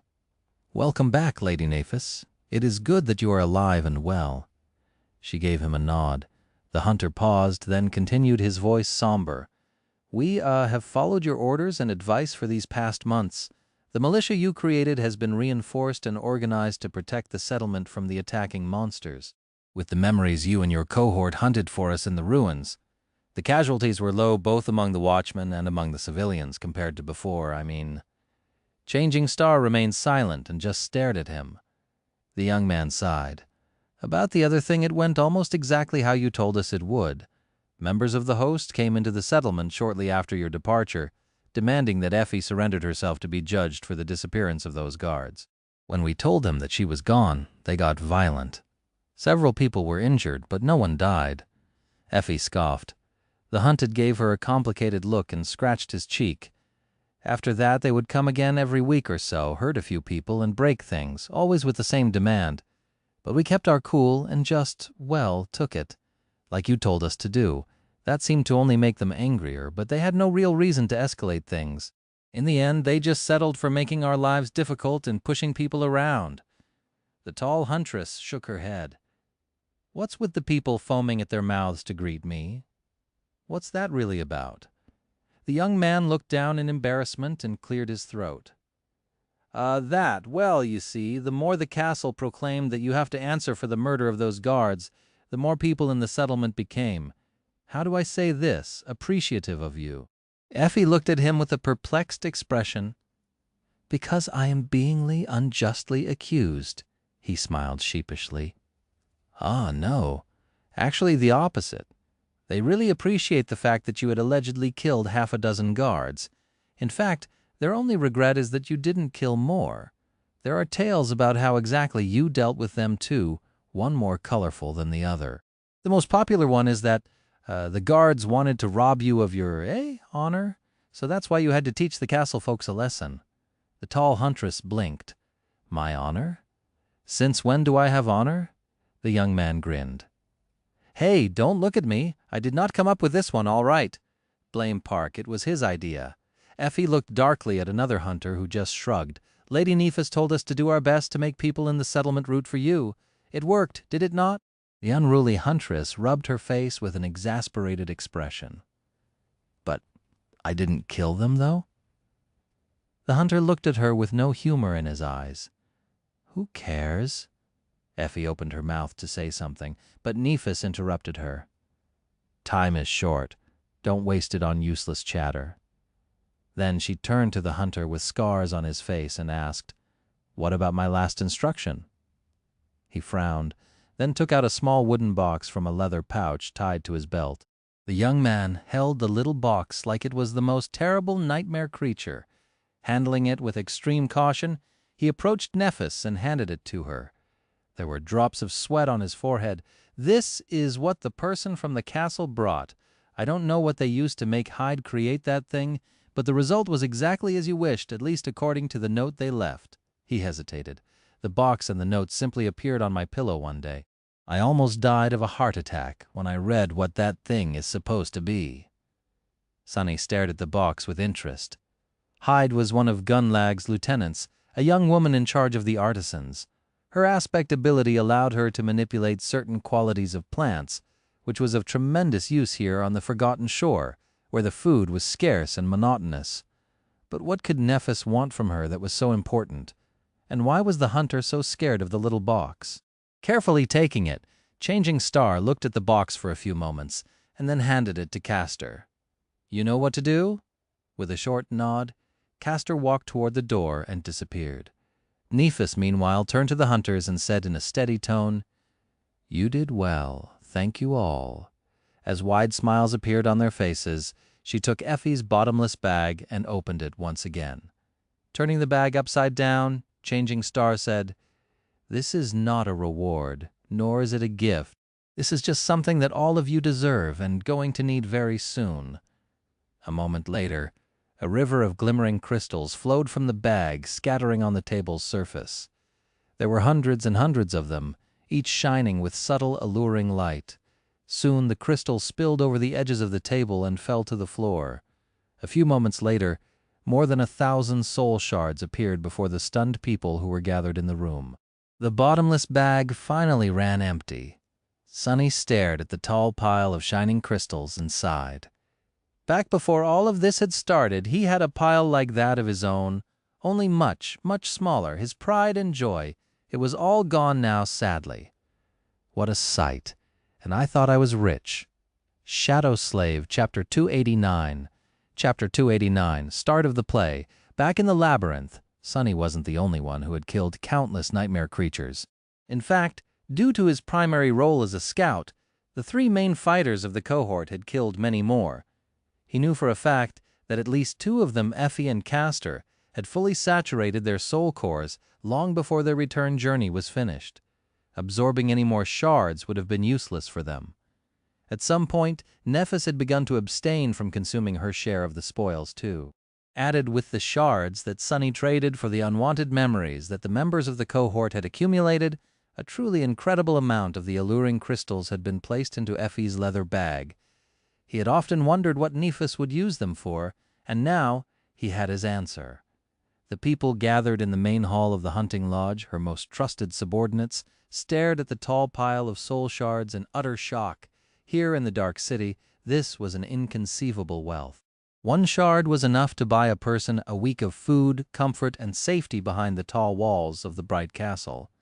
Too many had died because they lacked these things, so in a sense the mountain of crystals in front of them was tantamount to 1,000 human lives.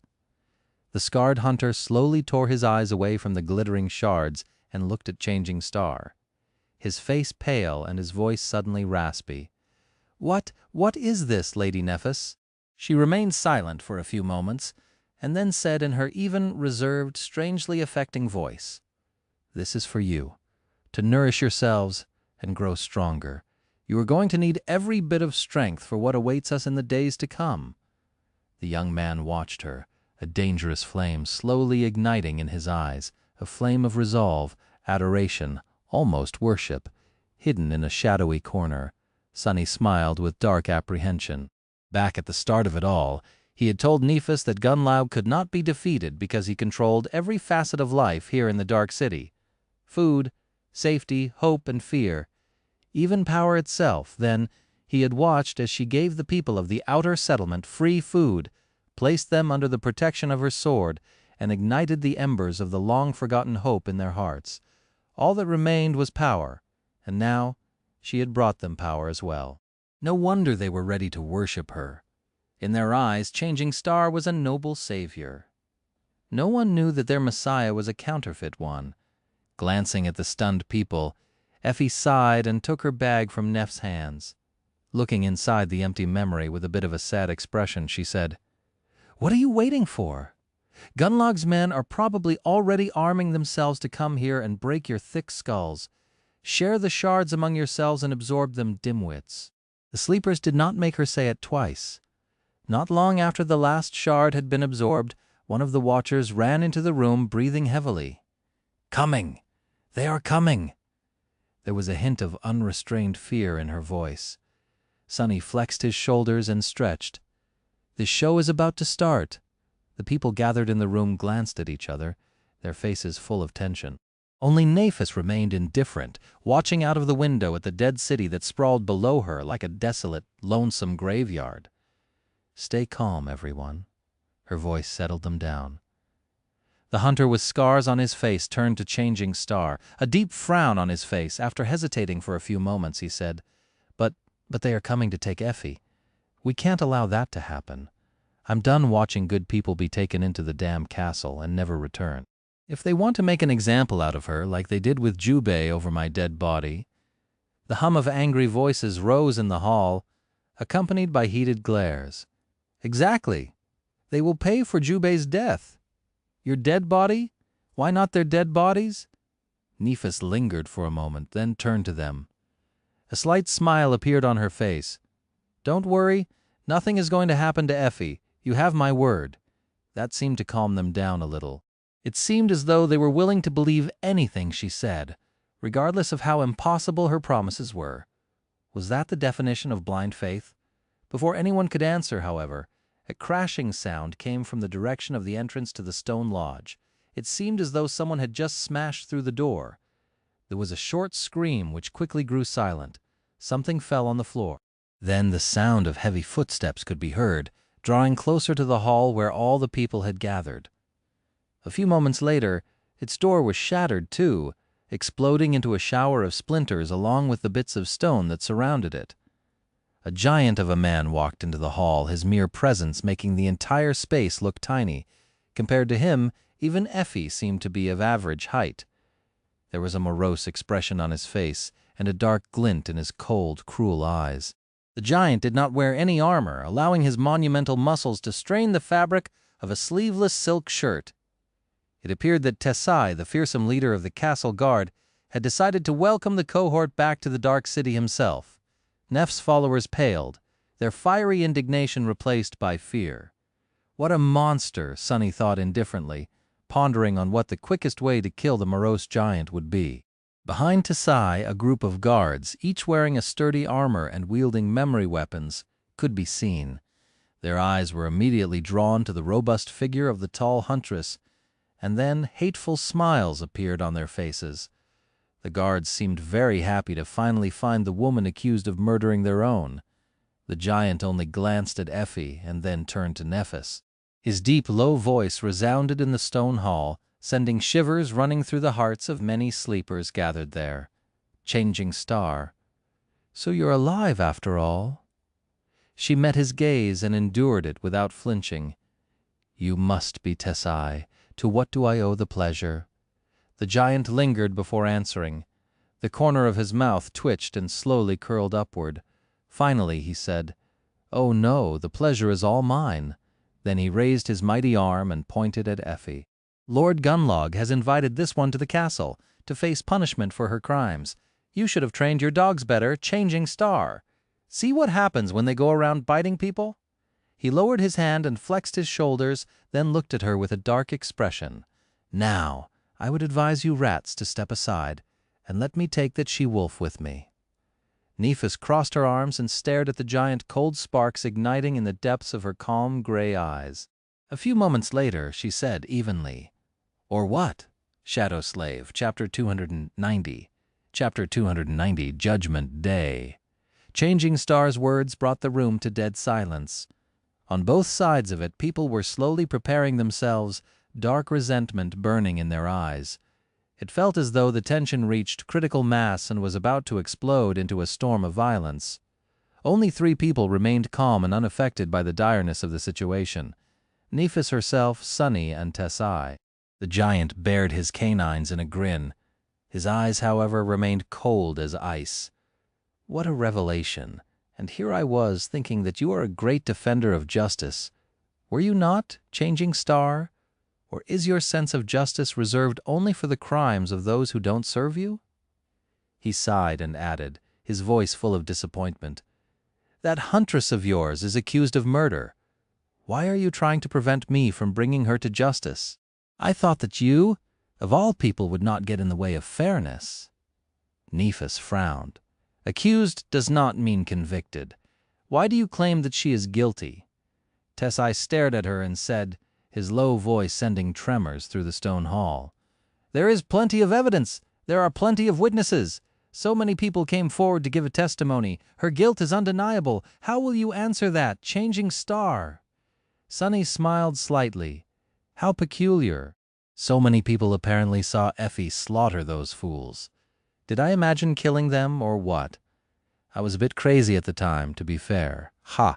Before Nephis could answer, Kai suddenly took a step forward and shouted, "That is impossible!" However, she made him stop with a stern look.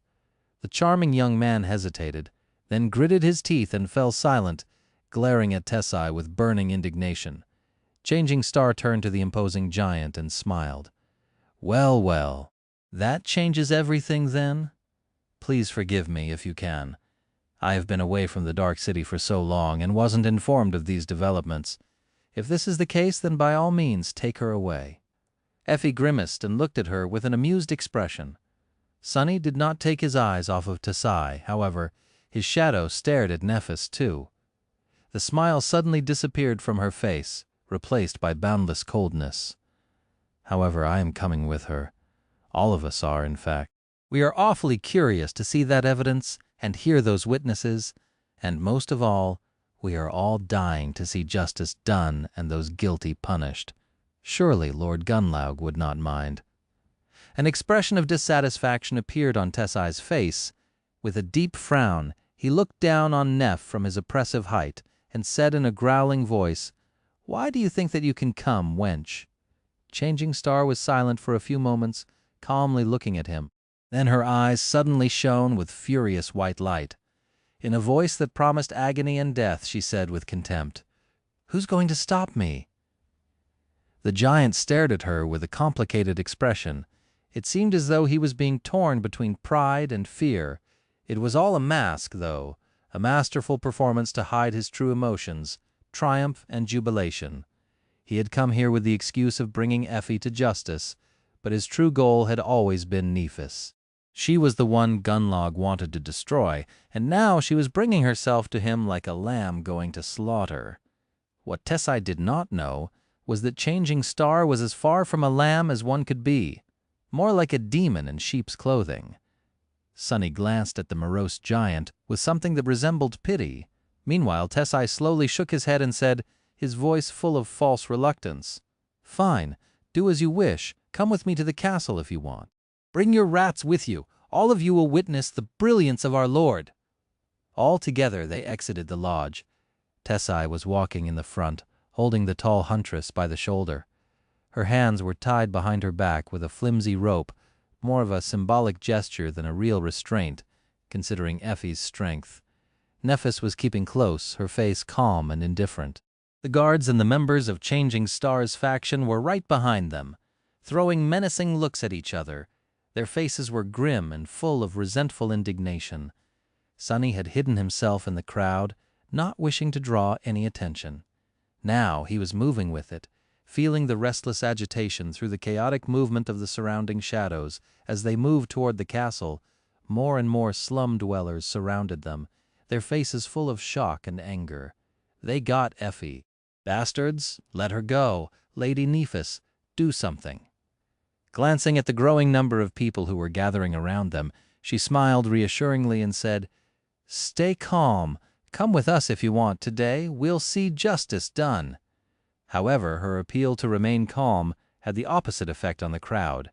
It ignited it instead, and soon a clamor of shouts rose above the outer settlement. "Justice! Justice!" However, at some point the tone of it changed, an almost palpable sense of bloodlust finding its way into the people's voices. The word they were shouting was also replaced, and soon the crowd was chanting something else, calling not for justice, but for judgment. "Judgment! Judgment!" Sunny observed the raging beast of the human crowd with a troubled frown. A cold, familiar emotion grasped his heart. He knew this sickening feeling all too well. It was the same way he felt when facing frenzied, nightmare creatures. Hell! As they drew close to the stairs leading to the entrance of the castle, almost 100 people were following them. The guards standing at the gates stared at the crowd with a bit of fear in their eyes, and at some point Castor appeared out of nowhere and took position right behind Nephis. The proud legacy looked pale and a bit disheveled, but it seemed that he had managed to complete the mysterious task given to him by Changing Star without receiving any wounds. A few moments later, they entered the bright castle Shadow Slave. Chapter 291. Chapter 291, Eye of the Storm. The crowd poured into the castle, their faces contorted with anger and resentment. However, as soon as the slum dwellers passed beneath the swaying skulls that hung above the gates, their fury turned cold. In the echoing stone halls of the bright castle, it was hard to forget that Gunlaug's power was absolute. For as long as any of them remembered, he had ruled over the dark city with an iron fist, elevating those who bowed to him and destroying those who did not. Countless men and women had tried to challenge the bright lord in the past, great people, terrible people, and everyone in between. It was their skulls that now stared at the crowd, darkness nesting in their eyes. Finally, doubt and fear appeared in the hearts of the inhabitants of the outer settlement. Many of them stared at Nephis, their faces turning dim and listless. Changing Star did not react to this sudden change in one way or another. Looking straight ahead, she calmly walked forward, an indifferent expression on her face. Her usual mask was in its place once again, preventing anyone from knowing her true thoughts. Trying to remain unnoticed, Sunny made his way to the front of the crowd to be closer to Nephis, Effie, and Castor. No one paid him any attention. In the grand scheme of things, people thought of him as an insignificant piece, if at all, just like he wanted them to. From his point of view, the atmosphere in the bright castle seemed to be a bit strange, and not because of the invading horde of slum dwellers. Its halls and corridors were too empty, too lifeless. He didn't see any people hurrying on their daily business, as they always would. Even the opulent desk in the entrance hall was empty. The clerk usually present behind it absent for some reason. Where is everyone? His question was soon answered. Entering the throne room, he saw hundreds of sleepers standing along its walls, waiting to meet them. It seemed as though the whole population of the bright castle had gathered here. There were the guards, the hunters, the artisans, the quiet handmaidens, even people who paid tribute to remain in the castle were all there. Sonny noticed a few familiar faces. Steve, the large man in charge of the memory market, stood uncomfortably near the members of the host. There was also Aiko, the owner of the gambling den, and many others whom he remembered from his brief stay in the castle. The air was tense and heavy. It seemed that not all of these people had come to the throne room of their own free will. Many of them had troubled, frightened expressions on their faces. Others were relaxed and joyful, waiting for an entertaining show with dark fascination burning in their eyes. What disturbed him the most were the several figures of nightmare creatures standing among the humans. Those were the echoes belonging to the inhabitants of the castle, each one more terrifying than the other. Why are they out of their owner's soul seas? On the raised dais at the far end of the great hall, illuminated by the false stars that were carved into the wall of the dark alcove, the 4 lieutenants of the Bright Lord stood. There was Gemma, the leader of the hunters, Kido, the chief artisan, and Seishin, who was in charge of the handmaidens. At Harus, of course, Sonny stared at the dreadful hunchback, who just stood there with his usual bored expression, looking at the wall. He was pretty sure that today at least one of them was going to die. As if feeling his gaze, Horace suddenly turned and glanced at Sonny. This time, however, Sonny did not look away. He stared straight into the hunchback's glassy eyes, a calm and calculating expression on his face. I wonder how he killed all those people without being seen even once. With so many victims, somebody had to catch a glimpse of this butcher hard at work. What aspect ability does he possess? How do I counter it? Horace stared at him for a few moments, then tilted his head and smiled with strange amusement. A second later, he turned away and looked at the wall again, seemingly losing all interest.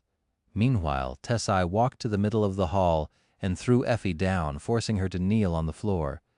Then he gave Nephis a dark look and joined the other lieutenants on the steps leading to the throne. The 200 or so slum dwellers were standing at one end of the throne room, their faces grim and full of dark apprehension. With the exception of those directly serving Changing Star, most of them were dressed in dirty rags, with only a few wearing a proper armor. Some were unarmed, some had memories or makeshift weapons hanging on their belts, and some even had swords hastily fashioned out of the talons of the slain Spire messenger. Opposite them, with their back to the throne, stood the people of the castle. Many of them looked like they didn't want to be here, but more had contempt and indignation in their eyes. Those were mostly the members of the host, who were more than 200 people strong. Each of them was clad in a sturdy memory armor and wielded enchanted weapons. They were strong, well-fed, and experienced in combat. The hunters especially were a formidable presence despite their comparatively small number. They were looking at Nephis with intense hatred, the memory of her killing one of their own in this very hall, still fresh in their minds. Changing Star stood beside Effie in the middle of the empty space between the two groups, looking at the white throne. Her ivory face was cold and indifferent, and her silver hair glinted in the rays of sunshine that fell through tall windows. Sparks of light were dancing in the depths of her calm gray eyes. She was the focal point of everyone's attention and the target of the dark storm of emotions that raged between the ancient walls of the castle today. If it bothered her, she did not show it. And then, finally, the Bright Lord himself appeared. Sonny knew that Gunalug entered the great hall even before seeing him. He knew it because of the sudden change in the people that surrounded him. It was as though a wave of invisible pressure had crashed into the crowd, forcing them to groan and bend, almost buckling to the ground. Their legs trembled, their faces paled, and drops of sweat appeared on their skin, as well as fear and panic in their eyes. The mastermind behind this ghoulish spectacle had finally arrived. Shadow Slave, Chapter 292. Chapter 292, Just Cause. Gunlock looked just like the last time Sonny had seen him, like a golden demon born of some harrowing hell. The Bright Lord was tall and had broad, powerful shoulders. His body was clad in a strange armor that seemed to be made out of molten gold. It was both solid and liquid, flowing over his mighty muscles and covering him from head to toe. Not even Gunalug's eyes were exposed. In the place where his face should have been, there was nothing but a smooth and empty expanse of polished gold. The great hall of the bright castle reflected in it, and all the people gathered there did too. As soon as Sunny saw the golden mask, he felt the oppressive aura that radiated from the Bright Lord. Even knowing what was going to happen, he couldn't help but shake a little and bite his lip. The mind assault of the golden armor was truly hard to endure. Even with the protection of the puppeteer's shroud, he felt it pressing on him, making it hard to breathe. Deep inside, a primal bestial fear was clawing at his heart. But this fear did not belong to him. It was fake. With a dark grimace, Sunny strangled it and made it disappear. Walking out of the darkness of the alcove like a golden apparition, Gunlock glanced at the mass of people below him and sat on the throne. His pose was relaxed and casual, as though he was here to leisurely resolve a trivial matter, not decide someone's fate. Hundreds of fates, perhaps. However, despite his laid-back attitude, everyone gathered in the great hall swayed a little, pressed down to the ground by the incredible force of his presence. The Bright Lord lingered for a few moments, and then said, his serpentine voice full of mirth, "Ah, what a sight! All my precious wards gathered here, united in the desire to see justice prevail. This dedication, this fervor for the rule of law, oh, it just makes my blood boil with appreciation. Don't you think it's wonderful?" He laughed and turned his head slightly, peering directly at Nephis. She lowered her head a bit, an almost imperceptible tremor running through her body. To Sunny, though, it seemed as though the plates of marble beneath her feet were about to crack from the terrifying pressure of Gunlock's gaze. Nevertheless, she endured it without showing much of the tremendous strain she was under. The Bright Lord paused and then echoed his words, a note of some dark emotion finding its way into his voice. "Don't you think it's wonderful? Changing star of the immortal Flame Clan?" Nephis greeted her teeth, struggling to remain steady under the psychic onslaught of the golden armor. When she finally answered, her voice sounded suppressed. "Indeed." Gunalug remained silent for a bit. Although his face was hidden behind the golden mask, Sunny had a feeling that he was smiling. Finally he spoke. "How nice. Somehow I was under the impression that you would disagree. I've been told by my most loyal aides that you are a disagreeable person. I guess you just can't trust anyone these days." With that, he glanced at his lieutenants, making them pale and shiver. Sunny shivered, too. The message hidden in those words was clear. Gunlag was letting Nephis know that he had known that she had a spy among the highest ranks of his people all along, and didn't care. Maybe even silently allowed it to happen. Damnation? How much did he know? Finally, the Bright Lord looked at Effie. After a few seconds had passed in tense silence, he spoke to her with a hint of sadness. "We meet again, Effie. What a shame that it is in these tragic circumstances. If only you had listened to me and joined the host, perhaps then you might not have fallen so low. Such pity." He shook his head and sighed. "I had high hopes for you. But alas, murdering innocent humans is not something that can be forgiven. Look at yourself. Instead of a noble hunter, you have turned into a wild beast. But that is what happens when people refuse my grace. They become no better than nightmare creatures." His somber words echoed in the silence of the great hall, making people lower their gazes. Effie trembled, pressed down by the force of his undivided attention. But then she grinned and answered, her raspy voice sounding relaxed and carefree. She only said 2 words, "Fuck off." Gunlog laughed and raised his hands in a helpless gesture. "I rest my case. You all see how unrepentant this vile murderer is. There's not a drop of remorse left in her corrupted, rotten soul. That is why, with a heavy heart, I have to sentence this once promising young woman to death. She has to answer for her crimes, and leaving her alive would put you, my wards, in danger. I am left with no choice." A hum of voices rose from the crowd. Slum dweller or an inhabitant of the castle, everyone was affected by his last words.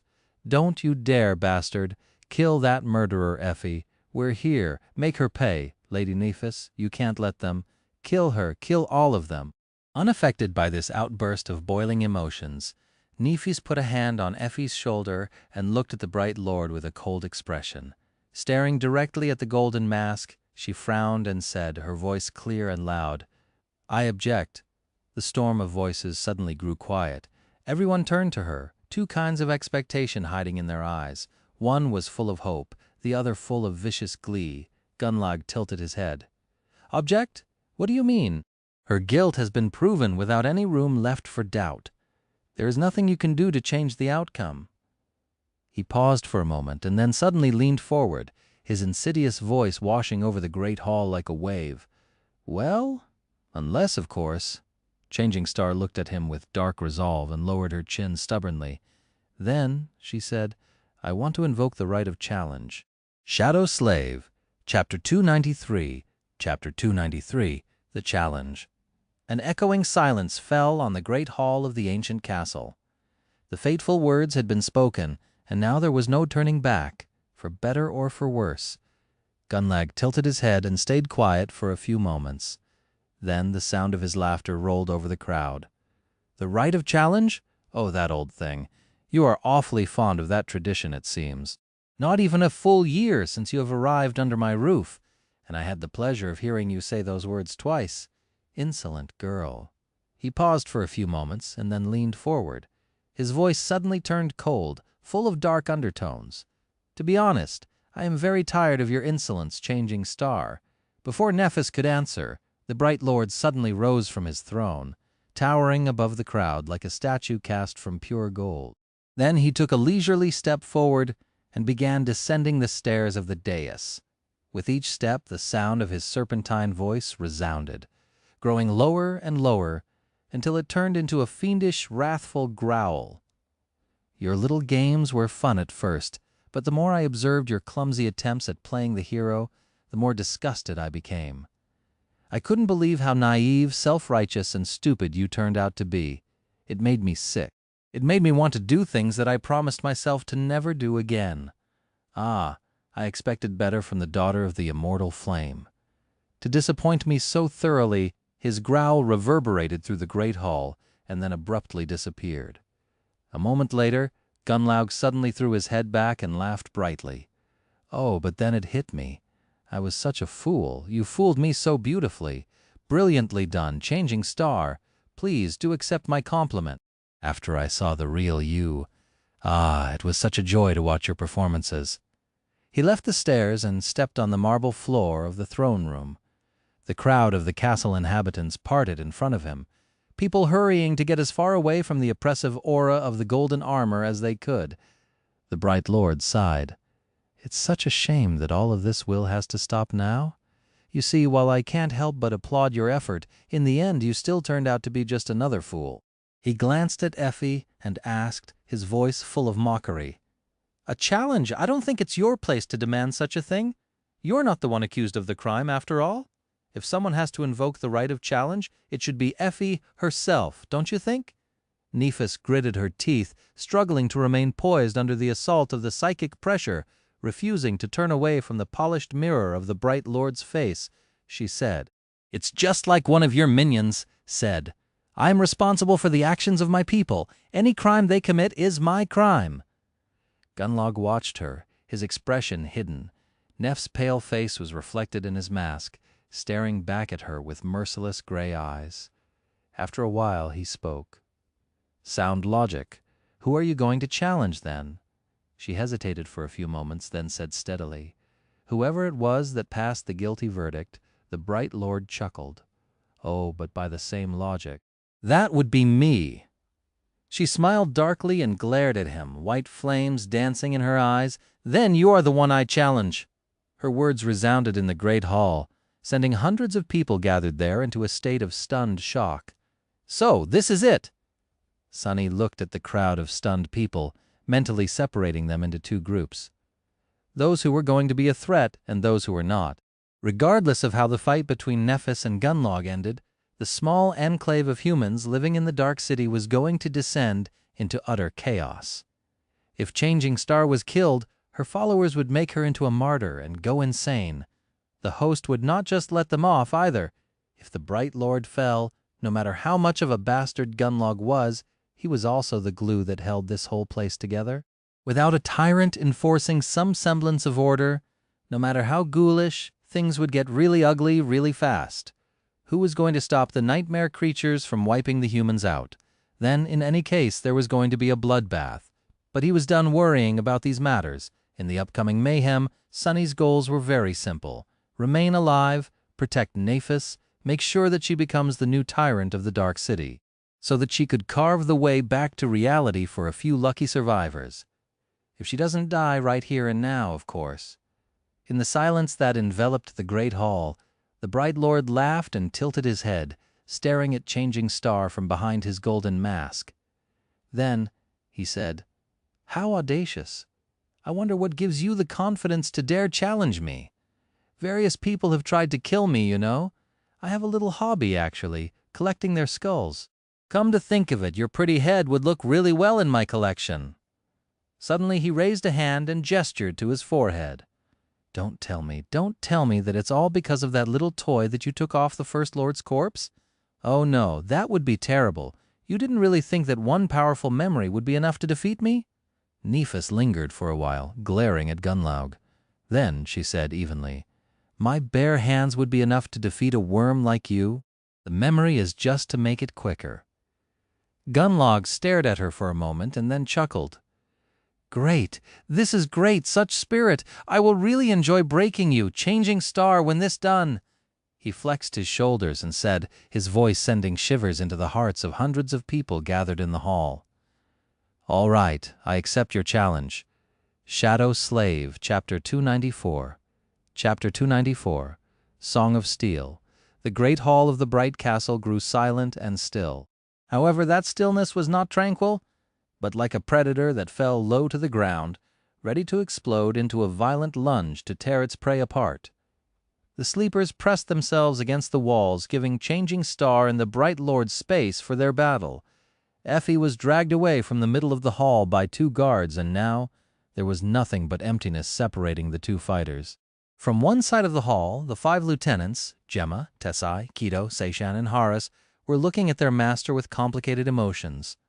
On the other side of it, Kai, Castor, and the leaders of the outer settlement hunting parties were doing the same. Cassie was also there, her hand resting on the hilt of the quiet dancer. There was a grim, somber expression on her beautiful face. Sunny glanced at the blind girl and then turned to the center of the throne room. 2 people were standing opposite each other there. One was a tall man encased in a strange golden carapace that followed the lines of his mighty body. The other was a young woman in an elegant plate armor forged of white metal. There was a subtle similarity between them.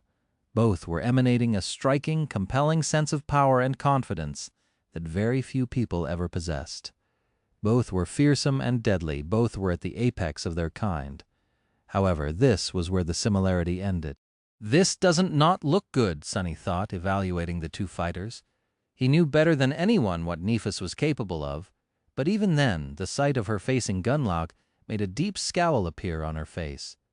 The Bright Lord was much taller than her, and weighed probably twice as much as Changing Star. He was stronger, had longer reach, and much more experience in slaughtering people. That was not even considering that damned golden armor of his.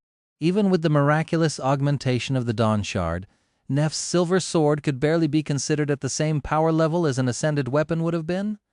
That was still a whole rank below Gunlag's strange echo. Trying to break through that armor was going to be as hard as cracking the shell of a carapace centurion with a sword forged from mundane steel. Incredibly hard, if not impossible. And unlike the carapace of a scavenger, the golden echo did not seem to have a weak spot. At that moment, sparks of light appeared in the air in front of Changing Star. The silver longsword appeared in her hand, and she pointed it to the ground for now. What weapon is that bastard going to use? That would decide a lot. Sunny was sure that Gunlaug possessed an arsenal of powerful memory weapons, but how powerful were they exactly? He glanced at the Bright Lord, expecting to see the same sparks swirling around his hands. However, there was none. Instead, the liquid gold flowed forward and assumed the shape of a heavy battle axe, which Gunlaug then grasped and leisurely put on his shoulder. The polished mirror of his mask reflected the slight frown that appeared on Neff's face. Damn it! The weapon the Bright Lord was going to use was also a part of his echo, and as such possessed the quality of a transcended weapon. It was going to cut through the Starlight Legion armor without much effort. This is even worse than I imagined. As Sunny gritted his teeth, Gunlog said in a serpentine, insidious voice, "Any last words, Changing Star?" Nephis tilted her head a little and remained silent for a while. Her helmet weaved itself from strings of light, hiding her face completely, with only calm gray eyes visible through the crack of the visor. Finally, she answered with only one word, her usually even voice full of furious contempt. "Traitor." A wave of whispers spread through the crowd. People were guessing what exactly she meant by that, but Sunny suspected that he was the only one who knew. Neff wasn't accusing Gunlog of betraying his fellow humans or causing the deaths of numerous young men and women. She was accusing him of betraying the true duty of the awakened and submitting to the nightmare spell instead of fighting it to the bitter end. In her mind, that was a far greater crime, the only crime even. The Bright Lord laughed. "That's too bad, I heard that one before." And then, without wasting even a fraction of a second, he suddenly exploded forward in a terrifying, lightning-fast lunge. The shift between peace and violence was so instant and swift that most people gathered in the Great Hall did not even realize what was happening until a few moments later, with each of Gunlog's strides, the floor of the throne room shook a little. He flew at Nephis like a furious giant made of gold, swinging his battle axe with both incredible agility and horrible force. She barely reacted in time, shifting her body and raising the sword to deflect the killing blow to the side. However, then something unexpected happened. The shaft of the battle axe suddenly elongated, the liquid gold comprising it flowing forward to assume a new shape. As a result, her deflection ended up being almost useless. With an awkward stagger, Changing Star reeled back. The very edge of the battle axe's blade bit into the helmet of the Starlight Legion armor and effortlessly cleaved through it, leaving a shallow cut on her cheek. In the next moment, Gunlag's foot crashed into her ribs, sending the young woman flying through the air. Nephis landed in a roll and used one hand to stop herself from sliding on the marble floor. As drops of blood fell from beneath her helmet, merciless white flames ignited in her eyes. A moment later, she jumped forward and met the onslaught of the Bright Lord with an equal amount of fury. The deadly song of clashing steel resounded in the ancient hall, like a promise of much greater bloodshed yet to come. Shadow Slave, Chapter 295. Chapter 295, The Duel. The breastplate of Neff's armor cracked from the force of Gunlog's blow, and there was blood streaming from beneath her helmet, but that didn't slow Changing Star one bit. Jumping forward to meet the Bright Lord's assault, she dodged the blade of the battle axe, twisted, and tried to deliver a strike of her own. A furious clangor of metal exploded in the silence of the great hall, both fighters moving with incredible speed, precision, and skill. In a span of several seconds, they exchanged numerous blows, but each was either deflected, dodged, or blocked. This terrifying clash was not at all like Sunny had imagined. There was nothing elegant, graceful, or elevated about it. All there was barbarous violence and cruel brutality, each of the fighters doing everything in their power to break, cripple, and kill their opponent. Their voices sounded like that of wild beasts, partially from the incredible strain of the duel, but also to let out the suffocating bloodlust and murderous intent that were drowning their minds. That was not to say that any one of them had lost control of their thoughts and actions. Both were cold-blooded killers and knew how to remain calm in the throes of the most terrible rage. A few seconds later, Gunlog and Nephis disengaged and staggered away from each other, letting the spectators draw in shaky breaths. The Bright Lord's golden armor was pristine and unscathed. Nephis, however, had several bloody cuts on her body, the black material encompassing it, torn and ripped. Another crack appeared on one of her pauldrons. She glanced at it briefly and then indifferently turned back to watch her enemy. Everyone in the throne room in one way or another was thinking about the same thing, a cold and sickening feeling slowly spreading through their chests. How would they fare in such a fight themselves? The answer was simple. They would have been long dead, eviscerated in mere seconds by one of these awesome fighters. Everyone felt death breathing down their necks. Among all the people watching their fight, however, there were two who observed Changing Star's every move with a special kind of attention. They were Sunny and Castor. Their reasons for studying how Nephis fought were entirely different, but also almost the same. Just a second of rest, and the two fighters lunged at each other once again. This time, however, their behavior was different. The first clash was just a test to gauge what the enemy was capable of. Now they were not holding anything back, throwing everything they had at the enemy. At least, that was how it seemed. Changing Star's sword suddenly flashed with brilliant radiance. Removing one hand from the hilt, she grasped the incandescent blade with her armored gauntlet at the middle to better control its tip and raised it to shoulder level. With Gunlog's ability to change the length of his weapon at will and almost impregnable armor, this grip was more advantageous. The Bright Lord absorbed the battle axe back into his armor. Then two straight blades grew out of his forearms, creating weapons that resembled long, heavy punching daggers. They clashed once again, this time with even more fury. The people pressing themselves into the walls of the throne room trembled. Nephis seemed to abandon a lot of her defense, willing to take much bigger risks to obliterate the enemy. The reach of her sword was much shorter now, but the silver blade also grew much more agile and unpredictable. Gunlog's daggers were a true menace to resist, however. They flew at her from all sides, either in tandem or in a staggered rhythm, making it hard for the young woman to predict and deflect each blow, but she wasn't trying to. Changing Star seemed willing to receive many shallow wounds to get a chance to land a strike on her opponent. More bloody lacerations appeared on her body, the Starlight Legion armor barely holding together, but she achieved her goal in the end. Catching one of Gunlag's daggers between the blade of her sword and her body, she forcefully twisted the sword sideways and caused him to turn his torso. Then, Nephis sidestepped and suddenly appeared behind the Bright Lord, with a fraction of a second left before he could turn around and defend himself.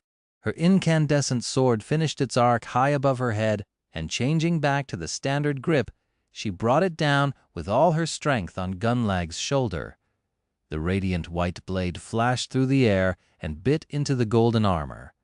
And then it slid fruitlessly off its bright surface, not leaving even a scratch on it.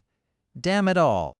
In the next moment, Gunlag threw the sword to the side with one arm and delivered a terrifying blow with the other, his dagger aimed at Neph's face. She managed to turn her head at the last moment, avoiding instant death, but was still caught by the enemy's fist.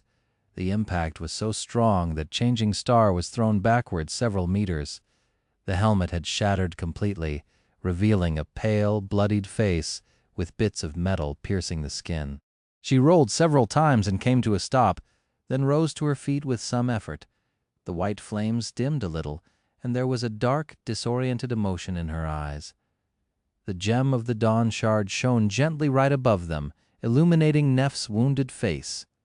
A moment later, she dismissed what little remained of the helmet and stared at Gunlag with resentment, blood running from the cuts on her cheeks. The Bright Lord laughed and made a step toward Changing Star, his voice echoing under the roof of the great hall like a death sentence. What? That was all. Nephis did not answer. Instead, she placed both hands on the blade of her sword, holding it with its hilt and crossguard up like a makeshift mace. The radiance of the silver sword spread to encompass all of it, but it didn't stop there. Sonny opened his eyes wide. What? The furious white flames spread from the sword to Changing Star's hands, her arms, and then devoured her figure completely. But they weren't burning in the white, cracked metal of the Starlight Legion armor. Instead, the brilliant radiance was emanating from her skin. Shadow Slave Chapter 296. Chapter 296, Creature of Light. Sonny stared at the shining figure in front of him, a myriad of thoughts appearing in his mind.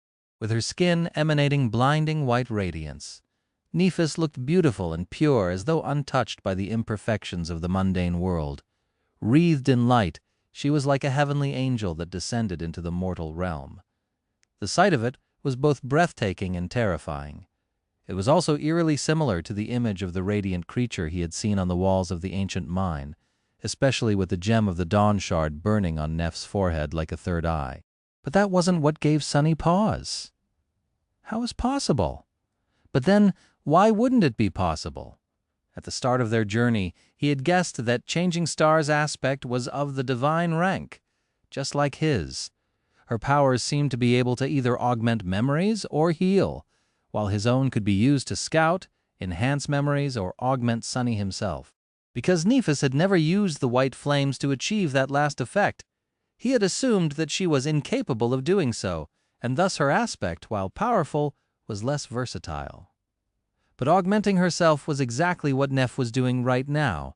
Sunny knew it instantly. She wrapped her body in light, just like he had wrapped his own body in the shadow countless times. With this enhancement, her physical prowess had to grow exponentially. Had she always been capable of doing so and hid that facet of her aspect intentionally? Or was this something she learned how to do only after growing more powerful and absorbing hundreds upon hundreds of soul shards in the labyrinth? That question was going to remain unanswered, at least for now, because the battle between Changing Star and the Bright Lord was far from over. Just like Sunny suspected, with her body wreathed in light, Nephis suddenly became much stronger and faster.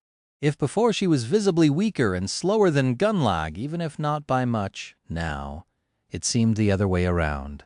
She dashed toward the enemy, batted away one of the daggers, and delivered a crushing blow right to the polished mirror mask. This time there was a slight mark left on the surface of the golden armor by her sword. The two of them became locked in a ferocious battle, dozens of attacks flying at each fighter. The clangor of metal grew in volume, turning into an almost deafening cacophony. Changing Star was fighting with abandon, more and more wounds accumulating on her radiant body, however.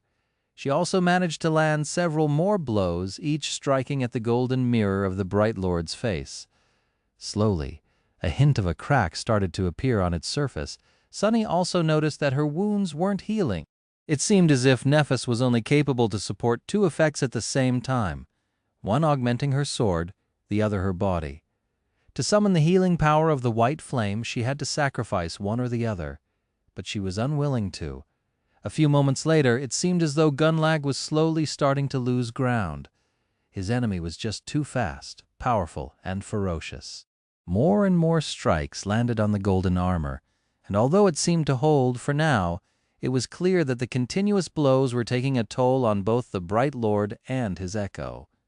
However, the Golden Serpent had a few tricks up his sleeve too. When the momentum of the fight began to favor Nephis, he suddenly chuckled and turned his face to catch her reflection in the mirror mask.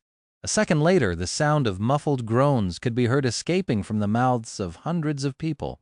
The psychic pressure emanated by the Bright Lord suddenly increased manyfold, throwing some people to the ground and making others stagger. Sunny saw blood flowing from people's noses, eyes, and mouths. He himself also felt it and gritted his teeth, struggling to remain standing. He almost failed. Changing Star, who was at the center and the true target of the mental assault, let out a pained yelp and staggered. That was the moment when Gunlag stepped forward and stabbed her through the chest with one of his daggers. As the long blade pierced the lithe body of the young woman and exited from her back, he said in a calm and friendly voice, There, that's enough. Go die now, stupid girl." Then he twisted the dagger, making her scream once again. Nephis stared at him, blood flowing from her mouth. Then she raised her sword and hit him in the face with the pommel again and again, until a small crack finally appeared on the surface of the mirror mask. But the crushing wave of mental pressure did not go away. Instead, it only increased. Gunalug laughed. "Are you done?" "No." "Well, let me help you then." His second daughter flashed through the air, slashing Nephis across the wrist. With the tendons cut, the silver sword fell from her hand, its radiance dimming Nephis, used her other hand to push the Bright Lord away and slid off the blade of the dagger, then staggered away, eventually falling to her knees. The white radiance emanated from her body grew brighter, and the wound on her body began to heal. A low groan escaped from her lips. Gunalug approached the kneeling young woman, laughing. "Did you think I wouldn't know about that little trick of yours? Go ahead and heal. See where it gets you." With that, he grabbed her by the neck and stabbed her again, reopening the terrible wound that had just closed once again. "How's that? Come on, heal it again." With a ferocious growl, he continued stabbing her over and over, his hand quickly becoming painted red with blood. "Oh, this is really fun, but a bit tiring. How about I just cut off your pretty head right now and end this?" Nephis spat some blood and turned her head to face him. And then she closed her eyes. Back when they had first arrived in the Dark City, Sunny had noticed that Cassie wasn't affected by the psychic pressure of the golden armor at all. From that, he deduced that the source of the mental assault was not the armor itself, but the golden mirror of its face, or, to be exact, seeing a reflection in it. After returning from the castle, he had shared that insight with Nephis. It seemed that she remembered it. With her eyes closed, Changing Star raised her hands and grabbed the bright lord that was strangling her by the shoulders. Then she used her whole body to deliver a devastating blow to his face, the gem of the crown of dawn hitting Gunalug right where his nose should have been. Finally, the surface of the golden mirror cracked and shattered. Through the small Brea, a blue eye full of murderous joy was revealed. Shocked by the sudden blow, Gunlaug staggered away. "You bitch!" The daggers were instantly absorbed into the golden armor, replaced by the heavy battle axe again. But he didn't get the chance to use it. With her eyes still closed, Nephis swiftly turned to the sound of his voice. Then she raised her hand, opened her fist, and blew on it. In the next moment, a cloud of red sand shot from her palm and enveloped Gunlaug. Sunny stared at it in shock, an expression of sudden recognition appearing on his face. He knew the look at that cloud all too well. It wasn't sand, it was the blood flower pollen. Shadow Slave, Chapter 297, Red Flower. The red cloud enveloped Gunlaug, seeping through the crack in his helmet. A second too late to react, the bright lord reeled away, but not before inhaling the pollen of the nightmarish flower. Sunny didn't know when and how Nephis had gotten it, but he knew that he wasn't mistaken.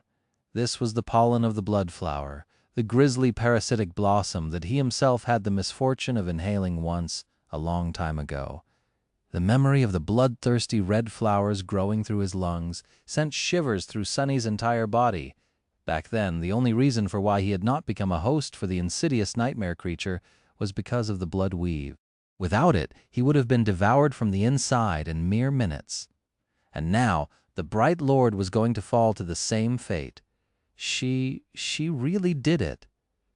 The rest of the sleepers gathered in the great hall did not know that Gunlaug was already as good as dead, however.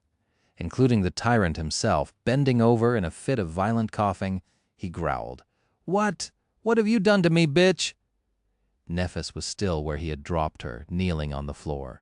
Her armor was shattered and torn, with rivers of blood streaming down the cracked white metal. The brilliant radiance of her skin had been extinguished, but there were incandescent flames burning under it. The horrible wounds on her chest were slowly closing, and the lacerations on her face were already gone, leaving it just as perfect as it had been before. That face, however, was bloodied and pale, contorted in an expression of terrible agony.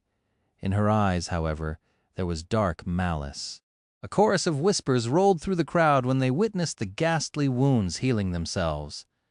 Be it the members of the host or the slum dwellers, all of them had two words on their lips: "Immortal flame, immortal flame."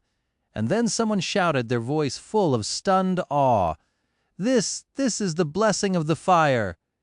Deaf to all of it, Changing Star moaned and slowly rose to her feet.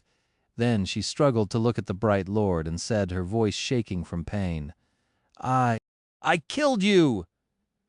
Through the crack in the golden mask, Sunny saw Gunlaug's blue eye first narrow, and then suddenly open wide. In the next moment, the bright lord began coughing again. This time, a suppressed scream escaped from his lips. "It's about to start!"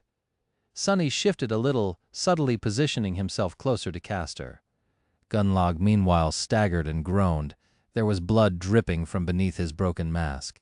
Then a shaky laugh resounded in the throne room of the ancient castle. "Ah, did you really? What a surprise!" He dropped his battle axe, which then turned into a puddle of liquid gold and merged with the strange armor. He took a step toward Nephis, but then swayed and fell to one knee. For a few moments the bright lord remained motionless. Then his body convulsed, more blood spilling through the cracks in the visor of his golden helmet. A muffled scream could be heard once again, full of torturous pain. Hundreds of people were watching him, stunned, their eyes full of disbelief, anger, and terror. The Bright Lord raised his head and glanced at Nephis, then hissed, "What a joke! I can't die like this!" Changing Star looked down on him, her face cold and motionless. There was no triumph or gloating in her eyes, but there was also no mercy. Turning away, she hesitated for a moment and then said, her voice strangely gentle, "Rest easy now, your nightmare is over." Gunlag stared at her in disbelief and then suddenly laughed. There was a disturbing, gurgling sound coming from somewhere deep in his throat, as though he was drowning in blood. "Good, this is too good. Yours is only starting, though." With that, he slowly rose and then turned away. Swaying, the Bright Lord took one step forward, then another. The crowd watched silently as he arduously made his way to the steps that led to the throne of white marble, and climbed them, blood spilling from the cracks in his helmet, his golden armor flowing and swirling around his body in a state that resembled panic. Finally, Gunlag reached the dais and fell on his throne, looking down on the great hall of the ancient castle with a strange, wistful expression. Then he strained to say something but became twisted in a violent coughing fit instead. In the end, he just whispered a few almost inaudible words and leaned on the back of the throne, his body relaxing. Sunny was perhaps the only one who had heard him, due to the fact that his shadow was hiding in the darkness of the alcove all along. "I tried, in the beginning. I really did." This was what Gunlag had whispered, and then he grew still.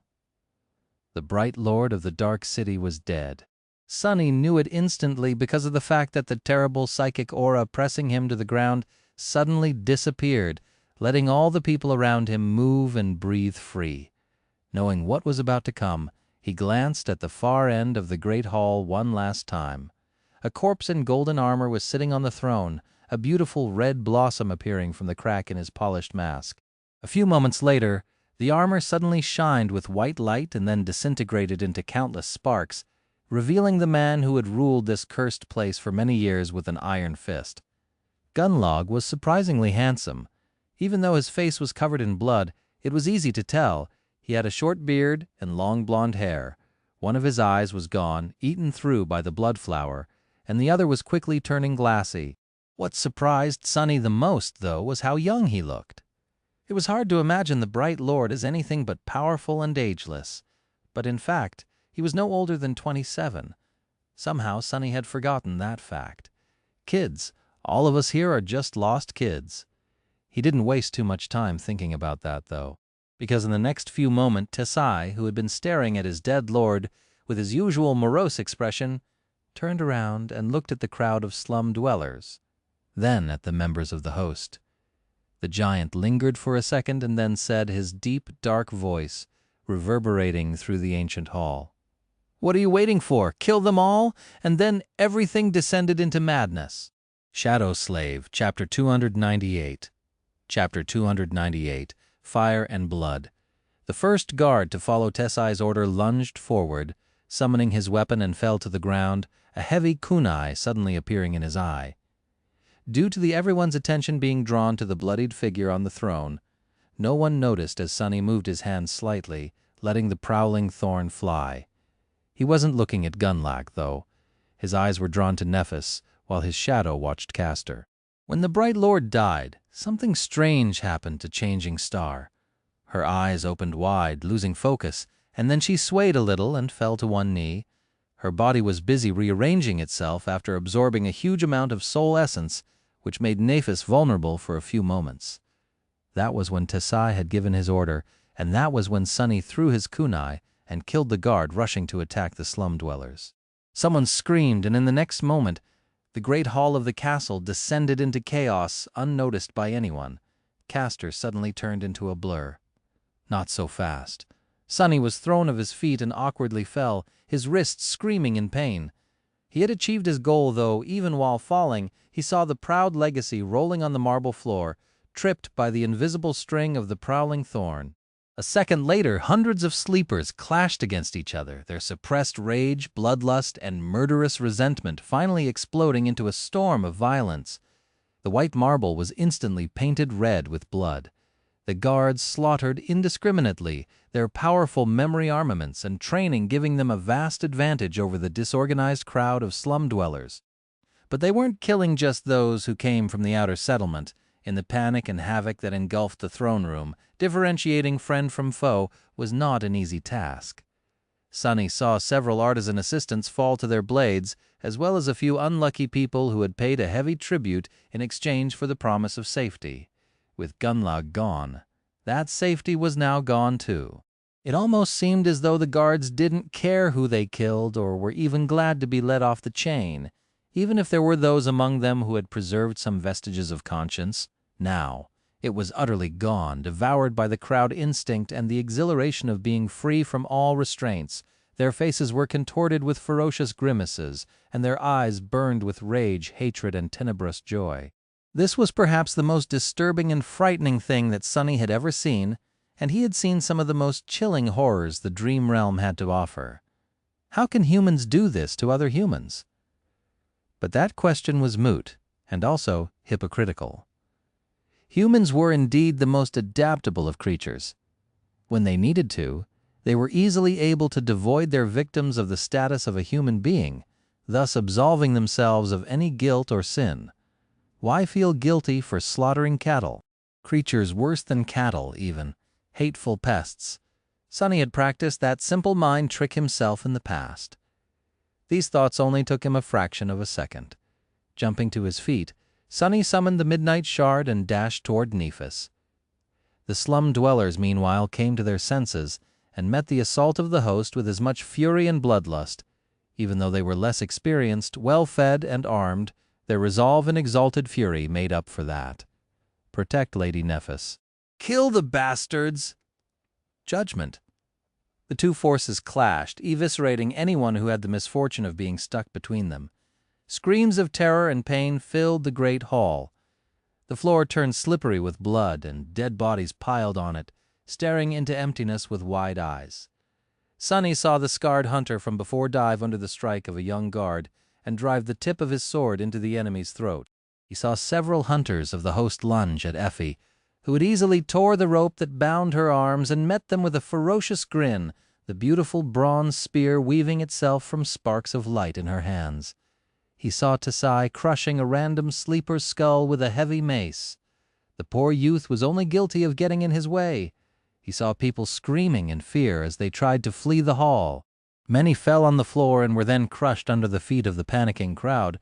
The problem was, he didn't see Castor.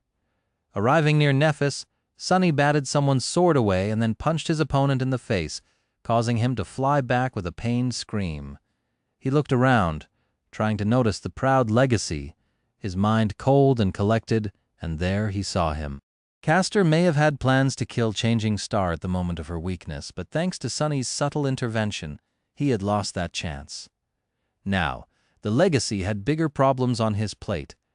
With the enchanted Jian in his hand, he was fighting none other than Gemma, the leader of the hunters. No matter how strong and skilled Castor was, this was not an opponent that would go down easily, if at all.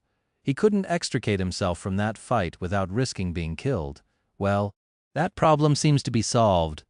But now, there was another, much bigger one. Back at the steps leading up to the White Throne, Horus was standing with his back turned to the slaughter below, a strangely disoriented expression frozen on his face. Sunny could see his face because the shadow never left the darkness of the alcove, watching the dreadful hunchback's every move. Horus was staring at Gunlog's dead body, his glassy eyes confused and empty. But then, slowly, a hint of a dark and deadly emotion appeared in them. Turning around, he studied the great hall, not disturbed even a little by the bloody chaos, the clangor of steel and the scores of people dying in front of him. And then his gaze fell on Nephis. Crap! At that moment, both Kai and Cassie appeared by Sunny's side. Turning to them, he gestured to Changing Star and yelled, "Protect her!" at the dais. Horus tilted his head, piercing Changing Star with a murderous gaze. Slowly, his face contorted, turning bestial and terrifying. Pure hatred and insanity burned in his eyes, making anyone who accidentally glanced in his direction shudder. With a low growl, the hunchback took a step forward and outstretched his hand, ready to summon a weapon, but in the next moment, someone crashed into him at full speed. Even though Harus had dodged the flying blade at the last moment, the force of the impact was such that both men flew back into the darkness behind the throne. Breaking through a wooden hatch that was hidden there, Sunny and Harus rolled down a long flight of stone stairs and left the havoc of the great hall behind. A few moments later, they landed on the floor of a wide corridor and were thrown away from each other. Sunny twisted his body to regain his balance and used the midnight shard to stop himself from sliding even farther away. Then he rose to his feet and looked darkly at Harris, who were similarly just standing up. A cold glint appeared in his eyes. Just like Sunny had expected today, one of them was going to die. Shadow Slave, Chapter 299. Out in the great hall of the ancient castle, the air was full of screams and clangor of steel, with rivers of blood being spilled on the white marble floor. But in the wide corridor Sunny and Harris had found themselves in, the havoc that reigned above seemed muffled and distant. It was just the two of them here. Picking up the midnight shard from the cold stones, Sunny flexed his shoulders and looked at the hunchback. There was a dark, icy fire burning deep within his eyes. How wonderful, we are finally alone. The hunchback tilted his head and stared at him with his glassy eyes, not saying anything. A slight smile appeared on Sunny's lips. What? No reaction? Well, fair enough. Allow me to introduce myself, then. My name is Sunny, and I've been craving to kill you for a long, long time. Harris remained motionless, looking at him with the same indifferent, bored expression. A hint of anger appeared on Sunny's face. Taking a subtle step sideways and slightly turning his torso, he said in a casual tone, "To tell you the truth, Harris, I have killed many monsters. Some of them were nightmare creatures, and some were men. I killed a person or two as well, but I have never done it out of malice. I've never enjoyed it too much." He paused and then spat, his voice shaking. "But I will enjoy killing you." Sunny grasped the hilt of the midnight shard with both hands and took a step forward, piercing the hunchback with a furious gaze. "You embody everything that I despise. The mere fact of your existence offends me. You sicken me, and for that reason alone I am going to end you. You don't deserve to live." Harris blinked and continued staring at him, motionless. Sunny stopped a few meters away and snarled, frustrated at the lack of response. "Do you have any idea what I had to do? What I had to sacrifice? How many things I had to let go of to save myself from becoming someone's slave? And here you are, living as one of your own free will bastard. What gives you the right? Who gave you the idea that you can breathe the same air as I do?" The hunchback finally showed a sign that he had heard Sunny. With a slightly irritated expression, he shook his head and said, "Talk, talk, talk. You talk too much, little worm." Sunny grinned. A dangerous spark appeared in his eyes. "Yeah? Well, what are you going to do about it?" Harris smiled too. His smile was cold, unnatural, and frightening. "Break you apart. You will have to die anyway. All of you will." Sunny raised his eyebrows. "Oh, really? Why is that?" The hunchback shrugged and outstretched his hand. Weaved from the sparks of light, a heavy chain appeared from the air, wrapped around his arm from wrist to elbow. Then he grimaced and straightened his back as much as his deformity allowed him. Before he seemed to be of the same height as Sunny, but now Harris towered above him almost as much as Tessai had, his twisted figure radiating a sense of vicious, bestial power. As two menacing lights ignited in his pale eyes, he growled, "Because this is the will of the Lord." Sunny laughed. "Lord, the Bright Lord? I don't want to disappoint you, fool, but your lord is dead." Harris stared at him with sincere confusion. Then a corner of his lips curled upward. With something that almost resembled pity, he said, "Poor worm, you don't even understand what loyalty means, do you? Alive or dead, it doesn't matter." Sunny snarled, "You're right. I don't understand." Finally, he raised his sword and prepared to attack. "You know, I spent so much time trying to learn what your aspect ability and flaw are, but now I'm glad that I don't know. I don't want to kill you using a trick. I just want to obliterate you." Harris listened to him. A mocking grin appeared on his lips, and then Sunny suddenly became blind. A moment before, Sunny was looking at the hateful figure of the fearsome hunchback.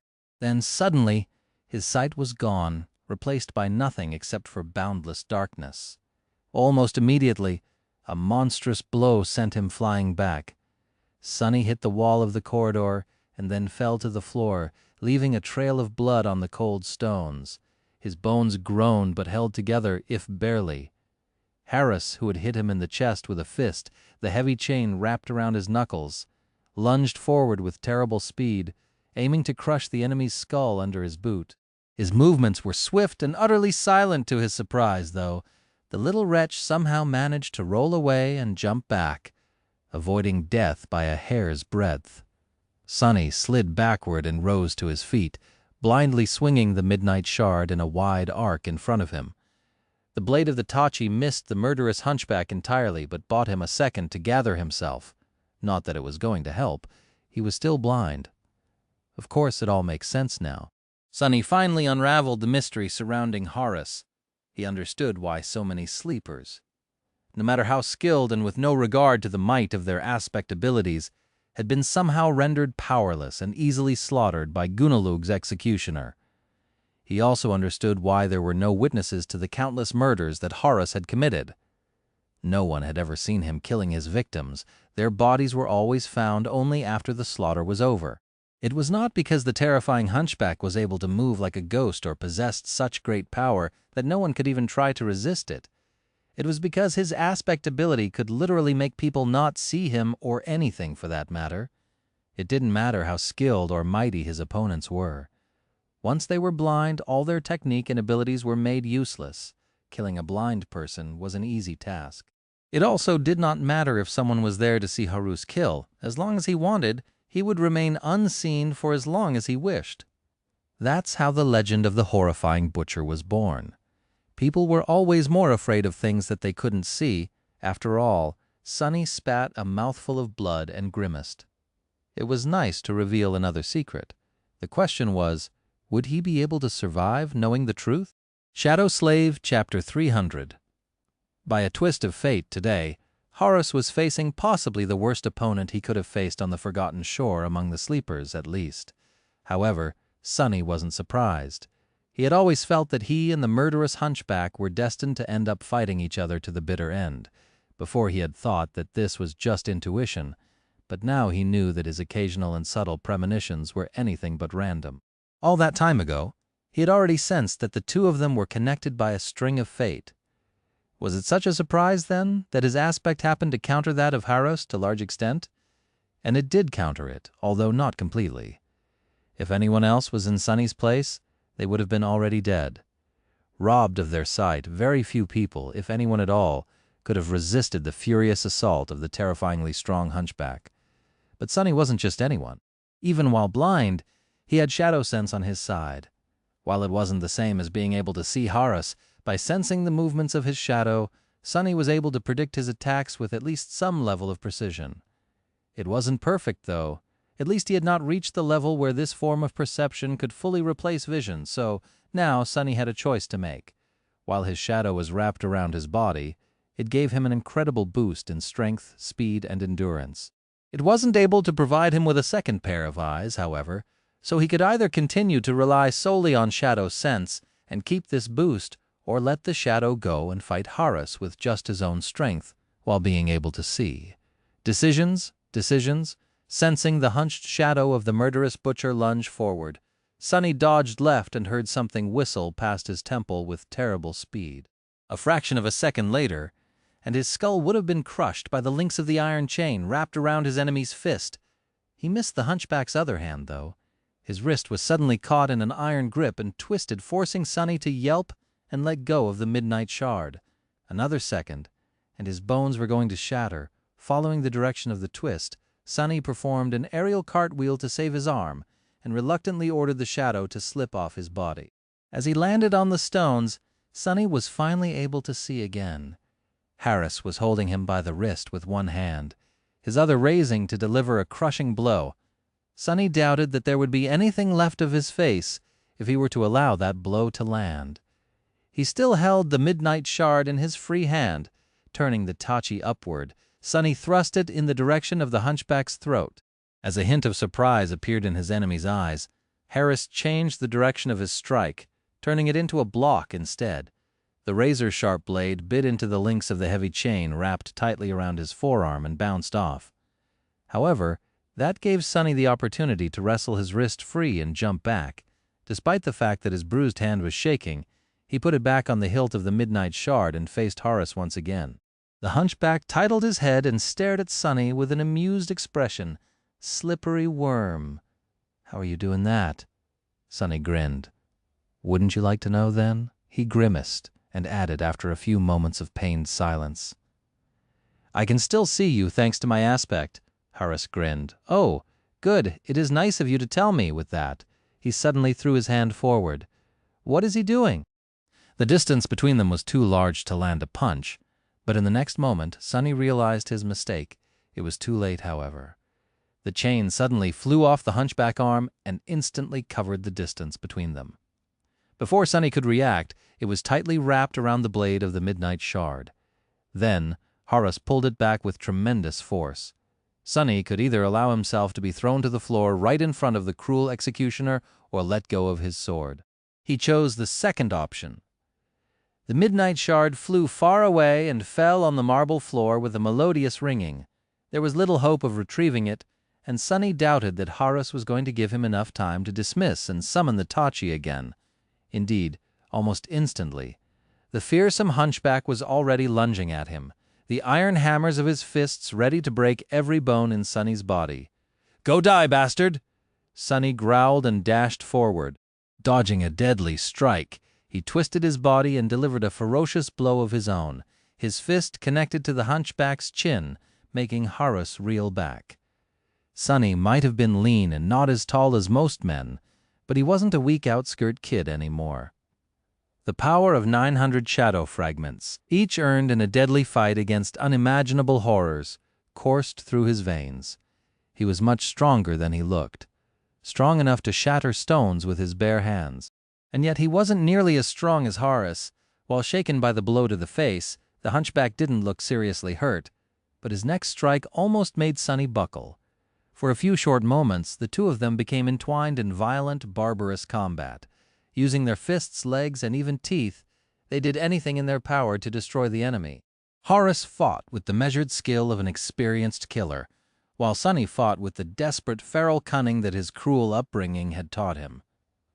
The hunchback was at a dire advantage in that fight. With his tremendous might and much larger weight and reach, all he had to do to win it was to wrestle Sonny to the ground. Knowing that Sonny had done everything in his power to avoid being grappled, he twisted and moved, dodging the hunchback's large hands and delivering strike after strike. Soon, Horace was bleeding from a half-dozen cuts on his angular face. Sonny, however, was in much worse shape. The hunchback's fists, and especially that damned chain of his, had left terrible marks on his body. The skin on his forehead was split open, and a stream of blood was flowing down his face. Usually that would have blinded a person, but both of his eyes were already blind. He was using his shadow to see. How ironic. Still, it was just a matter of time before Sonny made a mistake, and very soon he did. Sonny was only a fraction of a second late, but it was all Horace needed to land one of his wide palms on his shoulder. Then he gripped it with enough strength to make Sonny's bones groan, thus robbing the enemy of his only advantage. Mobility. As Sonny's eyes opened wide, the hunchback grinned. "Time to die, little worm." With that, he threw him against the wall, making a net of cracks streak through its stone surface. Hurt and disoriented, Sonny felt something cold and inevitable grip his neck. Looking his victim right in the eyes, Horace squeezed Sonny's neck and smiled. "Good, it's good that you can see. Usually they don't. Such a pity." Sonny raised his fist and hit the hunchback in the face, but to no result. He couldn't find the proper purchase or move his torso to deliver a proper blow. Regardless, he tried again, then again, then again. The skin on the face of his strangler split, letting more blood flow, but Horace just continued smiling, looking at him with fascination. "Good, good. This is so good, so good." Sonny weakly raised his hand again, but lingered, hesitating before trying to hit the hunchback again. With what little air remained in his lungs, he wheezed. "Hey, bastard, do you remember how I told you that I didn't want to use a trick to kill you?" Harris simply grinned. Well, that was a trick. At the same time, he struck the hunchback in the face again. Knowing that these punches were not strong enough to change anything, Harros didn't react, but this time a ghostly blade suddenly appeared in Sonny's hand at the last moment. Unlike normal memories, this one weaved itself from nothing and almost instantaneously. Then it pierced Harris's temple and sunk deep into his brain, killing him on the spot. The grin froze on the hunchback's lips. His eyes widened, then slowly turned glassy. His terrible grip on Sonny's throat weakened. Then he crumpled to the ground like a broken mannequin, his empty eyes still open and staring into nothingness. Sonny fell to his knees and drew a hoarse breath. Die, you bastard. Die, die, die. A wicked, furious grin appeared on his face. Die and go keep your lord company in hell. Shaking, he used the wall to stand up and looked at the dead butcher with a strange mix of hatred, triumph, and contempt. After a while, he said, "Don't want to doesn't mean I won't, you fool." And that's the end of today's episode. Thank you so much for spending your time with me and for continuing this incredible journey through Shadow Slave. If you enjoyed the episode, don't forget to leave a like, subscribe to Kevin Audiobook TV, and share your thoughts or theories in the comments. I always love hearing what you think about the story and what you believe might happen next. Take care of yourselves and your loved ones, stay healthy, and I'll see you in the next chapter. Until then, happy listening.